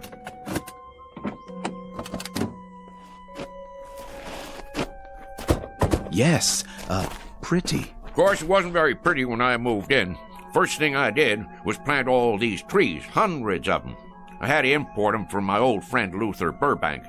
You gotta give them just the right amount of water and a special kind of plant food I cooked up. This is the man. Without doubt. Frisby, is that it? Not a common name. He must be the one. Frisby. An incredible specimen. Done it all, knows everything, and everyone. All the greats. Then what we've heard is true. All of it. Absolutely. He studied at most of the major universities, holds a doctorate in at least 8 disciplines. A key man, obviously.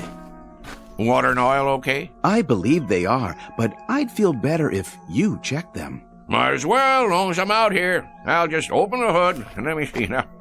Where's the latch now?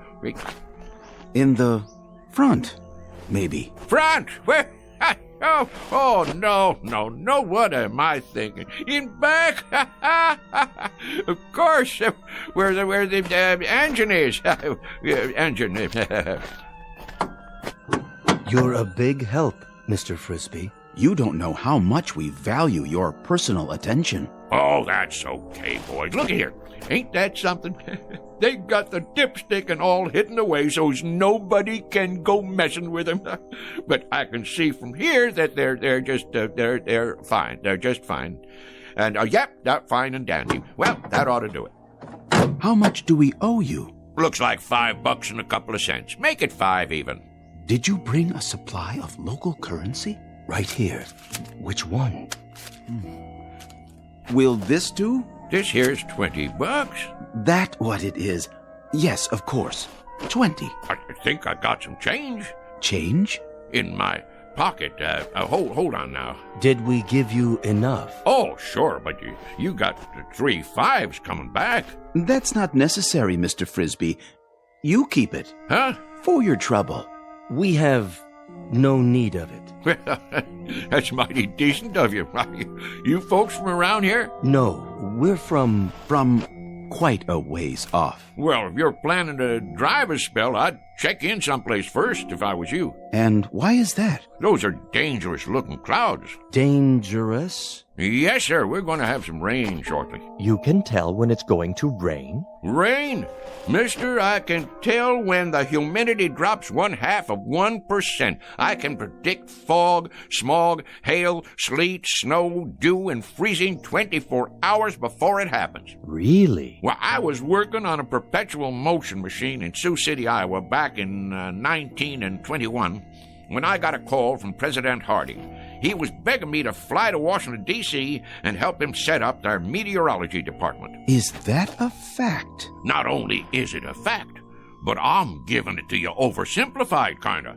'Cause I'm too modest to say what they put on the medal they gave me after I got 'em on the right track. That's how come you have weather predictions on the news. Mr. Frisby, we were wondering if... Not yet. We'll see you later, Mr. Frisby. You will? You may rely on it. Well, that'd be real nice. Stop on back and we'll sit around and talk some more. But mind what I told you about the weather. Best check into a motel or something till she blows over. We'll do something like that. Thank you so much, Mr. Frisby. Into the car now, gentlemen. Well, you take care now. Oh, we will. We will.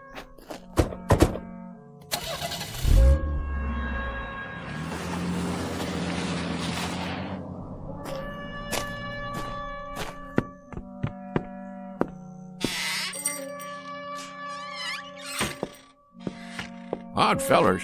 Why, didn't they believe what you were saying? It ain't that. They just seem kinda odd.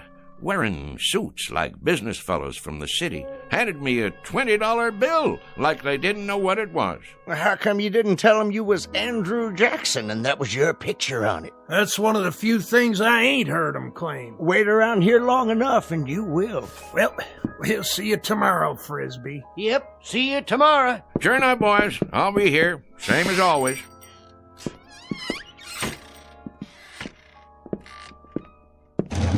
Let's see now, 5 o'clock. Sounds to me like a good time to close. Mr. Frisby? That's my name. Don't wear it out. Huh? Mr. Frisby. Who's there? If you walk outside and head east down the highway... Where are you? Nobody left in the store but me. If you head east for 200 yards, you'll come upon something extraordinary. Oh, yeah? Like what? An adventure, Mr. Frisby. New worlds to conquer. How's that? Worlds even you have never dreamed of. Say, where you hiding? In the back room? Or over by the dry goods? Don't trouble yourself. You won't see us. Well, where are you then? With you, Mr. Frisby. We are a part of you. And soon, very soon, you will be a part of us for all eternity. You are going to the stars, sir. To the stars.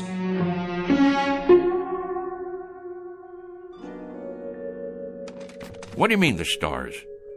You talking about going to Hollywood? The stars in the heavens.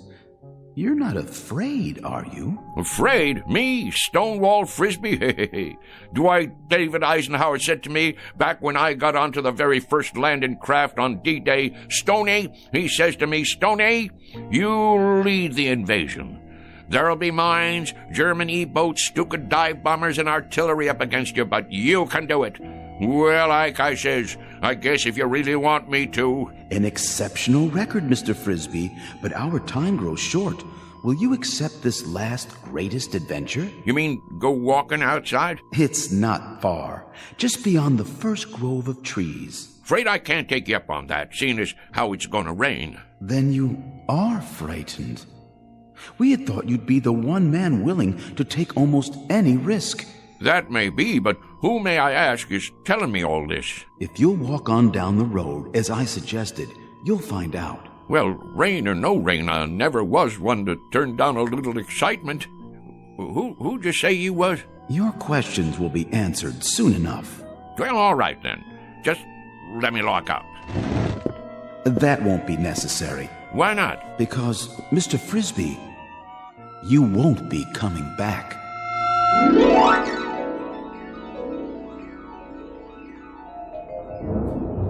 Well, will you look at that?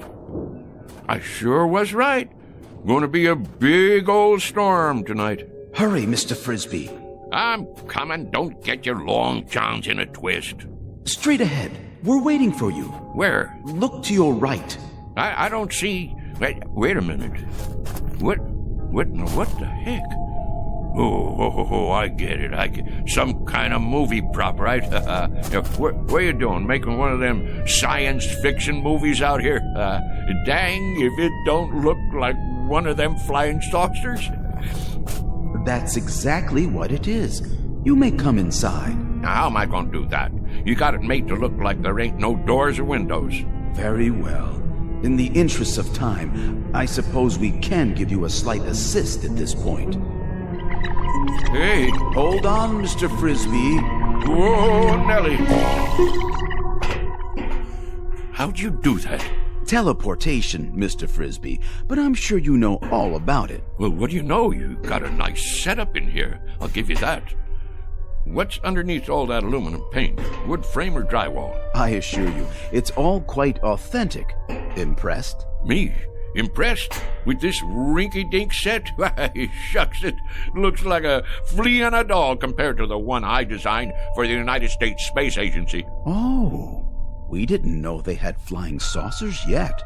Apollo, of course, and Viking. Well, mine was called a Buzzard. Biggest span you ever saw. And that was back in 51. Old Rocket Thrust Frisby, they called me. Please, Mr. Frisby, be good enough to follow me.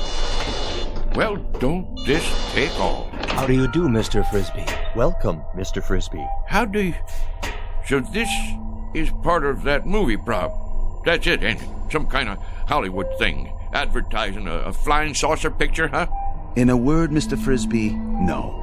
This is an actual spacecraft. Ah, go on now. And we, my colleagues and I, have come here from another planet. We have indeed. All this way, across the interstellar darkness, to meet you. Well, in that case, I'm leaving.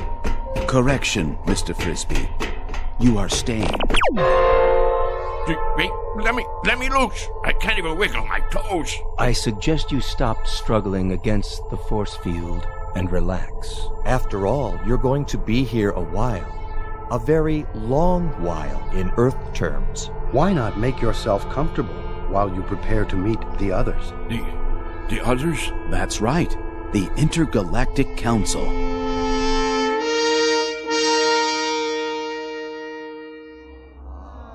Well, sir, the government already knew about my research in atomic energy. Matter of fact, I suggested it to them as far back as 1923. Spent a whole summer one time with Al Einstein, during which time I gave him the preliminary stuff about that relativity theory of his. Smart as paint, that fella. Smart as paint. He had bad hair, though.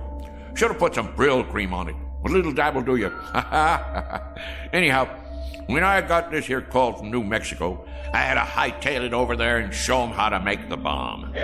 Incredible. Fantastic. What a specimen. Now, let's see. That covers atomic energy. What was the next thing you fellows asked me about? If you wouldn't mind, sir. Go on, speak your mind. You're entitled, son. Your research in liquid propellants. Oh, yes, liquid propellants. Well, now, the main thing I got to say about that is there ain't no liquid in the world that'll propel me faster than a dry martini on the rocks.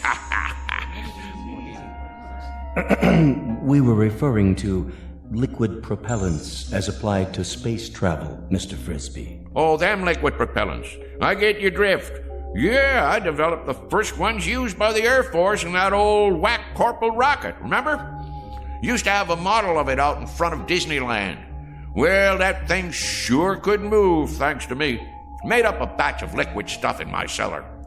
Folks around town wanted me to run for Congress after that, being as how I got the country back into the space race. But if there's one thing I ain't, it's conceited. I figure it's a man's patriotic duty to invent liquid propellants if he has a mind to. And I had a mind to. Why, even as a boy, when I was attending Princeton University on a special scholarship, they used to call me Old Liquid Propellant Frisby. Next question. Forgive me, Mr. Frisby, but you mentioned Princeton University, did you not? Sure did, young fella. Nice place, too. Real homey. Of course not as homey as Pitchville Flats. But it was my understanding that you attended the University of Wichita. That one, too. I can see how you'd get a mite confused. It happens to be a fact that I hold degrees in 38 major universities and advanced schools of learning. Amazing. One Earthman. It beggars the imagination. I also got me one of them Rhodes scholarships over in England one time, but I had to turn it down because I wouldn't bow to the Queen. Next question. No more? In that case, well, I'll just get on home to dinner. I said it was getting late and I have to get home to dinner. Hey, you guys. About time I was leaving. I gather that you don't quite understand the situation, Mr. Frisby. How's that? You're not going home for dinner. You shall have dinner here. Here? Precisely. In exactly, 14 minutes by your measure of time, we'll be departing. Departing? From where to where? From here to our planet. You see, Mr. Frisby, our assignment here was to secure a representative Earth species, the most brilliant we could find.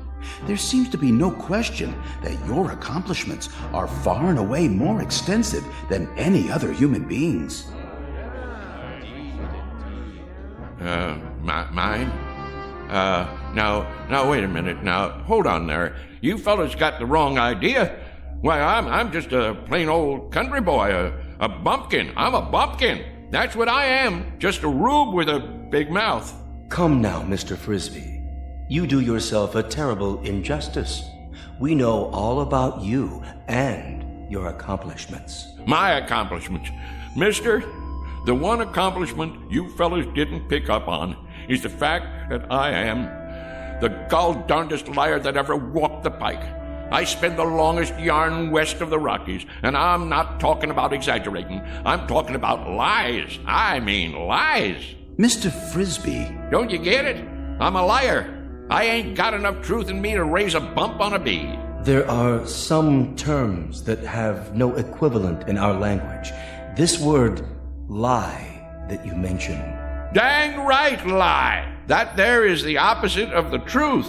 Don't you have that on your planet? Have what, Mr. Frisby? Have a fella that runs around talking the bull off a nickel? I'm afraid not. We have no concept of this term. You mean whatever somebody says goes without saying? That is the truth? So everything I told you, every doggone piece of harebrained guff I've been throwing at you, you believe it? And now you're taking me up to your planet so you can stick me in a cage? Oh, hardly that, Mr. Frisby. It won't be a cage. We'll naturally have to keep you confined, much as we do the other specimens we've collected. We've got a marvelously entertaining Venusian.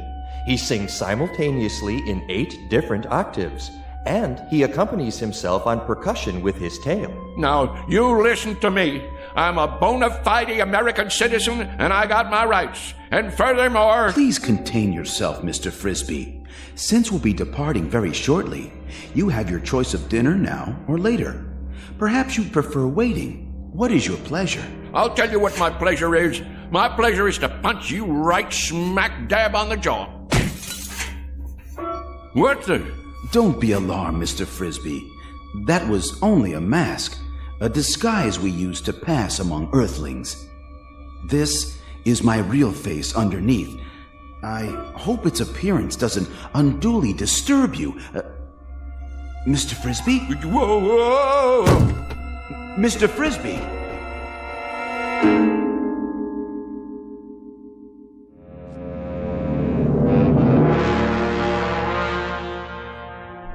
Oh, my aching back. Where am I?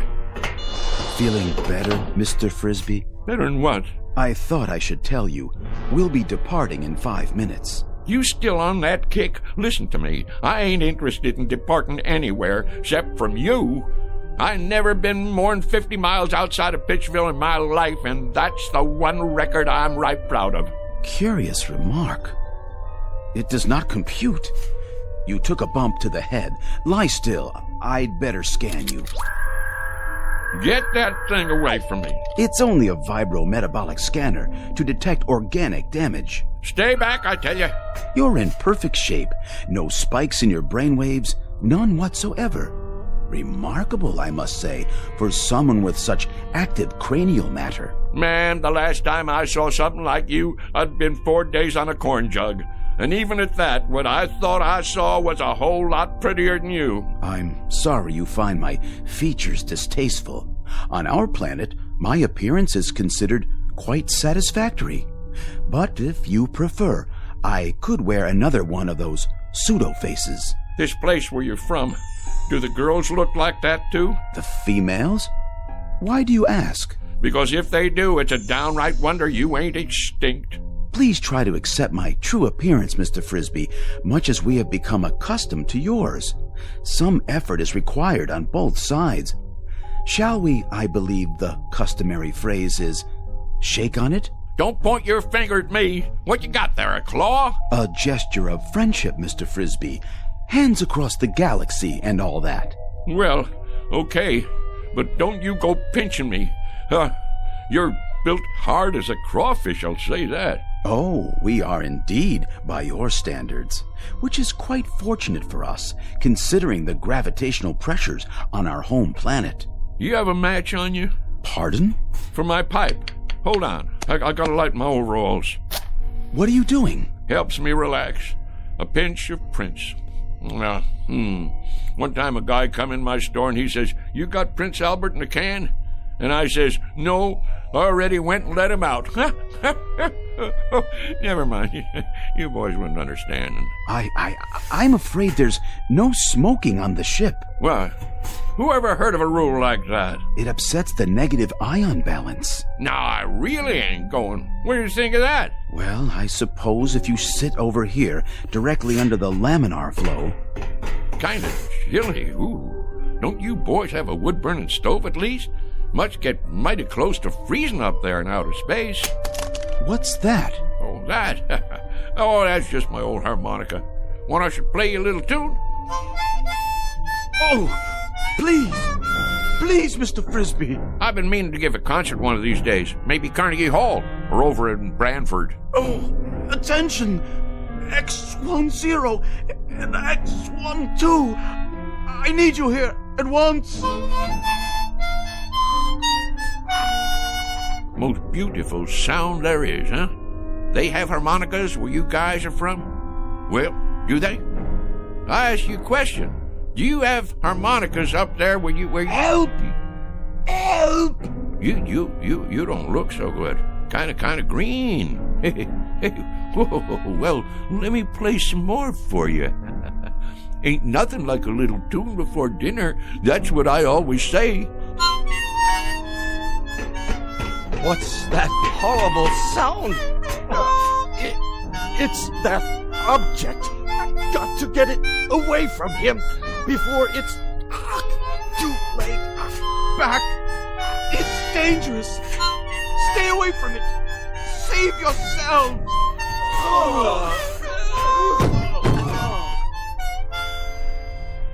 What's the matter, boys? Don't you like my playing? Boys? Oh, boys! Frisby, old son, something tells me this is your chance. You better make tracks, and I mean now. They didn't call you old mile-a-minute Frisby for nothing. Get moving. What are you doing out of your room, Mr. Frisby? Mr. Frisby! Don't let him off the ship! Quickly, seal the airlock! No, you don't, boy. Get out of my way. No. Don't go after him. He has some sort of fantastic instrument that emits a death sound. I've never heard a pitch like it. It's powerfully destructive. We'd best take off before he warns others of his kind. They may have the same weapon.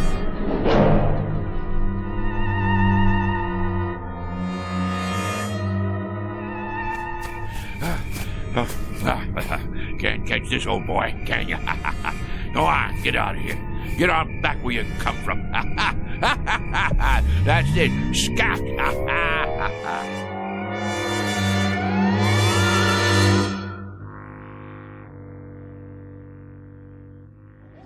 Shh, quiet. Douse the lights. Here it comes.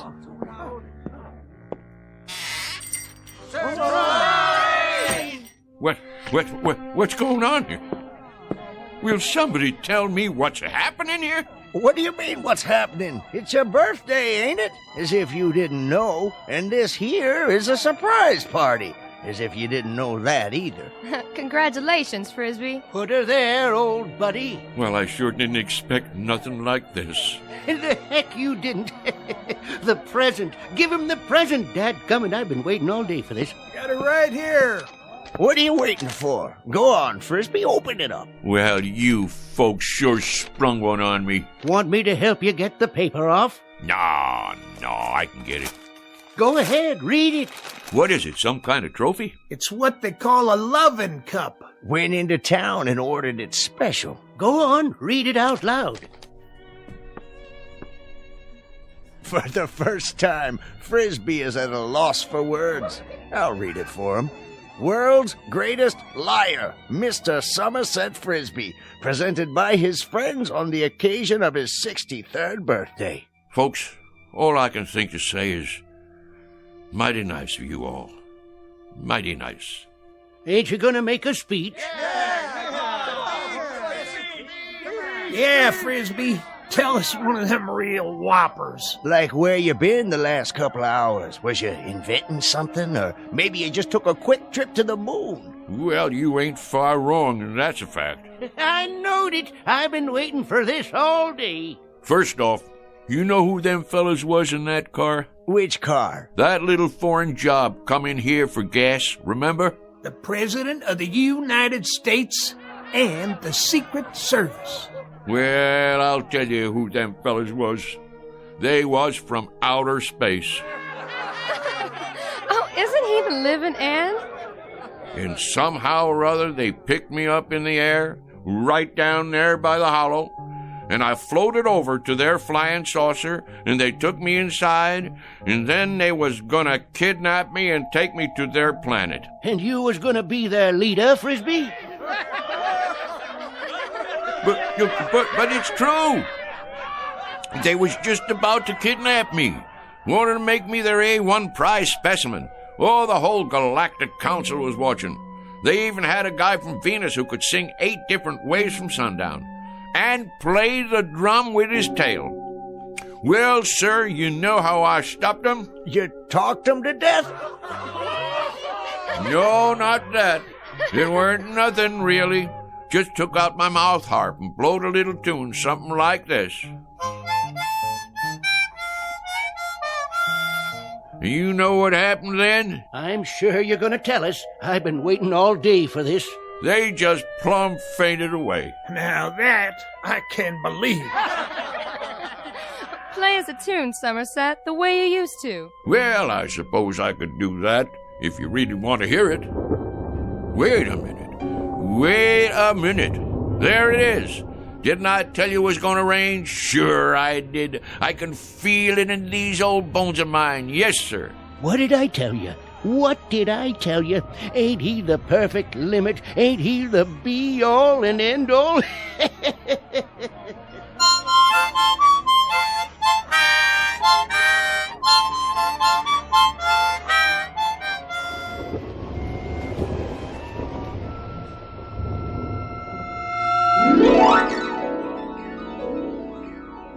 Mr. Somerset Frisby, who might have profited by reading an Aesop fable, the one about the boy who cried wolf.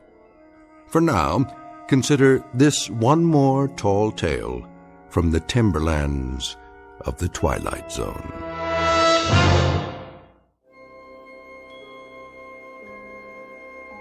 Hi, this is Carl Amari, producer of the Twilight Zone Radio Dramas. I'd like to take a moment to tell you about our official website at twilightzoneradio.com, where you'll get the latest news and information on these Twilight Zone Radio dramas. Plus, at twilightzoneradio.com, you can digitally download 3 free episodes or any of our episodes for only $1.95 each. In this age of ever-changing technology, we've decided to make these episodes instantly available to you by making the Twilight Zone Radio Dramas a digital download-only series. This means that this series will no longer be offered on CD. The CD collections at our website are now being offered while supplies last at buy one, get one free. So be sure to get your favorites before they're sold out. Be sure to visit us often, and I'll see you in the zone.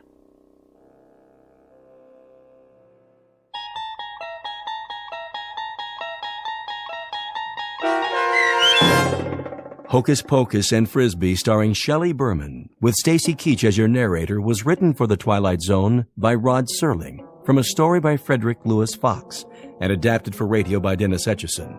Heard in the cast were Mike Novak, Richard Hensel, Turk Muller, Sarah Marks, Jeff Lupiton, Christian Stolte, and Doug James. To learn more about the Twilight Zone radio dramas and to obtain audio cassettes and CDs of these programs, visit our website at twilightzoneradio.com. The producers of The Twilight Zone wish to thank CBS Enterprises, Carol Serling, Dennis Etchison, Dick Brescia Associates, Claire Simon Casting, Paul Patch, Terry Jennings, the American Forces Radio and Television Service, our sponsors, and our radio affiliates for helping make this series possible. This copyrighted radio series is produced and directed by Carl Amari and Roger Wolski for Falcon Picture Group. Doug James speaking.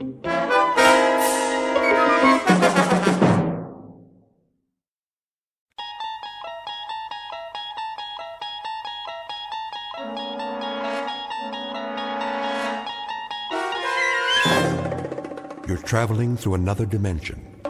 A dimension not only of sight and sound, but of mind. A journey into a wondrous land whose boundaries are that of imagination. Your next stop, the Twilight Zone.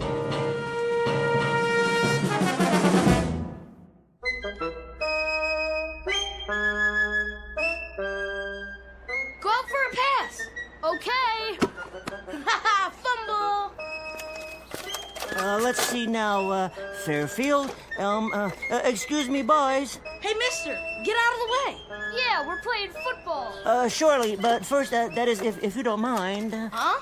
Could you direct me to Yancey Street? What do you want to know for? Well, I've never been to that particular neighborhood, and, How come you're carrying that thing? Oh, this is the Hercules Mark IV, the finest device ever made for hearth and home. What is it? Some kind of an invention? Why, yes, as a matter of fact, a new breakthrough in home hygiene. It removes dust and dirt that you can't see with the naked eye. It comes complete with a laboratory-grade filter and an extension hose. You mean a vacuum cleaner? No, nothing so prosaic. Yeah, it is. And you're a salesman. You better stay away from my place. My dad hates salesmen. Mine, too. He'll suck you in the jaw. The last guy that came around... If you could just point the way to Yancey Street... Over there, by the park. But don't stop at my house neither. My mom will kick your butt. Yeah, of course. Okay, bye. That guy was weird. Yeah, with his little hat. Haha, what a loser.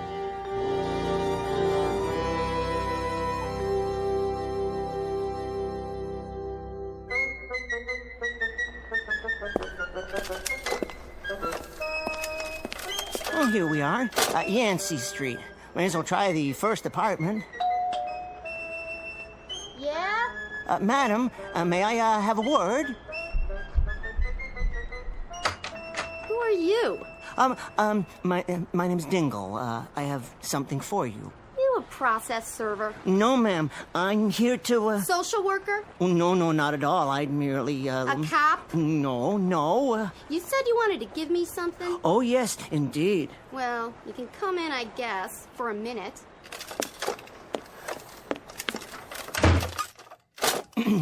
Lovely place you have here. Yeah, sure it is. Now then, I have the most amazing thing to show you. That it? Yes. Looks kind of like a big tin can with knobs and wires.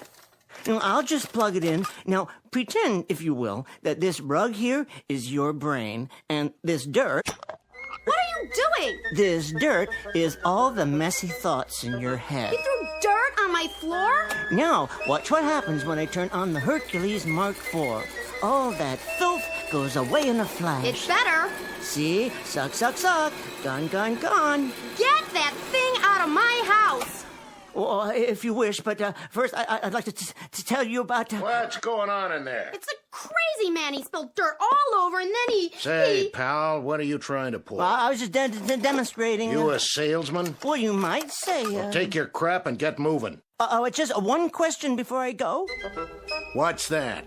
I don't suppose, that is, you wouldn't care to purchase one of my vacuum cleaners by any chance, huh? Get out now! You know, we have easy time payments. Look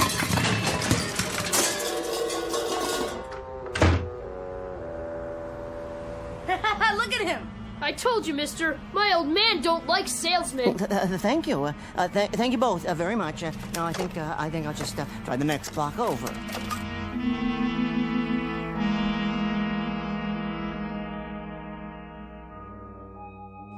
Well, Callahan, you heard the man. He says he's not gonna pay, so that's that. Yeah, you want me to pay on a bum call? Where I come from, a bet's a bet. You saw the play. The umpire's blind. Look, you shouldn't have took the bet. I set the odds and you took them. All I want is what's coming to me. Ah, hello, Mr. Dingle. The usual? Oh, not quite yet, Mr. O'Toole. Just allow me to sit here and collect my thoughts.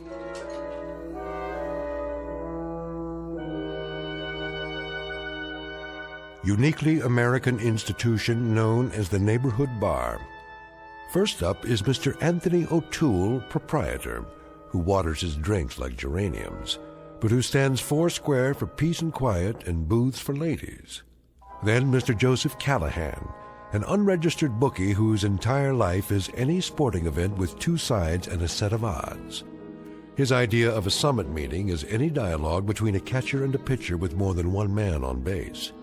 And the citizen who wants his payoff is every anonymous bettor who ever dropped rent money on a horse race, a prize fight, or a floating crap game, and who took out his frustrations and his insolvency on any vulnerable fellow barstool companion within arms and fists' reach.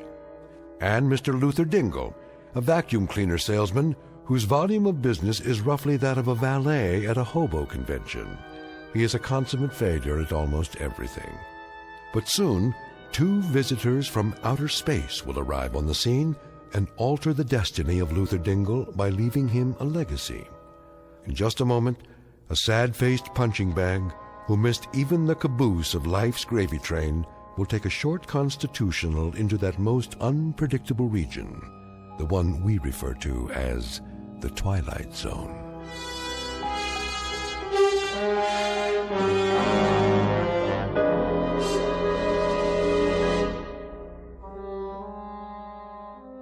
And now, back to our story from the Twilight Zone, Mr. Dingle the Strong, starring Tim Kazurinsky, with Stacy Keach as your narrator.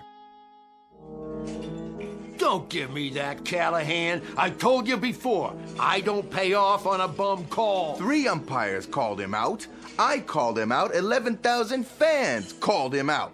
Final score, Pittsburgh 3, Dodgers nothing. You and me got an even bet. I got the Pirates, hence you owe me $5. I know a bum call when I see one. That ball was foul when it hit him. It don't matter what you think you saw. So instead of an out, it was a foul ball. Who's to say he wouldn't have got on base? So that after the single, he would have scored a run and like that. You're dreaming. And furthermore, Callahan, you're a low-down, cheating insult to American bookiedom. I'm gonna give you 5 seconds to take back that innuendo. Callahan, I told you once before already. Told me what? You start a brawl in here again, and I'll fix that mouth of yours so from now on you'll be doing all your drinking through a tube stuck in a vein. Me? I give you trouble? You heard me. Tell it to the #1 welcher of all the western states over here. This guy still owes me money for the fight. Yeah. Mainly on account of that was a bum call, too. And I don't pay off on bum calls. Hey, Dingle. Yes? You remember that fight? The champ's out of the ring, and the ref gives him a long count. Like everybody in the room could have gone out for a beer, engaged in some small talk, and then come back and still sat down before the ref is finished counting. Now, how about that? I'm asking you. Me? Yeah, you. How about that? You're asking Dingle? I sure am. I'm asking him. Well, I don't know. You see the game on television last night? Well, as a matter of fact, I did watch it, yes. There you go. Now we'll settle this. You talk about bum calls. 9th inning, batters up with 2 down, and we got a man on first and a man on second, and this umpire with no pupils in his eyes calls a foul ball and out. You see that? I believe I did see that particular play. Then you tell him. You just tell him what you saw. Yeah, go on. Exceptional defensive play. Abner Doubleday would have been proud. Never mind Abner Doubleday. I leave it up to you. Was that a foul ball, or was it an out? Well, Come on over to the bar, Dingle, and I'll buy you a drink. Refresh your memory. I'll pay for it. Put your money away, both of yous. This one's on the house. Okay, take your time. Say it. Say what you saw. Well, it did appear to me... Yeah? It appeared to me that the ball was in safe territory. Appeared? Consequently, upon striking the ground and then hitting the batter, the rules would very clearly indicate that the batter was out. You heard it! You realize, of course, pal, that you're calling me a liar. Now, I ain't an unreasonable man, so I'll give you one more chance. All right. Was that a foul, or was it an out?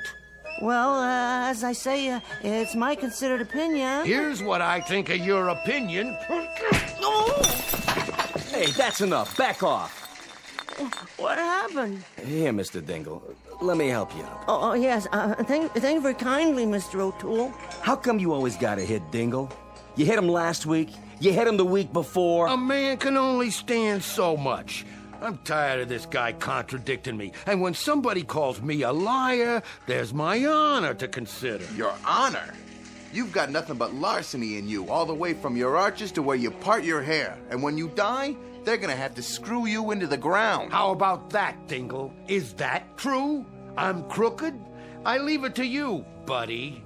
Am I crooked? Well... Hey, Dingle, just once. Why can't you just be neutral? Well, that's an interesting question. Watch what you say, Dingle. I got money riding on this.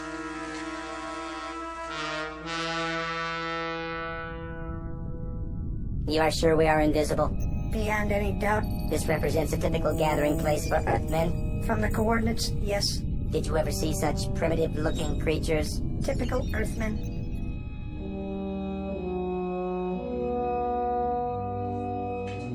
And I say that anybody tells me Philadelphia had any right to win the pennant that year is out of their green grass mind. You're blind as a bat and you're stupid too. And furthermore, if you're gonna sit there and tell me... Look at the record book. What? I rest my case. Not entirely typical. The one in the middle with the hat and peculiar neck adornment.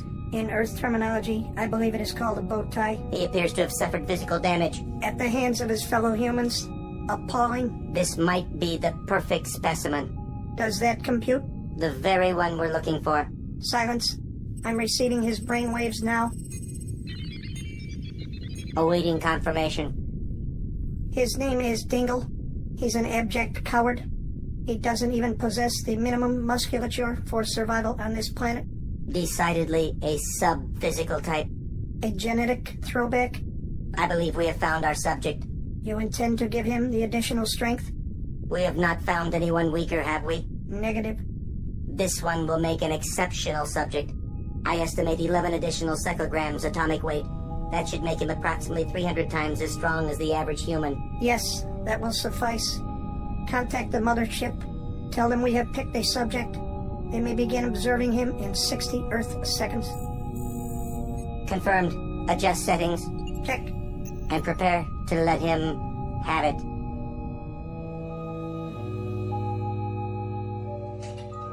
Look, Dingle, you don't gotta answer this guy at all. What do you mean? Just because he don't happen to like the Phillies... Let him tell me. He's got a brain, don't he? Of course he does. You got a point of view, don't you, Dingle? All right, let's get historical. You follow the game, you know the stats. What did you think of the Phillies back in, say, 53? That was a big year. The Phillies in 1953? That's right. You tell me, for example, if you think Robin Roberts was one half the pitcher that Labine was that year. Oh, here we go again. Well, of the two, I'd be inclined to take... Roberts? You heard the man. Buddy, why all the time you gotta fight me? Now, let's run through this one more time. You say that Robin Roberts had more stuff than Clem Labine? To be perfectly honest and candid, as to the two men, as good as they both were, all things being equal... So come on already. Hey, let the man talk. Who do you pick? Roberts? Oh! I'm telling you guys for the last time, you pull any more rough stuff around here and I ain't gonna let you in that front door. Now look what you done to this poor little fella. He's coming around. How do you feel, Dingle? Clem Labine was definitely superior. You see? All I'm doing is helping him see things clear. What was that? What was what? I don't know, but I definitely felt something for a second just then. How you doing? You all right? Definitely Clem Labine. All the same, I think you better go on home. Well, if you insist. But I feel quite well. Quite remarkably well, in point of fact. Here's your vacuum. Oh, very kind of you, but I can carry it. Dingle, do you mind, a word of advice? Oh, no, not at all. Look, there's some guys in this world that are, they're going to get punched in the nose no matter who they pick in a ball game, or who they vote for, or the color of the tie they put on in the morning. I quite agree, O'Toole, though I've always thought polka dots were quite stylish, personally. Yeah, well, look, you're one of those guys, Dingle. So, you know what I think you ought to do from now on? Don't talk. Just nod. If a guy asks you who you like in the third race, you just smile at him. Okay. If somebody asks you who you're voting for, you just nod. Okay. And if you're sitting in the bleachers for a doubleheader and you hear some guy yelling for the Dodgers, you don't go yelling for the Pirates. You just leave your seat and you go get a hot dog. You understand, Dingle? I believe so. A word to the wise and so forth, huh? Very considerate of you, Mr. O'Toole. I'll definitely give the concept further thought. Yeah. What's the matter? Well, that's odd. What is? I feel so funny. Funny how? Oh, nothing. I'm sure I'm fine now, but for a moment there, it was as if something passed over me or through me, and I heard a high-pitched sound. Very odd. Did anyone else hear it? I can't say as I did. What's he talking about now? Oh, well. No, what do you suppose caused that? Caused what? Well, this vacuum cleaner feels light as a feather. Not that the machine isn't light. It happens to be one of the lightest on the market. Give me a break. No, it's a handy-dandy Jim Cracker A1 piece of merchandise, guaranteed to lighten the labor and lengthen the life of that wonderful partner in the American home, the housewife. But I've never noticed it was this light. Hey, see you, Dingle.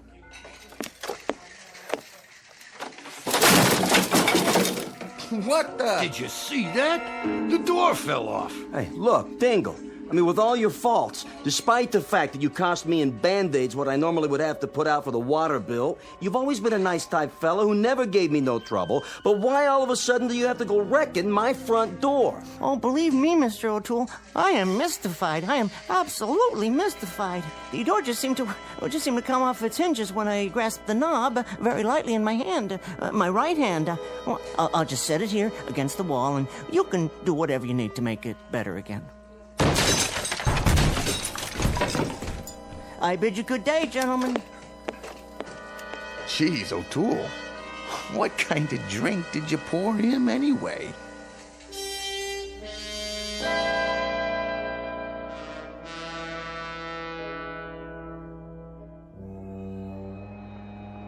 Look it, there's that dweeb again.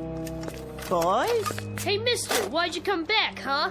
I told you my dad had socked you in the jaw, and he did. Yeah, you're really asking for it. Quite right. Only this time, I'm not going to Yancey Street, merely to that park bench to sit in the sun and collect my thoughts. He talks funny. I got an idea. Give me the ball. You're gonna throw it at him? Yeah, knock his dumb head off. Bet you can't do it. Watch this. Oh, jeez. No, boys. That's not the best of all possible manners, is it? Pretty funny. Go peddle your vacuum cleaners, you creep, and throw the ball back. Think you can catch it? He can't even throw it. Oh, is that so? All right. Go back for a pass. Sure. Let me see now. How does one grip a football? Yes, I think I've got it. Ready? Here goes. Whoa, look at it go! Right at that building. It's gonna hit the window. Here's your lunch, Arthur. You want some soup with it? Just let me read my paper here, okay, Lydia? I gotta go back to work. You're always at work. Don't you like being home no more? Too hot. The air conditioner don't work. If you tell the super to fix it.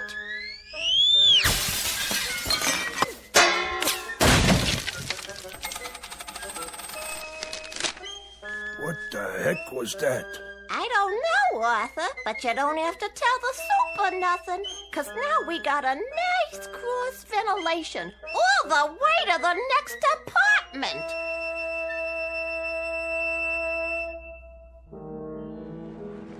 Hey, mister, where'd you learn to throw a ball like that? I really don't know. I don't know what's happening to me. What in the world is happening to me? Get those kids! Down there! They broke my window. We better get out of here. Yes.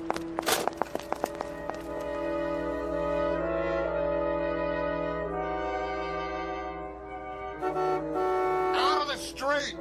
A taxi! Over here! Where to? I don't care. Anywhere. I'm in a hurry. Well, get in, pal. Oh, yes. Of course. Hey, you tore my back door off. What'd you do that for? Oh, believe me, this is as much a mystery to me as it is to you. I'll leave it right here so you can fix it. Now, how am I gonna do that? Just let me catch my breath. Hey, quit leaning on my car. You're tipping it over. Help! Somebody get me out of here! Oh, dear me. You're pinned under the steering wheel, aren't you? Give me a second. There. You can get out now. Did you see that? He lifted the car and turned it over. With one hand! I can't believe my eyes. Most amazing thing I ever saw. Who is he? He's a hero. What's your name? No name. I mean, I'm nobody. Nobody at all.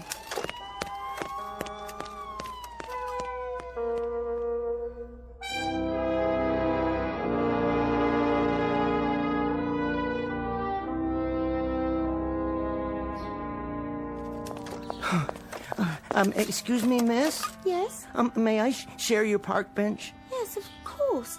It's not mine. I only come here in the afternoons. With your charming baby, I see. Oh, he's not mine either. I'm just the nanny. They want him to have his time in the park. You know it is. Well, how perfectly lovely. Well, I don't, actually. No, that is. You're not married? Never.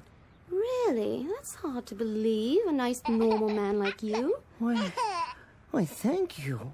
For what? Well, no woman's ever said that to me before, that, I'm normal. You're joking. I wish I were.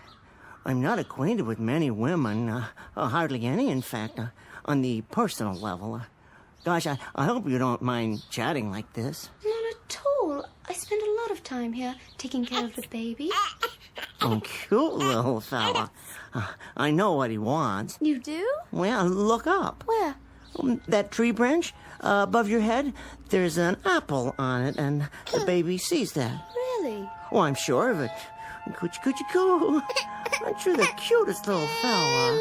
Look, I don't want you to think I'm a masher or anything. I'm certainly not a masher, but I wonder if you'd mind answering a question. That depends. Well, what I mean is, looking at me, would you say, at least upon a perfunctory, cursory, very first surveil, would I appear to be abnormal in any way? Not at all. Oh, thank you. Unless you plan to use that in the park. Oh, that. Up to a few hours ago, I sold those things. Newfangled vacuum cleaners. Or at least I went through the motions. I was miserably bad as a salesman, just miserable. Would you believe it? Last week I made exactly 89 cents in commission. And that was for an attachment, an upholstery nozzle, and I sold it to a drunk who kept insisting it was a divining rod for alcohol. Is that why you stopped? Well, there were other factors. I expected to be fired today anyway, but, that's the least of my worries now. A few minutes ago, people were chasing me. Why? Well, that's just it, because they thought I was abnormal. Now, I ask you, would you be interested in hearing the source of my worries? Go ahead. Well, that apple, for instance, the baby wants it, but you can't reach it, can you? No. Not even if you put the baby down and stood up on the bench. I couldn't put the baby down. Oh, precisely. But what if I were to give you a hand? I'm not sure Well, see, this bench weighs, I'd say 100, 150 pounds, and you're no more than 110 to 115. Well, 125. Well, what if I were to stand, reach down, pick up the bench by one of its legs, and lift it straight up into the air like this? Please, put us down! So that you could reach the apple and you wouldn't even have to disturb the baby. Go on, reach over and take it. And then I put the bench down with you and the baby on it, right back down on the ground, as gentle as it can be. There. Would you say that's abnormal? How did you... Hey, man, could you do that again? Whoa, I'm not sure. I got my camera with me. I sure would like to get a shot of that. Is it a magic trick, like in Las Vegas? You a magician or what? No, it's just something that I've discovered I can do. Very recently, as a matter of fact. You see, I better get the baby home now. Let me just get the camera set up. But the young lady's gone now. There's no point in lifting the bench with no one on it, is there? Well, then do something else. Or like what? Anything. I don't know. Well, at least let me take your picture. Stand right there by that big rock. Here? Well, I suppose one picture wouldn't do any harm. Shall I take my hat off? Of course, then the sun would be in my eyes when I have to squint. Well, can you show me your muscles or something? Oh, I'm sorry. I don't believe I have any muscles to speak of. Oh, yeah, right. Say cheese. Oh, wait, now the rock is in the way. Perhaps if you stand a few feet to your left? And then the sun will be right in the lens. Oh, in that case, I better move the rock. May I? Hold on 1 second. Whoa, you lifted it just like that. It must weigh a ton. There, young man. Is that better?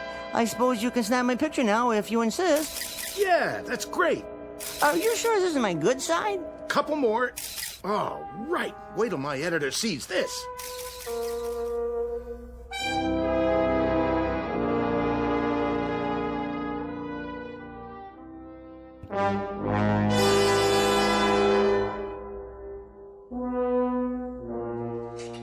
For the love of Mike, did you see this? What do you got there, Callahan? It's Dingle on the front page of the Daily Bulletin. Let me see that. Hercules? No, it's Luther Dingle, 20th century Samson. Good gravy, there's his picture. Picking up a giant rock. You mean this is our Dingle? None other, by the looks of it.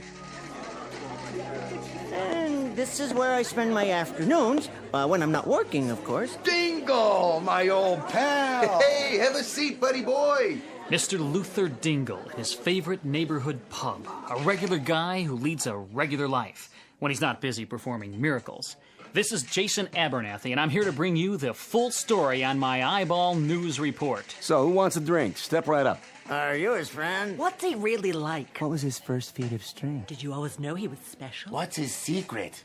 Well, now, Mr. Dingle, Luther, is my #1 customer.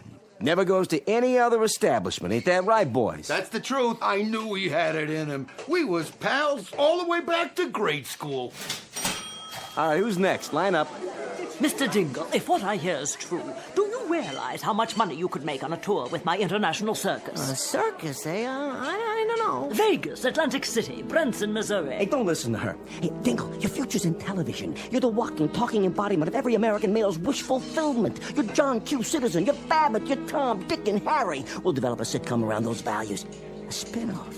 After several guest spots, of course. Well, I'm just not sure. All right, well, how about an infomercial? A simple across-the-board address by you with examples of your physical prowess followed by product endorsements. It's a natural for breakfast cereals, vitamin pills, anything at all. You mean like Jack LaLanne, the juice man, that sort of thing? Forget it, Dingle. I keep telling you, boxing is a piece of cake.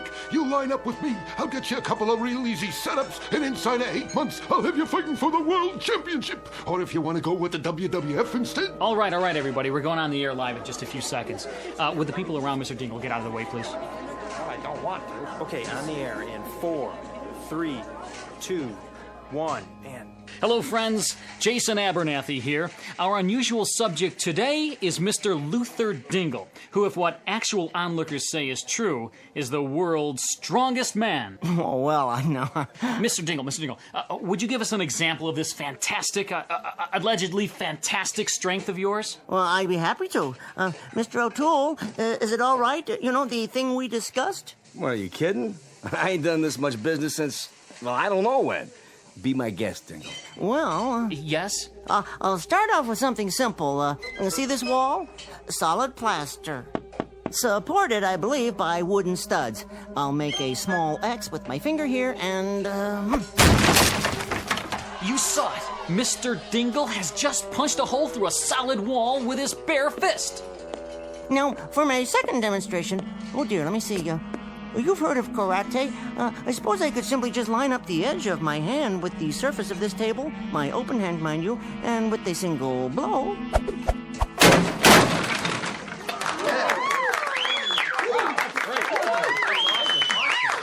Fantastic. That's amazing. Would you call it mind over matter, Mr. Dingle? Oh, no, I'd call it an example of matter over matter. You see, it doesn't matter what's on my mind, even if it's nothing at all.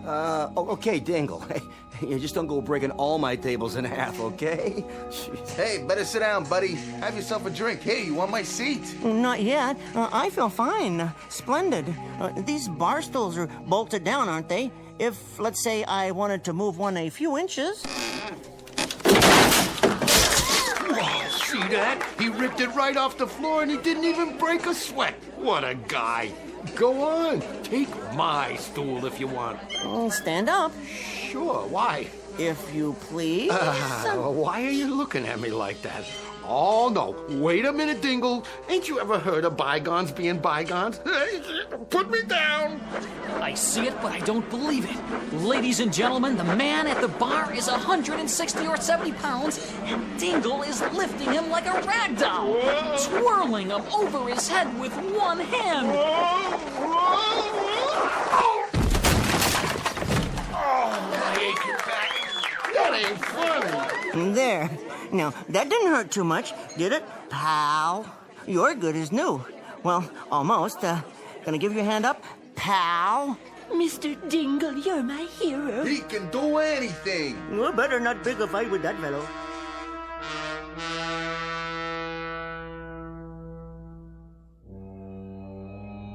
Had enough. Most inferior. We give him the strength of 300 men, and he uses it for petty exhibitions. What shall we do about it? Give him 20 or 30 seconds more, and then remove the power. Excellent. Then I think we'd best be off. 3 more planets on the itinerary. One is particularly interesting. Contains only females. Set the ray for cancellation. Check.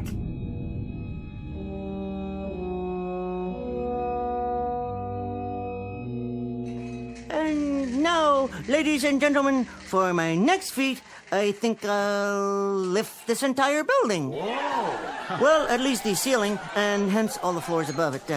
Step aside, everyone. I don't know if we have a clear shot of this, but he's standing on his tiptoes, extending his fingers to the ceiling. Here we go.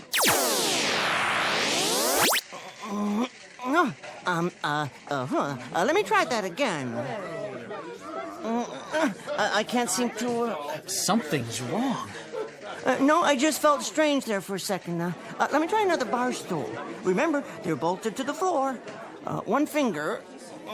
No, maybe 2 fingers. He's a fake. No wires this time. It was a trick. What's the matter, Mr. Dingle? The wall, then. I'll punch another hole right about here. Ow! Well, apparently we've all been the victims of a charlatan. Cut. Are we still live? Come on, let's get out of here. It was a trick, that's all. Just some guy looking to get his picture in the paper. All right, leave off with poor Dingle here. Get out of here. Hey, come on, Dingle. Sit down. I'll get you some iodine for those knuckles. Ladies and gentlemen, you have the station's apologies. We didn't realize that these were merely stage illusions. And, okay, we're off the air. That's a wrap. Off the air for good, I think. Let's go. So long, Samson.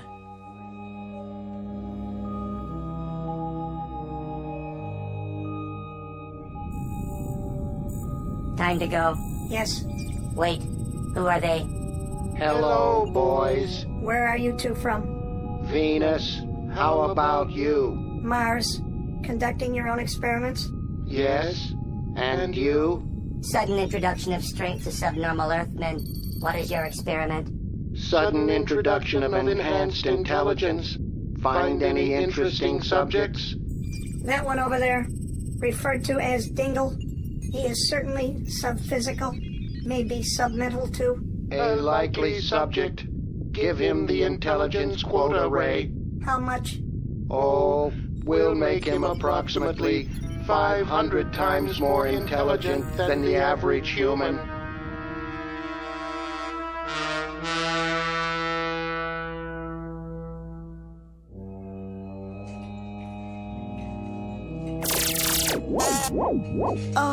What was that? Hey, Dingle, who do you like in the doubleheader tonight? Well, in this case, the laws of probability are interspersed with the finagling laws of chance, so through a process of calculus and a subdivision of grapple-based physical motivating and a divisional annotating, in this case, of course, using the two X factors as represented by the teams, the final score must of necessity be 5-3 Milwaukee in the opener, 6-0 Dodgers in the nightcap. Yeah, what did he say? Search me, Callahan. Let's have another drink. It's on the house.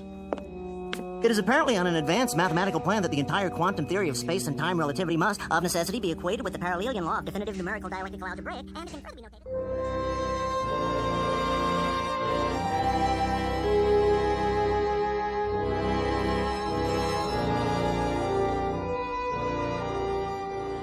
Exit Mr. Luther Dingle, former vacuum cleaner salesman, strongest man on Earth, and now mental giant. These latter powers will very likely be eliminated before too long. But Mr. Dingle has an appeal to extraterrestrial note-takers as well as to frustrated and insolvent bet losers. Offhand, I'd say that he's in for a great many extremely odd periods, simply because there are so many inhabited planets to send down observers, and also because, of course, Mr. Dingle lives his life with one foot planted firmly in the Twilight Zone.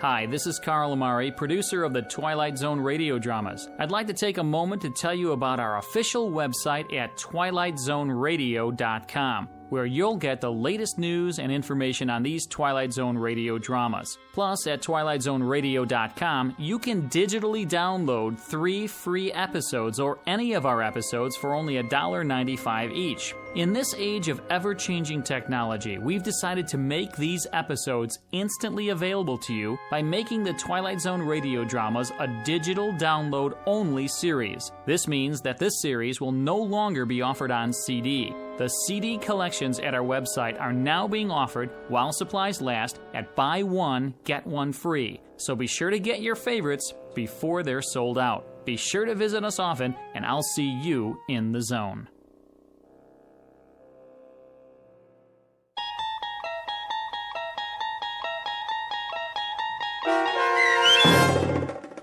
Mr. Dingle the Strong, starring Tim Kazurinsky, with Stacy Keach as your narrator, was adapted for radio by Dennis Etchison and based on a script by Rod Serling. Heard in the cast were Peter DeVaria, Doug James, Richard Hensel, Turk Muller, Rick Peoples, Adam Tangway, Martin Hughes, Maria Stevens, Peggy Roeder, Roger Wolski, and Carl Amari. To learn more about the Twilight Zone radio dramas and to obtain audio cassettes and CDs of these programs, visit our website at twilightzoneradio.com. This copyrighted series is produced and directed by Carl Amari and Roger Wolski for Falcon Picture Group. Doug James speaking.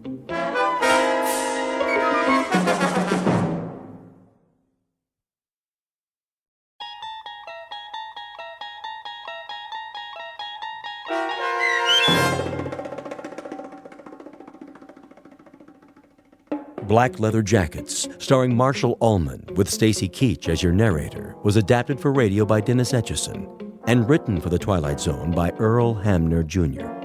Heard in the cast were Elizabeth Lido, Jason Bradley, Christian Stolte, Doug James, Fernette Lebo, Jeff Lupetin, Roger Mueller, Meg Thalken, Vince Amari, Alex Sopener, Carl Amari, Kurt Nabig, and Jason Mallow. To learn more about the Twilight Zone radio dramas and to obtain audio cassettes and CDs of these programs, visit our website at twilightzoneradio.com. The producers of The Twilight Zone wish to thank CBS Enterprises, Carol Serling, Dennis Etchison, Dick Brescia Associates, Claire Simon Casting, Terry Jennings, XM Satellite Radio, the American Forces Radio and Television Service, Sirius Satellite Radio, our sponsors, and our radio affiliates for helping make this series possible. This copyrighted radio series is produced and directed by Carl Amari and Roger Wolski for Falcon Picture Group. Doug James speaking.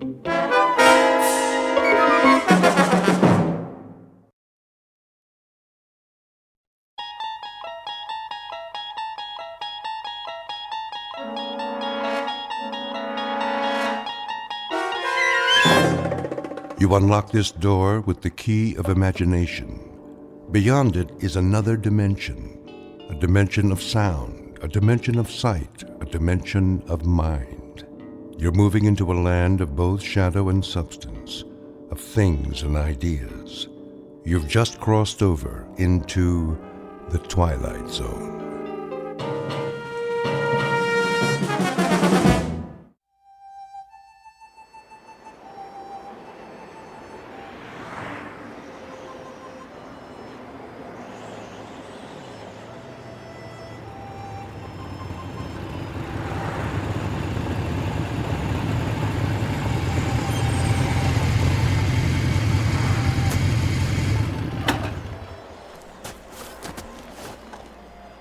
Why here? Looks like a good place. For what? Information. They won't know anything. Maybe they will. Hey, Steve's right. Look at all the trucks parked out front. I say we wait till we come to a town. Last sign said 35 miles. Let's go in. This is Nowheresville. That's what we want, Freddy, isn't it? We need to fit in, disappear. If we draw attention... I checked the map. It's mostly small towns. You think they won't notice us? They'll know we're not from... I said, let's go.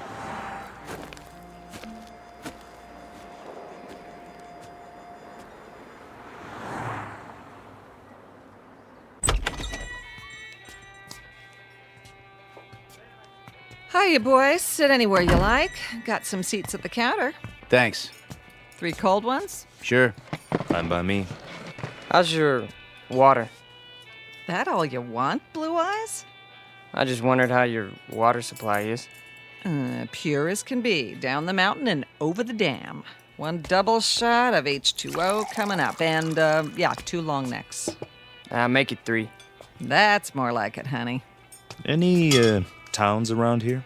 You bet. Stay on the highway and you'll hit Fairview. Lots of bikers stop at the motel just inside the city limits. Fairview.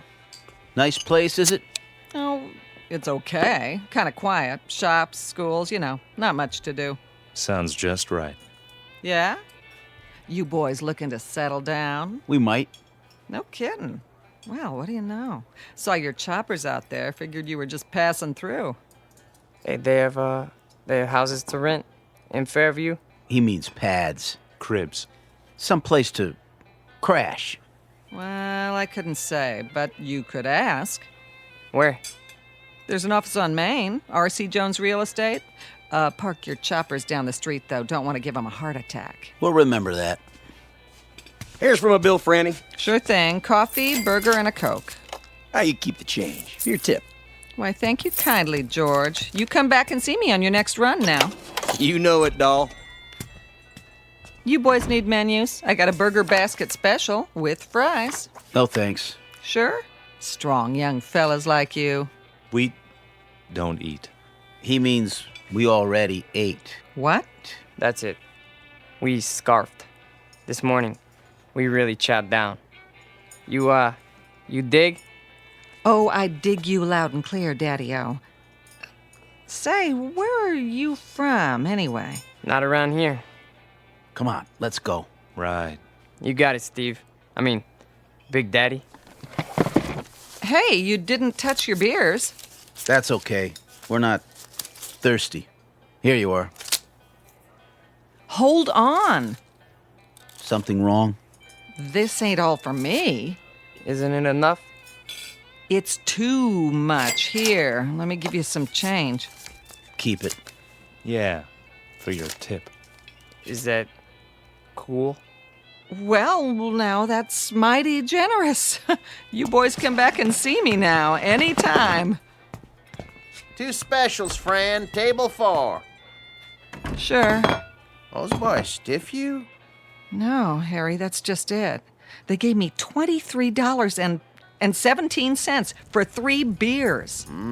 Maybe they're from another country. Maybe so, Harry. But wherever it is, must be a long, long way from here.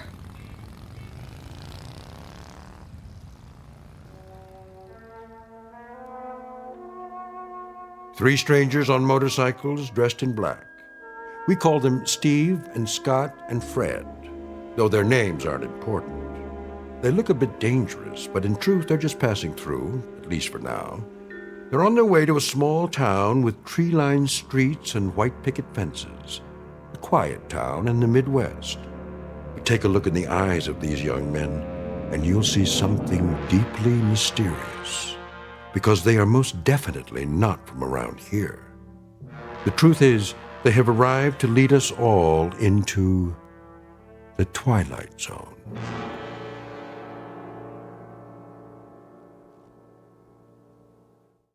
And now, The Twilight Zone and our story, Black Leather Jackets, starring Marshall Ullman, with Stacy Keach as your narrator.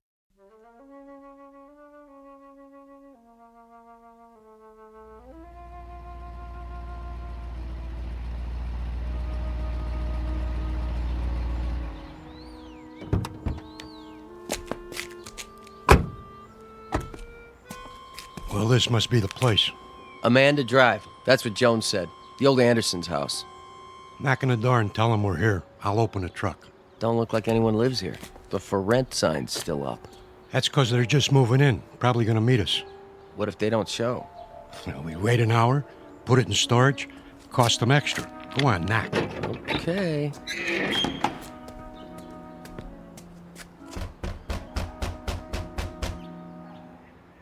Nobody here. Give it another try. Locked up tight as a drum.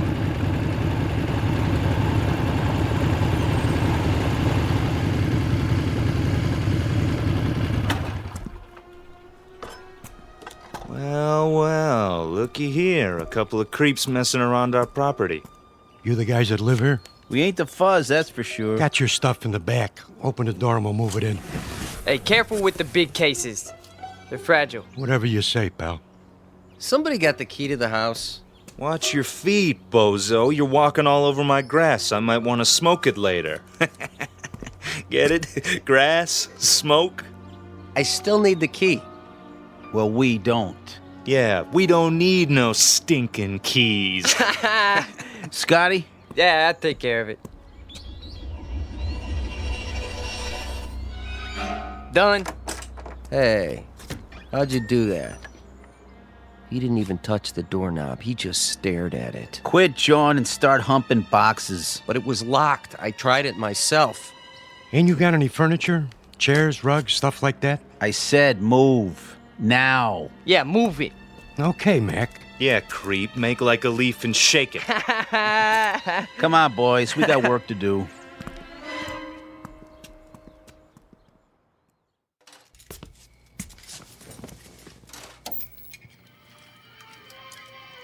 Martha? Yes, dear. Here's that movie you wanted to see. Be right there.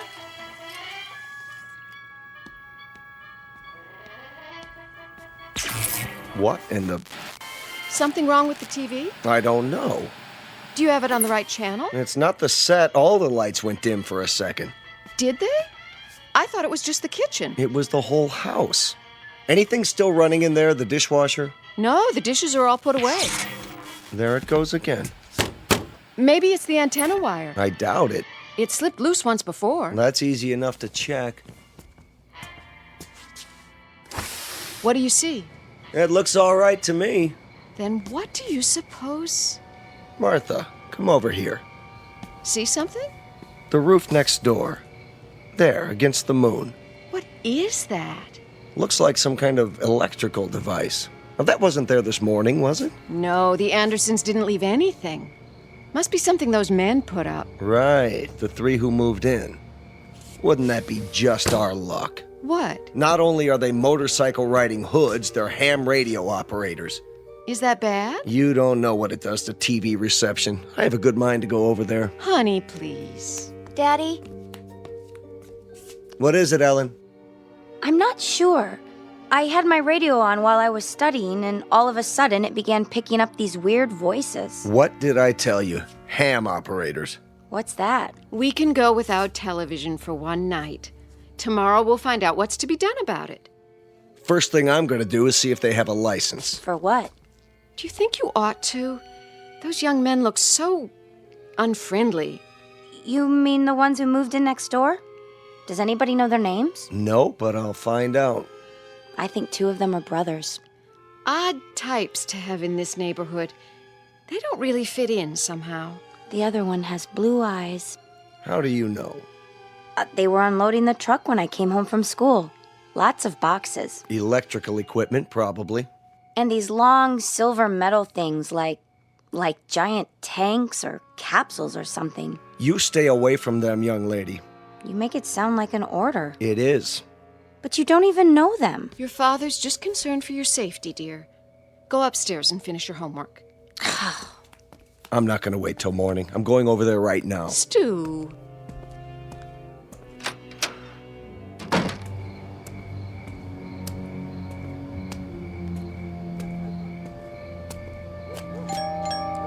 Hello? Anybody here? Yeah? What's it to you? Hello there. I'm Stu Tillman from next door. No kidding. Been having a little trouble with my electricity flickering off and on. You boys wouldn't be ham radio operators by any chance, would you? What's so funny? Big Daddy here wants to know what's so funny. Yeah, ain't that a crack-up? Who are you boys, anyway? We're monsters, Daddy-o. What's that supposed to mean? Yeah, we got a lease on the place. That okay with you? Where did you come from? From outer space. Woo! Take us to your leader. All right. Now listen. I don't have to stand here and listen. Hey, watch your step, Daddy-o. It's pretty dark in here. Hey. Yeah, you might trip and fall. Yeah, you might trip and fall What and are you hit your doing? head. What are you doing? Hey, you better keep it cool, mister. He'll disintegrate you with this ray gun. Take your hands off of me. Look at him go. Stop it. Hey, this cat can really dance. A real cool Hey. cat. Yeah, move it. I said let go of me. Go, Daddy, go. Not to worry. Spaceman won't hurt Earth creature. Earth creature. Crazy man. Real crazy. All right. I'm calling the police. Then I'm calling my lawyer. No, you're not. That would be uncool. Definitely. Just you watch. You're some kind of hoodlums. Cool it. The police probably have warrants for your arrest. They'll be very interested to know where you are. I told you to cool it. Stay away from me. Look in my eyes. You're gonna be plenty sorry for this. Just wait till I... Forget it. What? Forget everything. There. Feel better now? Yes. Better.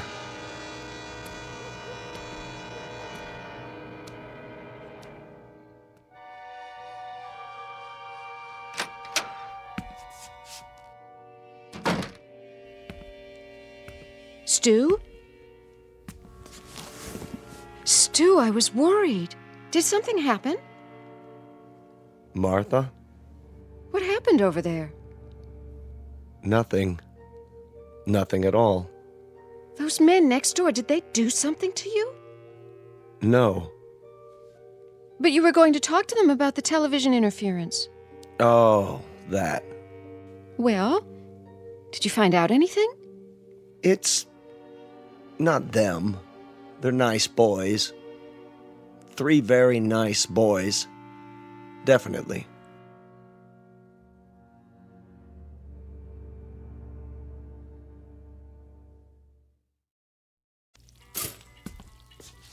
Morning, Mom. Gotta go. Oh, no, not till you have your breakfast. But I'll miss the bus. Then you'll just have to walk.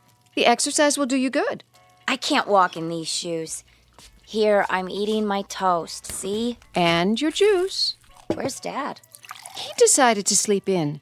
I think he's coming down with something. Well, kiss him for me. Bye. Not so fast, young lady. I've got some scrambled eggs here. That girl.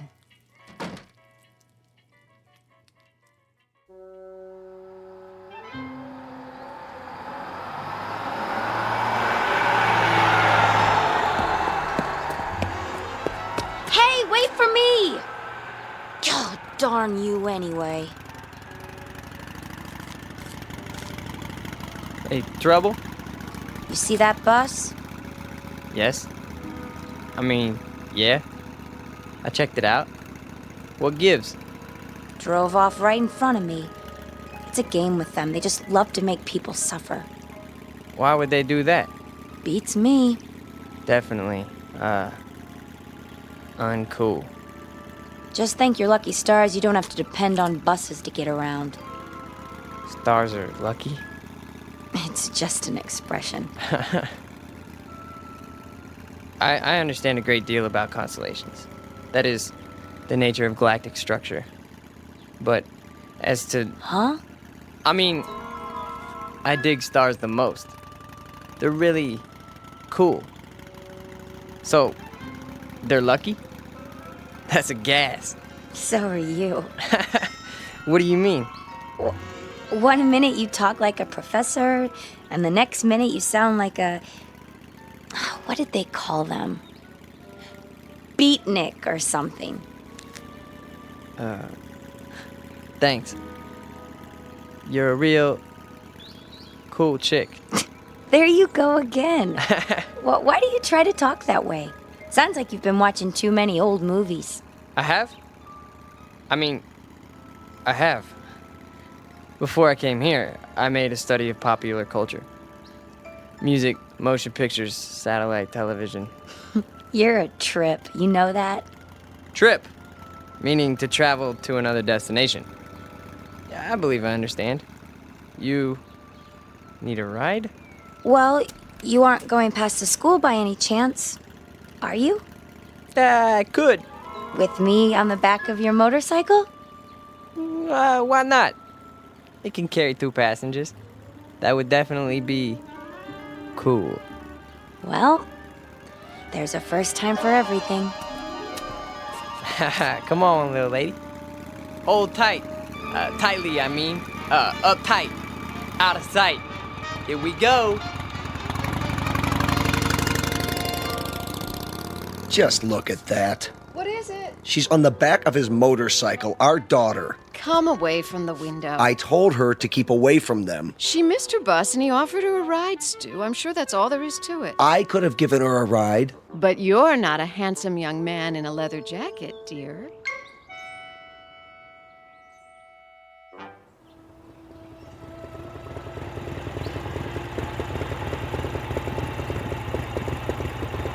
Here! What? You can stop here.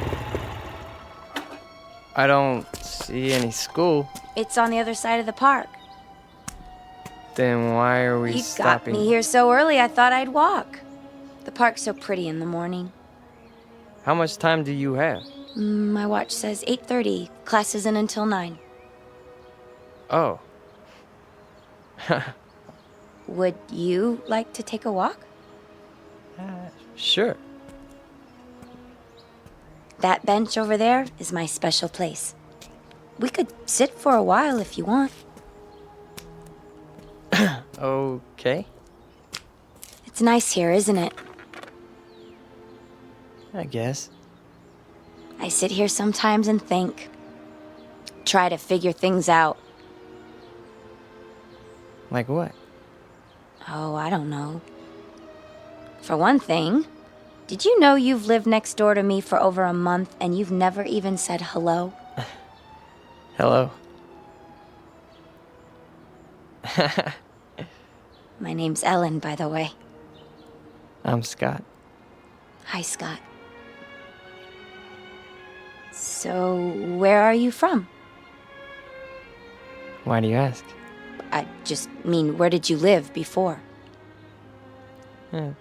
It's hard to describe. A long way from here. What city? I doubt that you've ever heard of it. Could be. Geography is one of my worst subjects. Did you graduate already? Graduate? Have you finished school? Yes. 10 years ago. 10 years? You're not that old. I'm older than you think. My people don't show their age. My family's the same way.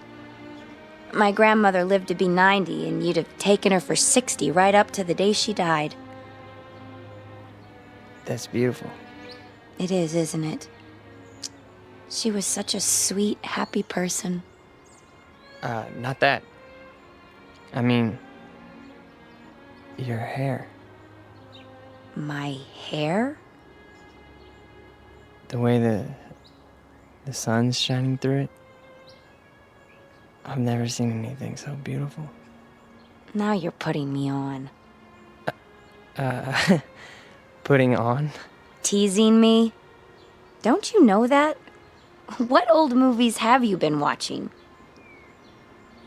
I don't know. I like the wild one. It's our favorite. Never heard of that one. May I touch it? Your hair. It's like gold. Thank you. I'd better be getting to school. Already? It's getting late. No, it's not. How do you know? Look at your watch. You're right. It says it's still 8:30. How can that be? Has it stopped? No. See? Time is relative. It can slow down or even stand still. It can? Hey, take the long way. So we can talk some more. All right. Tell me more about yourself. Okay? But only if you walk on this side of me. Why? So I could see the sun shining through your hair.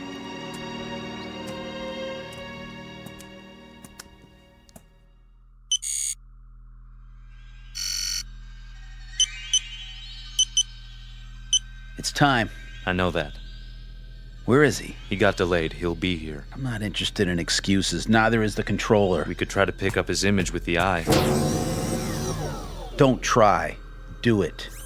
There he is, on the screen. Looks like he's walking in a park with a human female. Has he no sense of time? What do we do? Proceed without him. We can't. The controller told us. It's my responsibility. I'll make the decision. Sir. Reporting in, sir. Be at ease. Where's your brother? We can no longer trust him. What has he done? He's formed an attachment for one of the beings here. What sort of attachment? I'm not sure yet. A kind of alliance. He's with a young human in spite of our orders. Continue without him. I'm sure he's on his way now. I said continue. We have been in touch with all units. Good. The second wave has landed successfully and are now concealed as planned. With the arrival of the third wave, we will be in key positions throughout the continent. Excellent. The locals, are they suspicious? Not a bit, sir. They're a stupid race, exactly as our research told us. An inferior breed given to hatred, cruelty, making war, and killing one another because of greed. The universe can well do without them. You will receive your instructions for the final move in a few Earth days. Very well, sir. I'll tell brother as soon as he gets here. No time for that. We have to bring him in, now.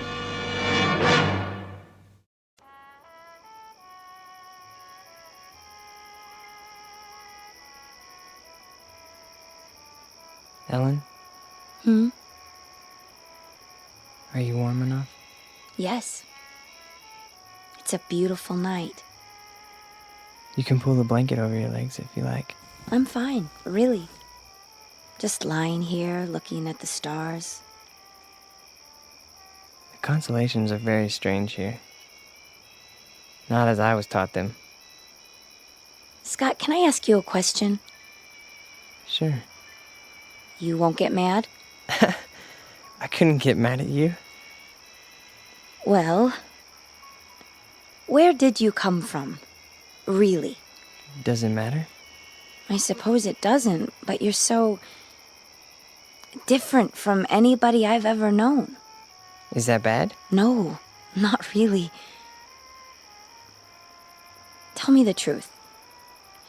You're an exchange student, aren't you? At the college, from some place you'd rather not talk about. Only in a manner of speaking. Ellen, you like me, don't you? You know that. Very much? Very much. Except when you do your Marlon Brando impersonation. What do you want, roses or something? Come on, I thought I did a pretty good job. We studied your motion pictures. That's just it. You must have looked at nothing but old movies. People don't talk like that anymore. Well, what about the clothing? Oh, don't go changing that. Your leather jacket is way cool. At least we got something right, huh? You got a lot right. Trust me. Ellen, do you know the word love? Of course, silly. Everybody does. What an odd question. What's odd about it? I mean, bringing it up at a time like this. Why would you? No reason. Oh. It's just a word that's all over your newspapers, and your magazines, your music, your television. We encountered it all the time. We. Who is we? That's not important. This is a planet filled with hate, Ellen. Hate, violence, mistrust, bigotry. I don't know how someone like you survived this long. Me? I'm no different from most people. I haven't seen a report on anyone like you. A report? Scott, you talk in riddles. Sometimes you make me feel like an insect under a microscope. I'm sorry. I didn't mean to. Please, I'd like to go home. Why? You've been lying to me.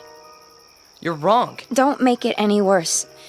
I don't know why or what it is you're trying to hide, but I know you're not what you seem. And what if I'm not?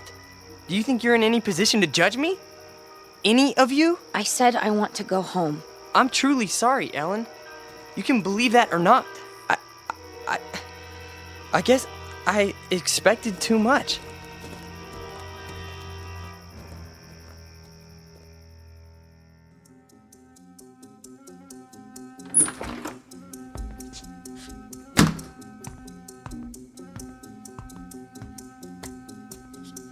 Where have you been? I told you, I was riding around. Every day for the last 5 or 6 days? Yesterday when I sent you to the ship for food? Or last night when you were supposed to be on guard? You think I don't know? I've had the eye on you every minute. If you know, then why are you asking me? I told them before we came you were too young. You'd lose your head, run into situations you couldn't handle. There's too much at stake. I've done no harm. Haven't told her a thing yet, huh? No. Well, now you won't have the chance. We're too close to finishing this mission. Yeah, well, you better go to the control room. Your master's calling. You're a master, too, and don't forget it. From here on out, you're just along for the ride. You're not a good enough risk.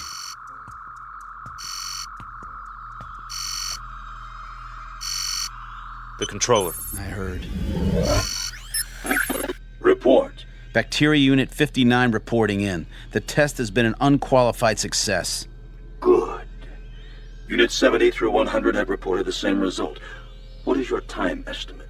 30 minutes to the reservoir. Approximately 24 hours for the bacteria to multiply to saturation.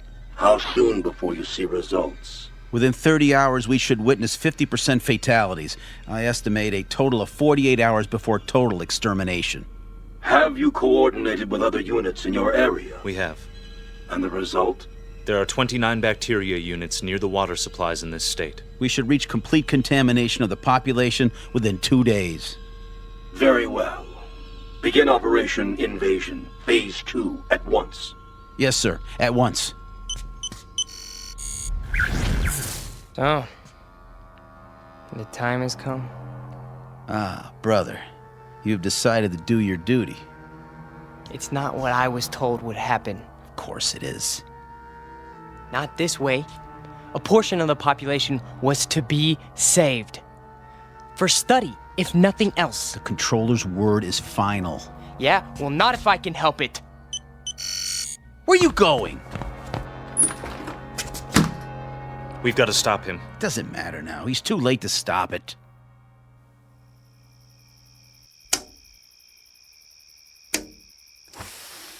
Who's down there?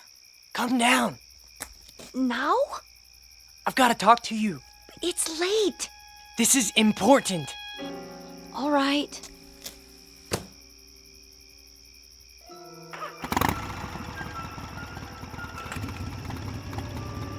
Brother! You're there in the bushes! I can see you! Back to the house and wait, Scott. You're making a mistake. These people aren't worth it. Scott, what's going on? Ellen, you've got to get away from here. What is it? You're in danger. I don't understand. Something terrible is going to happen here. Many people are going to die.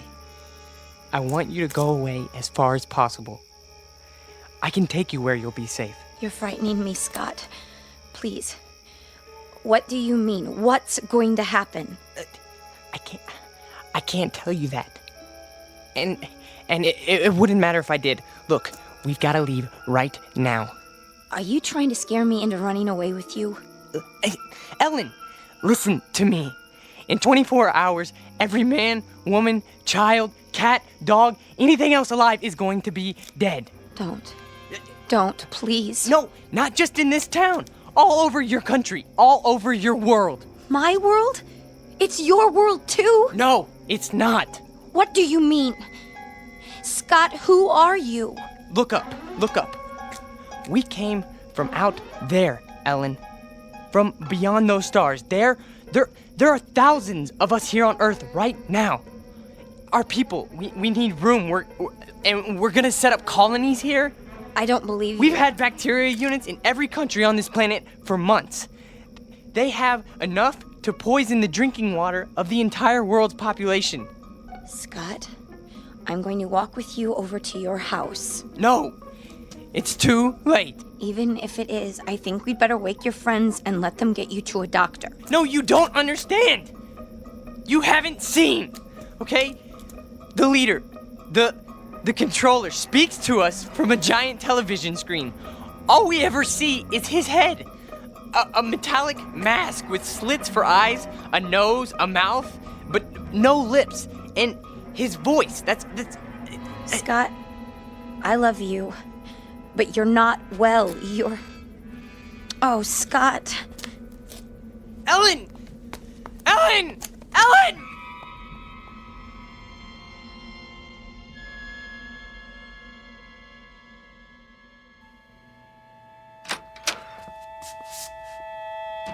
All right, Ellen, what's this all about? Oh, Daddy, I don't know what to do. You can start by telling me what went on out there. He woke me, throwing stones at my window. He said he had to see me. Daddy, I think he's lost his mind. He's never been this way before. Tonight, he was almost raving. Exactly what did he say? Crazy things. That he's some kind of spaceman and they're taking over the Earth and we're all going to die. Poor boy. We'd better get him help. Ellen? Why aren't you in bed? Stu? Hold it. I'll explain everything. Sheriff Station? Deputy Harper? Let me speak to the sheriff, please. Sheriff Farley's on vacation. Sir, can I help you? My name is Stuart Tillman. I live at 11575 Amanda Drive. Yes, Mr. Tillman. There's a mentally disturbed boy living next door. Is that right? And before he does any harm to himself or anyone else, I think he ought to be picked up. Honey, what's happened? Oh, Mother. There now. What makes you think he's mentally disturbed? He's been scaring my daughter with some kind of man from Mars story. Claims he's part of an invasion force that's going to take over the world or some such nonsense. All right, Mr. Tillman, let you stay right where you are. We'll take it from here. In fact, I know exactly what to do. Definitely. Hey, Red? Yeah? Yeah, we got control on Amanda Drive. Sure do. We'll be right there, Mr. Tillman. Thank you. Are the police coming? Yes, in a few minutes. That's good. Now, will somebody please tell me what's wrong? Sure, in a minute. Only what? I wonder what he meant by control.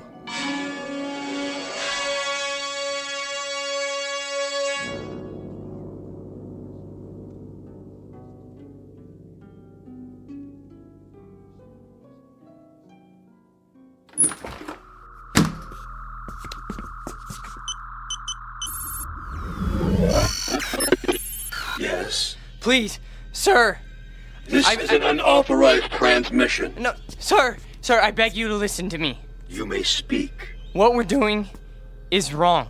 You question my judgment? No, we should save these creatures, not exterminate them. It's true. They murder and hurt one another and are subject to unreasonable hate and prejudice, but the murderers, the cruel ones, are the brutes found in any race. These people have capacity for love. I know it. Our research disproves that. They are a world of angry, frightened people. No, I tell you. I have lived among them. They learn love from their God, and they teach it to their children.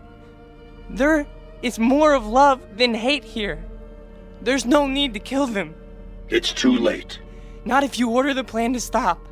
For you, a defector, a traitor to your own kind. No, I'm not. You are a traitor. This transmission is ended.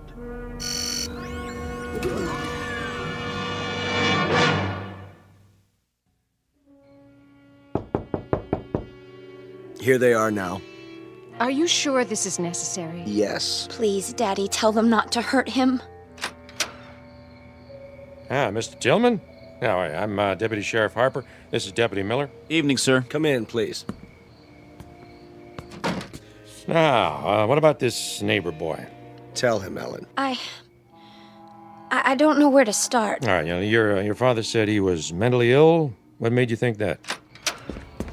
Ellen, please listen to me. There's no more time. Scott, I'm sorry. I didn't know what else to do. No. Come on in, son. Just tell me all about it. Don't listen to him. He's one of us. He's part of the advanced units. No, come on, calm down. What kind of unit was that? No, get out, Ellen. Run as fast as you can. It's too late for me. It's coming. It's almost here. Oh, Scott, you're only making it worse. Who are they? What have you done?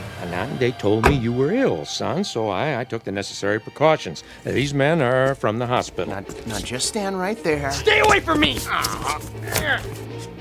We're gonna put this around you so you don't hurt yourself. Don't touch me! No, not a straitjacket. It's for his own good. Got him. Get us leather jacket off first. Get it Easy off. now, boy. No! Oh, don't fight it, son. That'll only make it more difficult. No! You don't understand. I'm begging you. Listen to me, please. No. Please, no. You'll see that he gets help. Don't worry, folks. We'll take good care of him. And someday, I'm sure he'll thank you. You have a good evening now. They left his leather jacket. Can I keep it for him until he gets out? I don't see why not, honey. It might be a while, though. Oh, Mom.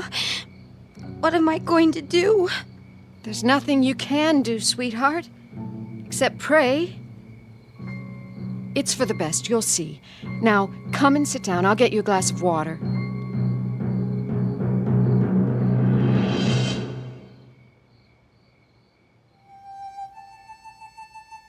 Portrait of an American family on the eve of an invasion from outer space. Of course, we know it's only fiction. And yet, you might think twice when you drink your next glass of water. Be sure it's 100% pure and not imported directly from the Twilight Zone. We'll return to the Twilight Zone in just a moment. You are about to enter another dimension. A dimension not only of sight and sound, but of mind. A journey into a wondrous land of imagination. Next stop, the Twilight Zone. Hi, this is Stacy Keach. I'd like to take a moment to tell you about our Twilight Zone website at twilightzoneradio.com. At twilightzoneradio.com, you'll find the latest information on these Twilight Zone radio dramas, including behind-the-scenes photographs, plus the newest product releases, trivia contests, ways to contact us, other Twilight Zone-related info and merchandise, plus links to other fascinating websites. So make your next stop twilightzoneradio.com. Visit twilightzoneradio.com to purchase these Twilight Zone radio dramas on cassette and CD, or call toll-free 1-866-989-ZONE. That's 1-866-989-9663.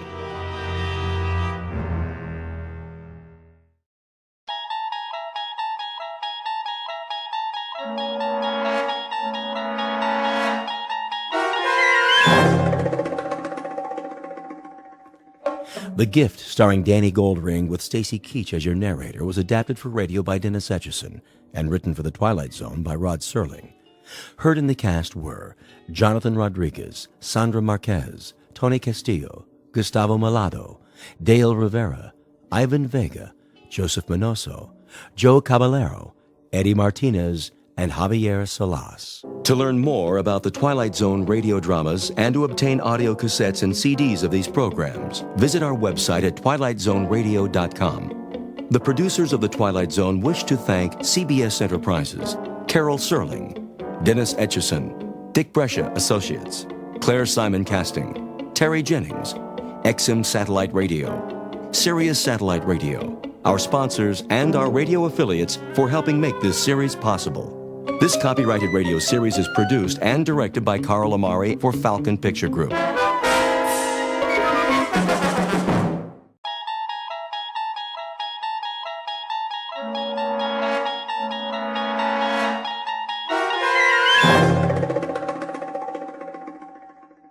You're traveling through another dimension. A dimension not only of sight and sound, but of mind. A journey into a wondrous land whose boundaries are those of imagination. Your next stop, the Twilight Zone.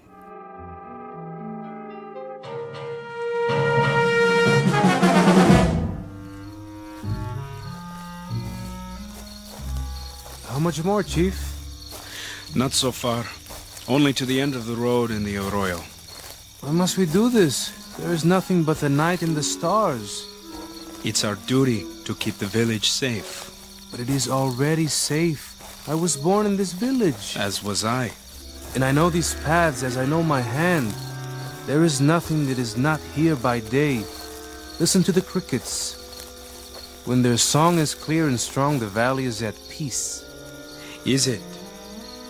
Once, when I was a deputy, I made my rounds, as we are doing tonight.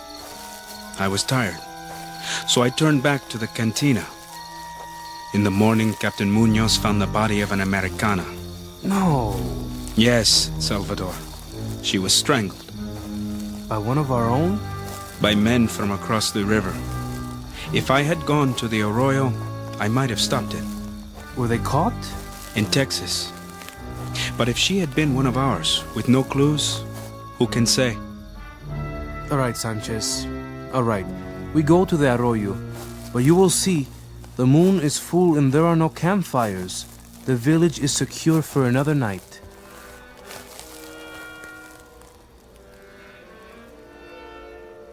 Listen. To what? What is that? What do you think? A wolf pack. They howl at the face in the moon. I mean the crickets. All of them. They do not sing. You are right. What is it?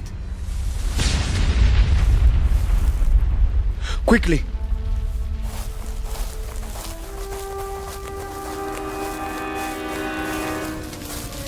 Is it a plane? I can't see. They fired. Stay back. If someone's alive! Wait!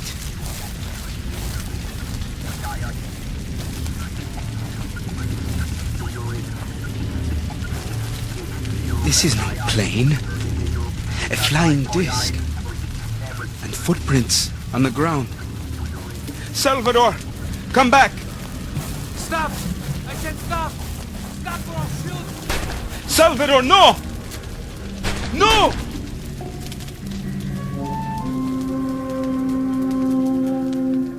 The place is Malero, Mexico, just across the Texas border. A mountain village held back in time by its remoteness and unprepared for the sudden intrusion of visitors from another place. Fear and superstition have gradually lost their hold, replaced by the rule of law and order.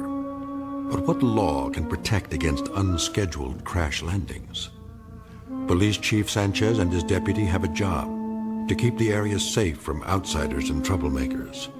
But does that include aliens who are truly undocumented, whose mode of transport, whose very purpose are completely unknown? In a moment, you will meet the people of this peaceful village and one 12-year-old named Pedro, who is about to make the acquaintance of a most unusual traveler. We are at present very near the Rio Grande, and yet, as you might have guessed, somewhere deep within the borders of the Twilight Zone. And now, The Twilight Zone and our story, The Gift, starring Danny Goldring, with Stacy Keach as your narrator.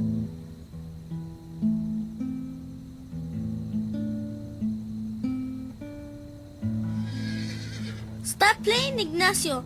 Someone is coming. Who is it, Pedro? You must be in my eyes. I can't see. Tell me, Pedro, there is trouble? Sanchez! So, he finally comes back. But he's not alone.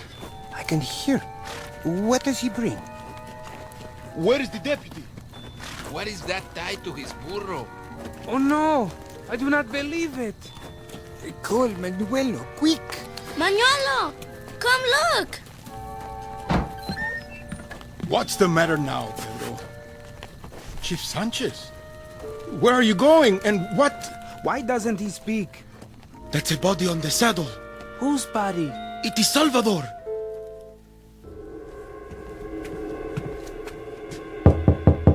Come back later, it is after hours.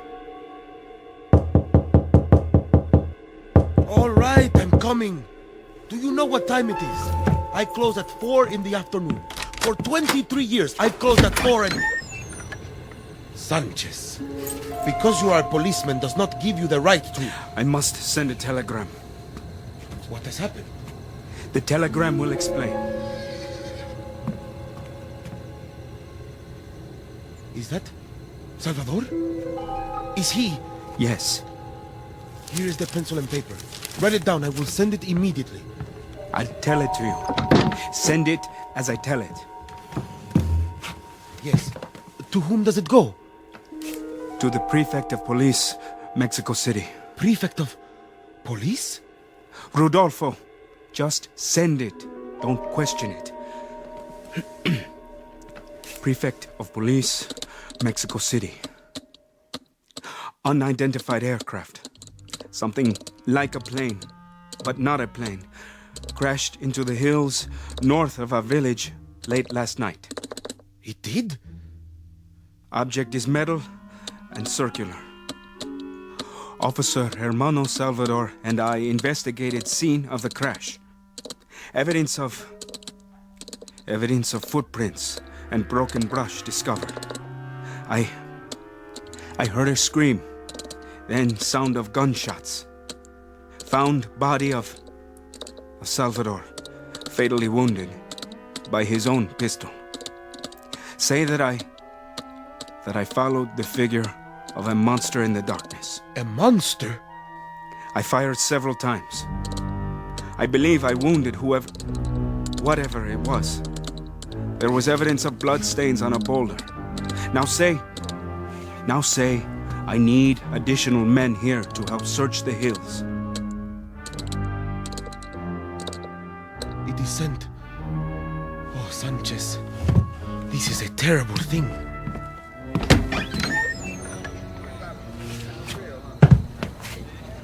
He is shot through the heart. Who did this, Sanchez? I do not know, Doctor. Some giant thing who escaped in the darkness. I fired at it. Later, I saw blood on the rocks. Then the killer is still out there. I have sent a telegram. They are sending some army men from Mexico City. They will take over with the search. You say some giant thing. Not the darkness or perhaps your fear. You doubt me, Doctor? You are the law and order of the village. Now you must be the sanity as well. The story you tell frightens the people. Be certain that the fear is not an illusion. And the body? Is this an illusion? Go back to your homes and lock your doors. I want no one on the streets tonight. Doctor, stay with me. Why? Salvador does not need me. Now, he needs a priest.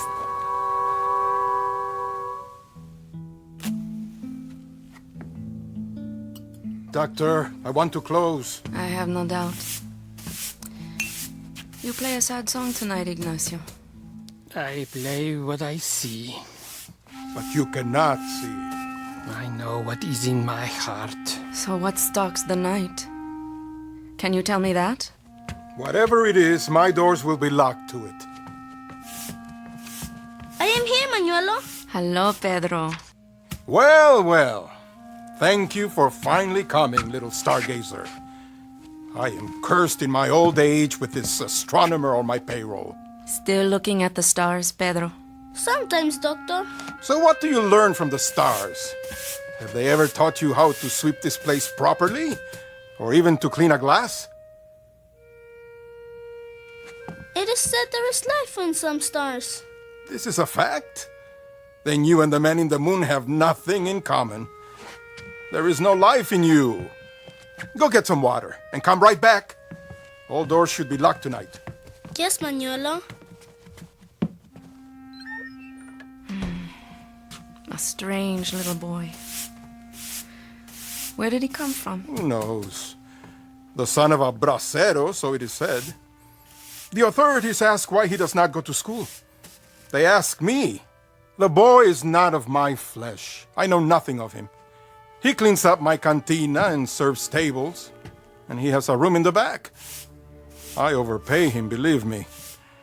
But I am not such a rich man that I can run an orphanage for little street urchins. He has no friends, has he? Him? And why should he? It's not normal. Why do you say that? He has a mind like an old man. Go look for Pedro and you'll find him standing outside, looking at the sky. I looked at the stars when I was young, too. And did you ever see him smile? I ask you this, did you ever see him smile? Normal children still smile on occasion, smile and laugh. But that one has the face of a funeral procession, a mourner. Other children shun him like the plague, and I don't blame them. He makes me nervous, this one. I tell you this in truth. He makes me nervous.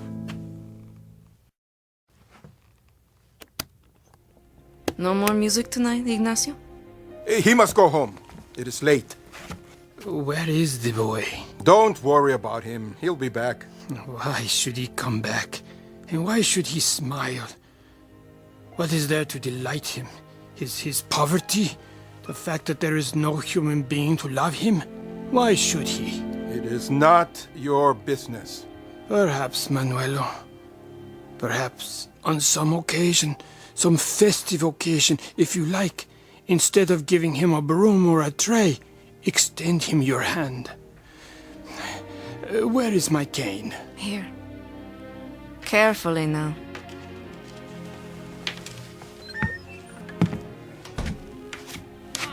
Here's the water, Manuelo. Over here. Shall I see you home, Ignacio? No, thank you, Pedro. I know the way. Are you sure? With me, darkness is a friend. But you stay here, where it is safe. I'm closing up, Doctor. I must ask you to leave now. Very well. So, Manuelo, wear a smile, my friend. You will doubtless live to see the morning. Good night. I'll lock the door behind you. What is that? Where? Someone is coming. Who? I can't see. Walking in the street, you know him? It is too dark.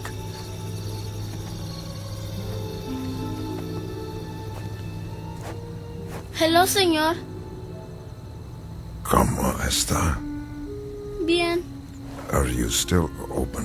Well, I thought perhaps I could sit down and have some wine. Come inside, sir. Pedro, I don't think... I will get you wine. I'm sorry, senor. The place is closed. No, it's not. At this hour? I deeply regret, but we are no longer serving. There is a curfew in effect. A curfew? Is this not so, Doctor? Is there not a curfew? Well, yes, but he does not look well. Perhaps this man needs to sit for a moment. I won't stay. Just long enough for one drink of wine. I promise you, I won't stay. Well, perhaps one drink.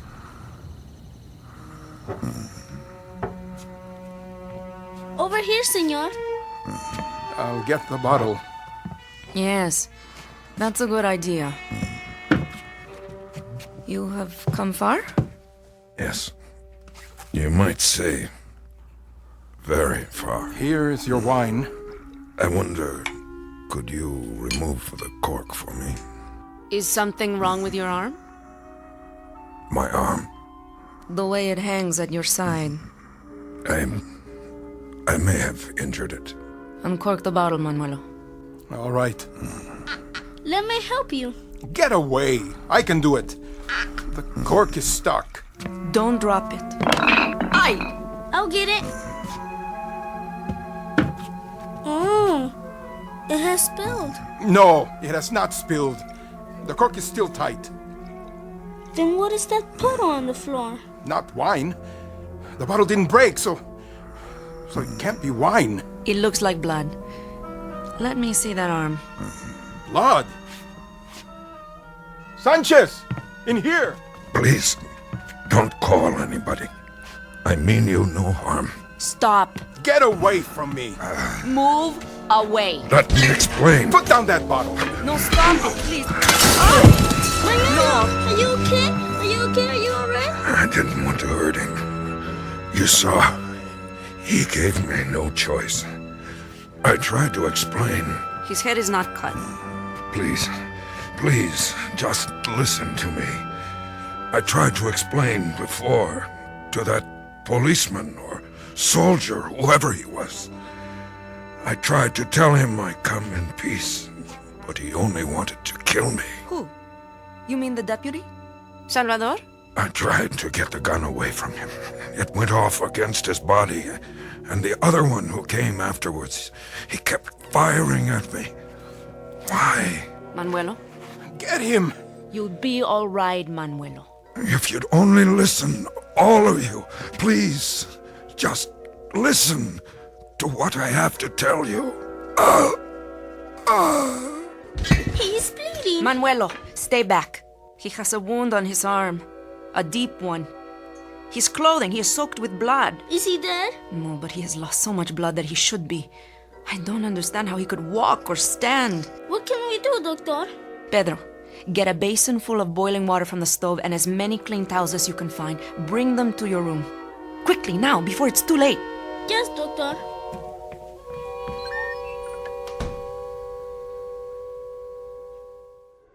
Senor, here's my handkerchief. Thank you, Pedro.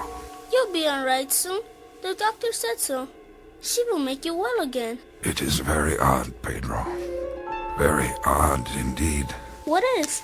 That all of these people, out of all of them, there is only one who feels neither fear nor anger. A boy. It is because we are alike. How so? Well, you are a stranger, and I am a stranger here too. They are fighting of you because you are different, and to them, I am different. Pedro, hold out your hand. I have something to give you. Yes? Inside my jacket. Where? Here. In the pocket. Get it. A letter? No, Pedro. It's a gift. What kind of gift? I'll tell you about it later. How are you feeling? A little better, I think. Let me take your pulse. Huh? For a badly wounded man, you have a strangely willful pulse. I will go so far as to say that I wish mine sounded as good as yours. Pedro, move the lantern closer to the bed. Sí, doctor. What do you have there? These are my tools. And that bottle? Ether. I must cut the bullet out. No ether. I am not a betting person, senor. That is not my job. But I shall be digging in your flesh for at least 30 minutes. I said no anesthetic. Pedro, perhaps this is a good time for you to go outside and look at the stars. No, I want to stay. You have a new friend, senor. A good friend. Please let me help. All right. Then hand me my scalpel. Doctor, you must give him some... I will tell you a fact, Pedro. I have been a doctor for a long time. I am a most obliging person. But when my patient says he does not want the pain deadened, I say, every man to his own taste. Senor, first, I will cut away the jacket. Doctor, please, do not hurt him.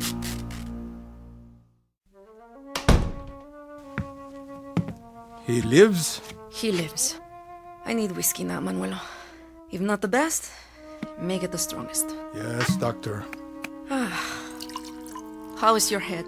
Only a bruise. Good. I am too tough for the stranger. Too tough to kill. He didn't want to kill you. Only to stop you. Who is this man? I don't know very much. He travels light. Only the clothes on his back. And these 2 bits of lead. 2 bullets from Salvador's gun. Perhaps. And you help him? I must. I am a doctor. I will have a drink now, too. For Salvador. Salud. He was very brave, doctor. Not a cry from him.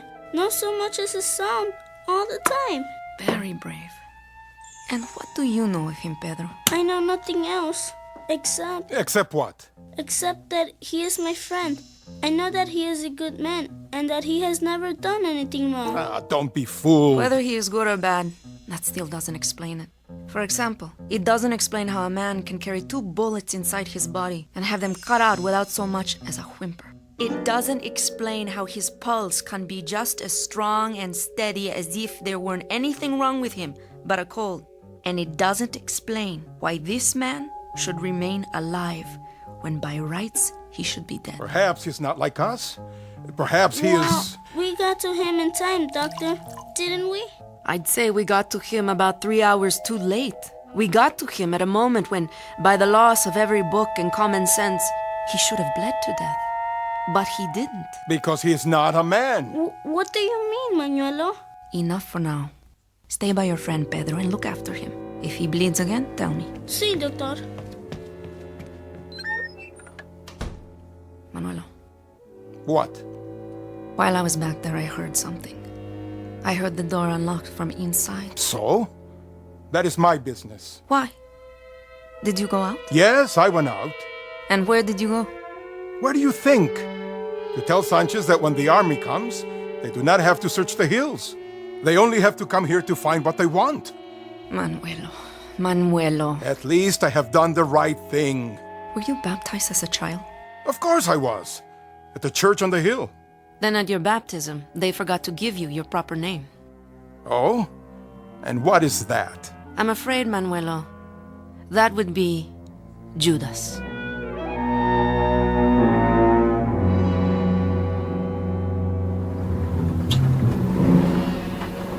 Give me the map. Yes, Captain. How much farther? There's a fork in the road soon. One way goes to the river. The other goes south again, into the countryside. Which one do we take, sir? Find the quadrant first. Here. The village is called Malero. It's not on this map. I know. It is too small. But the general gave me the coordinates. Here are the numbers. I will try. The men are wandering, sir. Why do we go so far for such a small village? What has happened there? That is classified, Private. It is a matter of security. The Americans are ready to join us if we need them. They are, sir? But why? For now, tell the men only that it is a matter of national defense. Tell them to load their weapons. Yes, sir.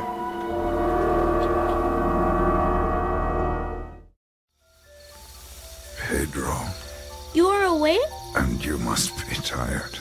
It doesn't matter, senor. I can't sleep anytime. Now you must sleep and get well. I can't sleep. Why not? I've been thinking. You have a poet here, Pedro. I've read him. In Mexico? Here on the earth. His name is Robert Burns. He says, the best laid schemes of mice and men gone oft agley. What does that mean? It means that plans sometimes go wrong, like my plans. I came to give, and all I've done is to take your bed and your room, the clothes I'm wearing now. I stole them. No, you didn't. You borrowed them. I've sometimes asked myself why it is that men fear what they don't understand, the unknown, like children afraid of the dark. And the only person I've met who's not afraid of the dark is a child. Because I am an odd one. We are both odd ones. You came a long way, didn't you? A long way, and not so long. It depends on how you measure it. From the stars? From beyond the stars, Pedro. For what reason? You will understand one day. And this thing you have given me, an envelope. It is like paper, and yet it is not paper. See how it shines, even without the lamp? Like something metal, but it is so light. That too you will come to understand, like all your people. At least that is my hope. What's inside the envelope? A small gift, Pedro. A very small one. More of a gesture, really. To show that I come in peace. That I am only a visitor and not an invader. How long will you stay? Not much longer. I must get back to my ship and see if I can repair it. Then, I must leave. You mean for good, senor? For good and all? Oh no, don't think of it that way. There is no such thing as for good and for all, Pedro. There is only forever, and I will come back sometime. You will? Or others like me. Where you're from? Where you live? Is there a God? Yes, there is. And is it the same God? The same. I wonder... What, Pedro? If God came to Earth, would they think he was so strange? That they would be afraid? Would they shoot him too? Some say his son came here once, Pedro. And they nailed him to a cross. Yes. And then they spent 2,000 years learning to believe in him. All things take time, Pedro. And you must remember, there is only forever. I don't think I understand. Soon, Pedro, you will. And soon your people won't fear me any longer. They will not be afraid. And then I can show them the gift. What's that? Remember, don't be afraid, no matter what you see. Look! A great light coming up the street. It blocks out the stars. An army truck. The Federales. What do they want? The killer of Salvador. They will find him. Now, where is this murderer?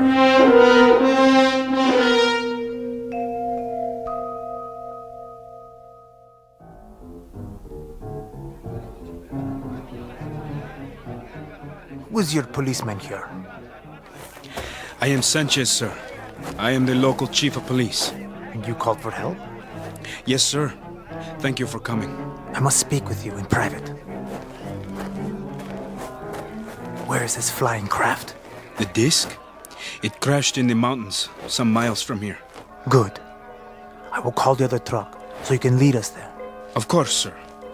But please, do not tell the townspeople. It would only frighten them further. I will tell them nothing. This is now a security matter. What of the fugitive? Oh, yes. The killer of police. Where did you see him? You do not have to search. I know where he is. And where is that? Inside the cantina. Not in the jail? Well, we don't have a proper jail. But you have caught him. It was I myself who shot him and brought him down. Now he lies on a bed inside, too weak to move. You are a brave man, Chief Sanchez. Thank you, sir. But please, explain to me. Anything. If he is wounded and too weak to move... Yes? Why did you need us to help you? You do not understand, sir. What is to understand? This is not a man. This is a creature. Oh, what kind of creature? I'm not sure. Only God knows what are his powers. He has powers, too? He came from the flying disc. And does he wear a spacesuit? Well, no. What then? I don't know. It was too dark. But you captured him. You, yourself. Oh, yes, Captain. He is very dangerous, this creature? Very. He killed my deputy. And how did he kill him? With a pistol. Oh. He carries a sidearm? Well, no. It was Salvador's gun. I see. Never mind. We will take over now. Sergeant! Yes, Captain. Come with me. Yes, sir. How many men? Tell them to wait by the truck, with rifles at the ready, just in case. Men, prepare arms. Now, where is this cantina?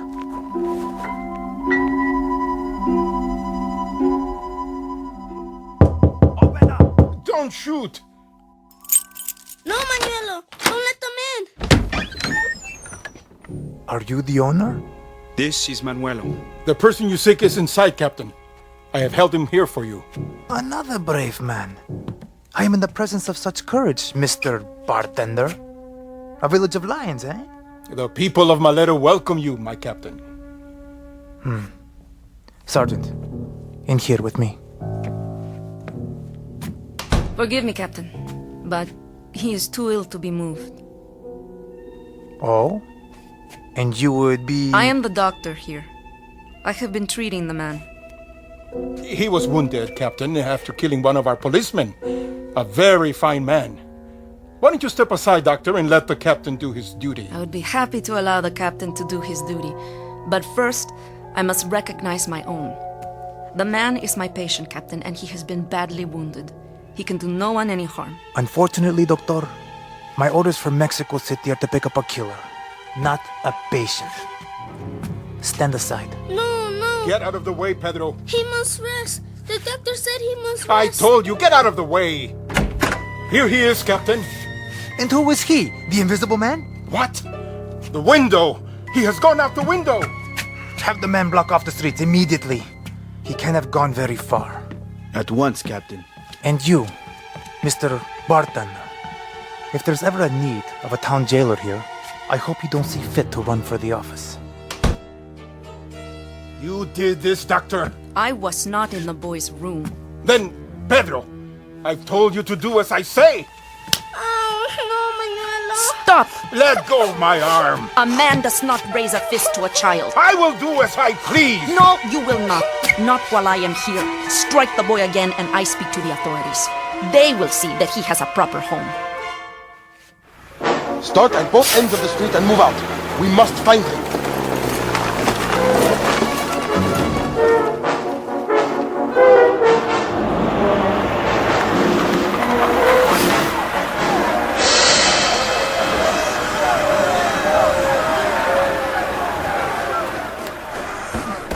Why do they pursue me? I mean them no harm. There he is. He's in here. He's in the alley. Go on, run! Run so I can shoot you! I can't run anymore. There, in the alley. Get him! He killed Salvador. Stop him! You are under arrest, senor. What is the charge? Murder. I come in peace. The death, that was an accident. You will have a trial. But first, put up your hands and walk towards me. Slowly. All right. You don't need that gun. Careful. He's not a man. He is a monster. Wait! Wait! Don't hurt him. He is my friend. Pedro, the gift. Remember, show them the gift. Give it to the doctor. She will explain it to them. Here, see? This is the gift. Give me that. What manner of thing is this? It shines like silver, yet it has no weight. Destroy it. It is the devil's work. Hurry, quickly! Burn it! Give me that torch! Wait! Don't burn it! Put it out! Why did you do that, Manuela? Why? You don't even know what it is. Not the gift. Pedro, it's all right. Somebody stop him. He's going to hurt the boy.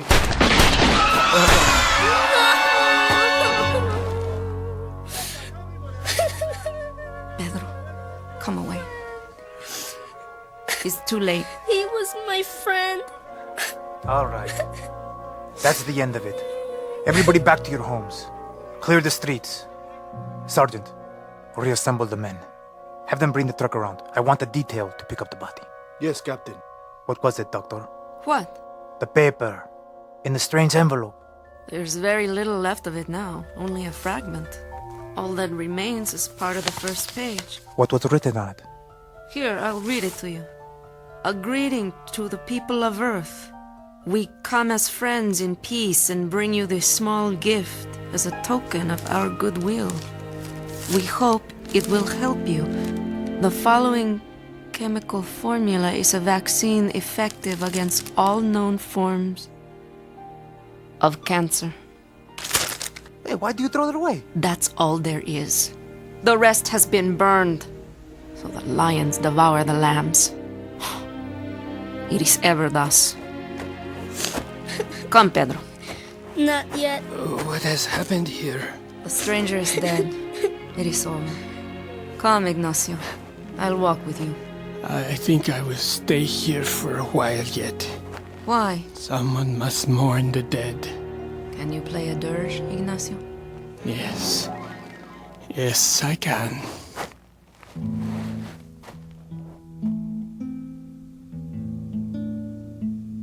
Now come away, Pedro. It is done. Come home with me, son.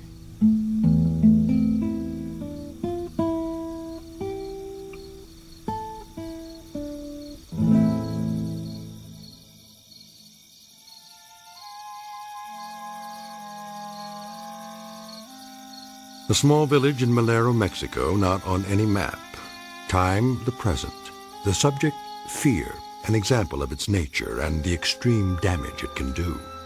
The cure, perhaps a little more faith among men, administered slowly and steadily with the greatest of loving care.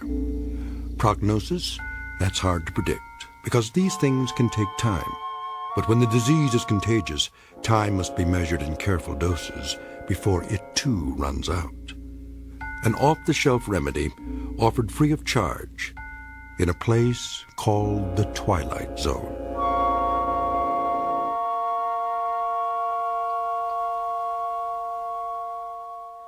The Twilight Zone continues in just a moment. You are about to enter another dimension, a dimension not only of sight and sound, but of mind, a journey into a wondrous land of imagination. Next stop, the Twilight Zone. Hi, this is Stacy Keach. I'd like to take a moment to tell you about our Twilight Zone website at twilightzoneradio.com. At twilightzoneradio.com, you'll find the latest information on these Twilight Zone radio dramas, including behind-the-scenes photographs, plus the newest product releases, trivia contests, ways to contact us, other Twilight Zone-related info and merchandise, plus links to other fascinating websites. So make your next stop twilightzoneradio.com. Visit twilightzoneradio.com to purchase these Twilight Zone radio dramas on cassette and CD, or call toll-free 1-866-989-ZONE. That's 1-866-989-9663.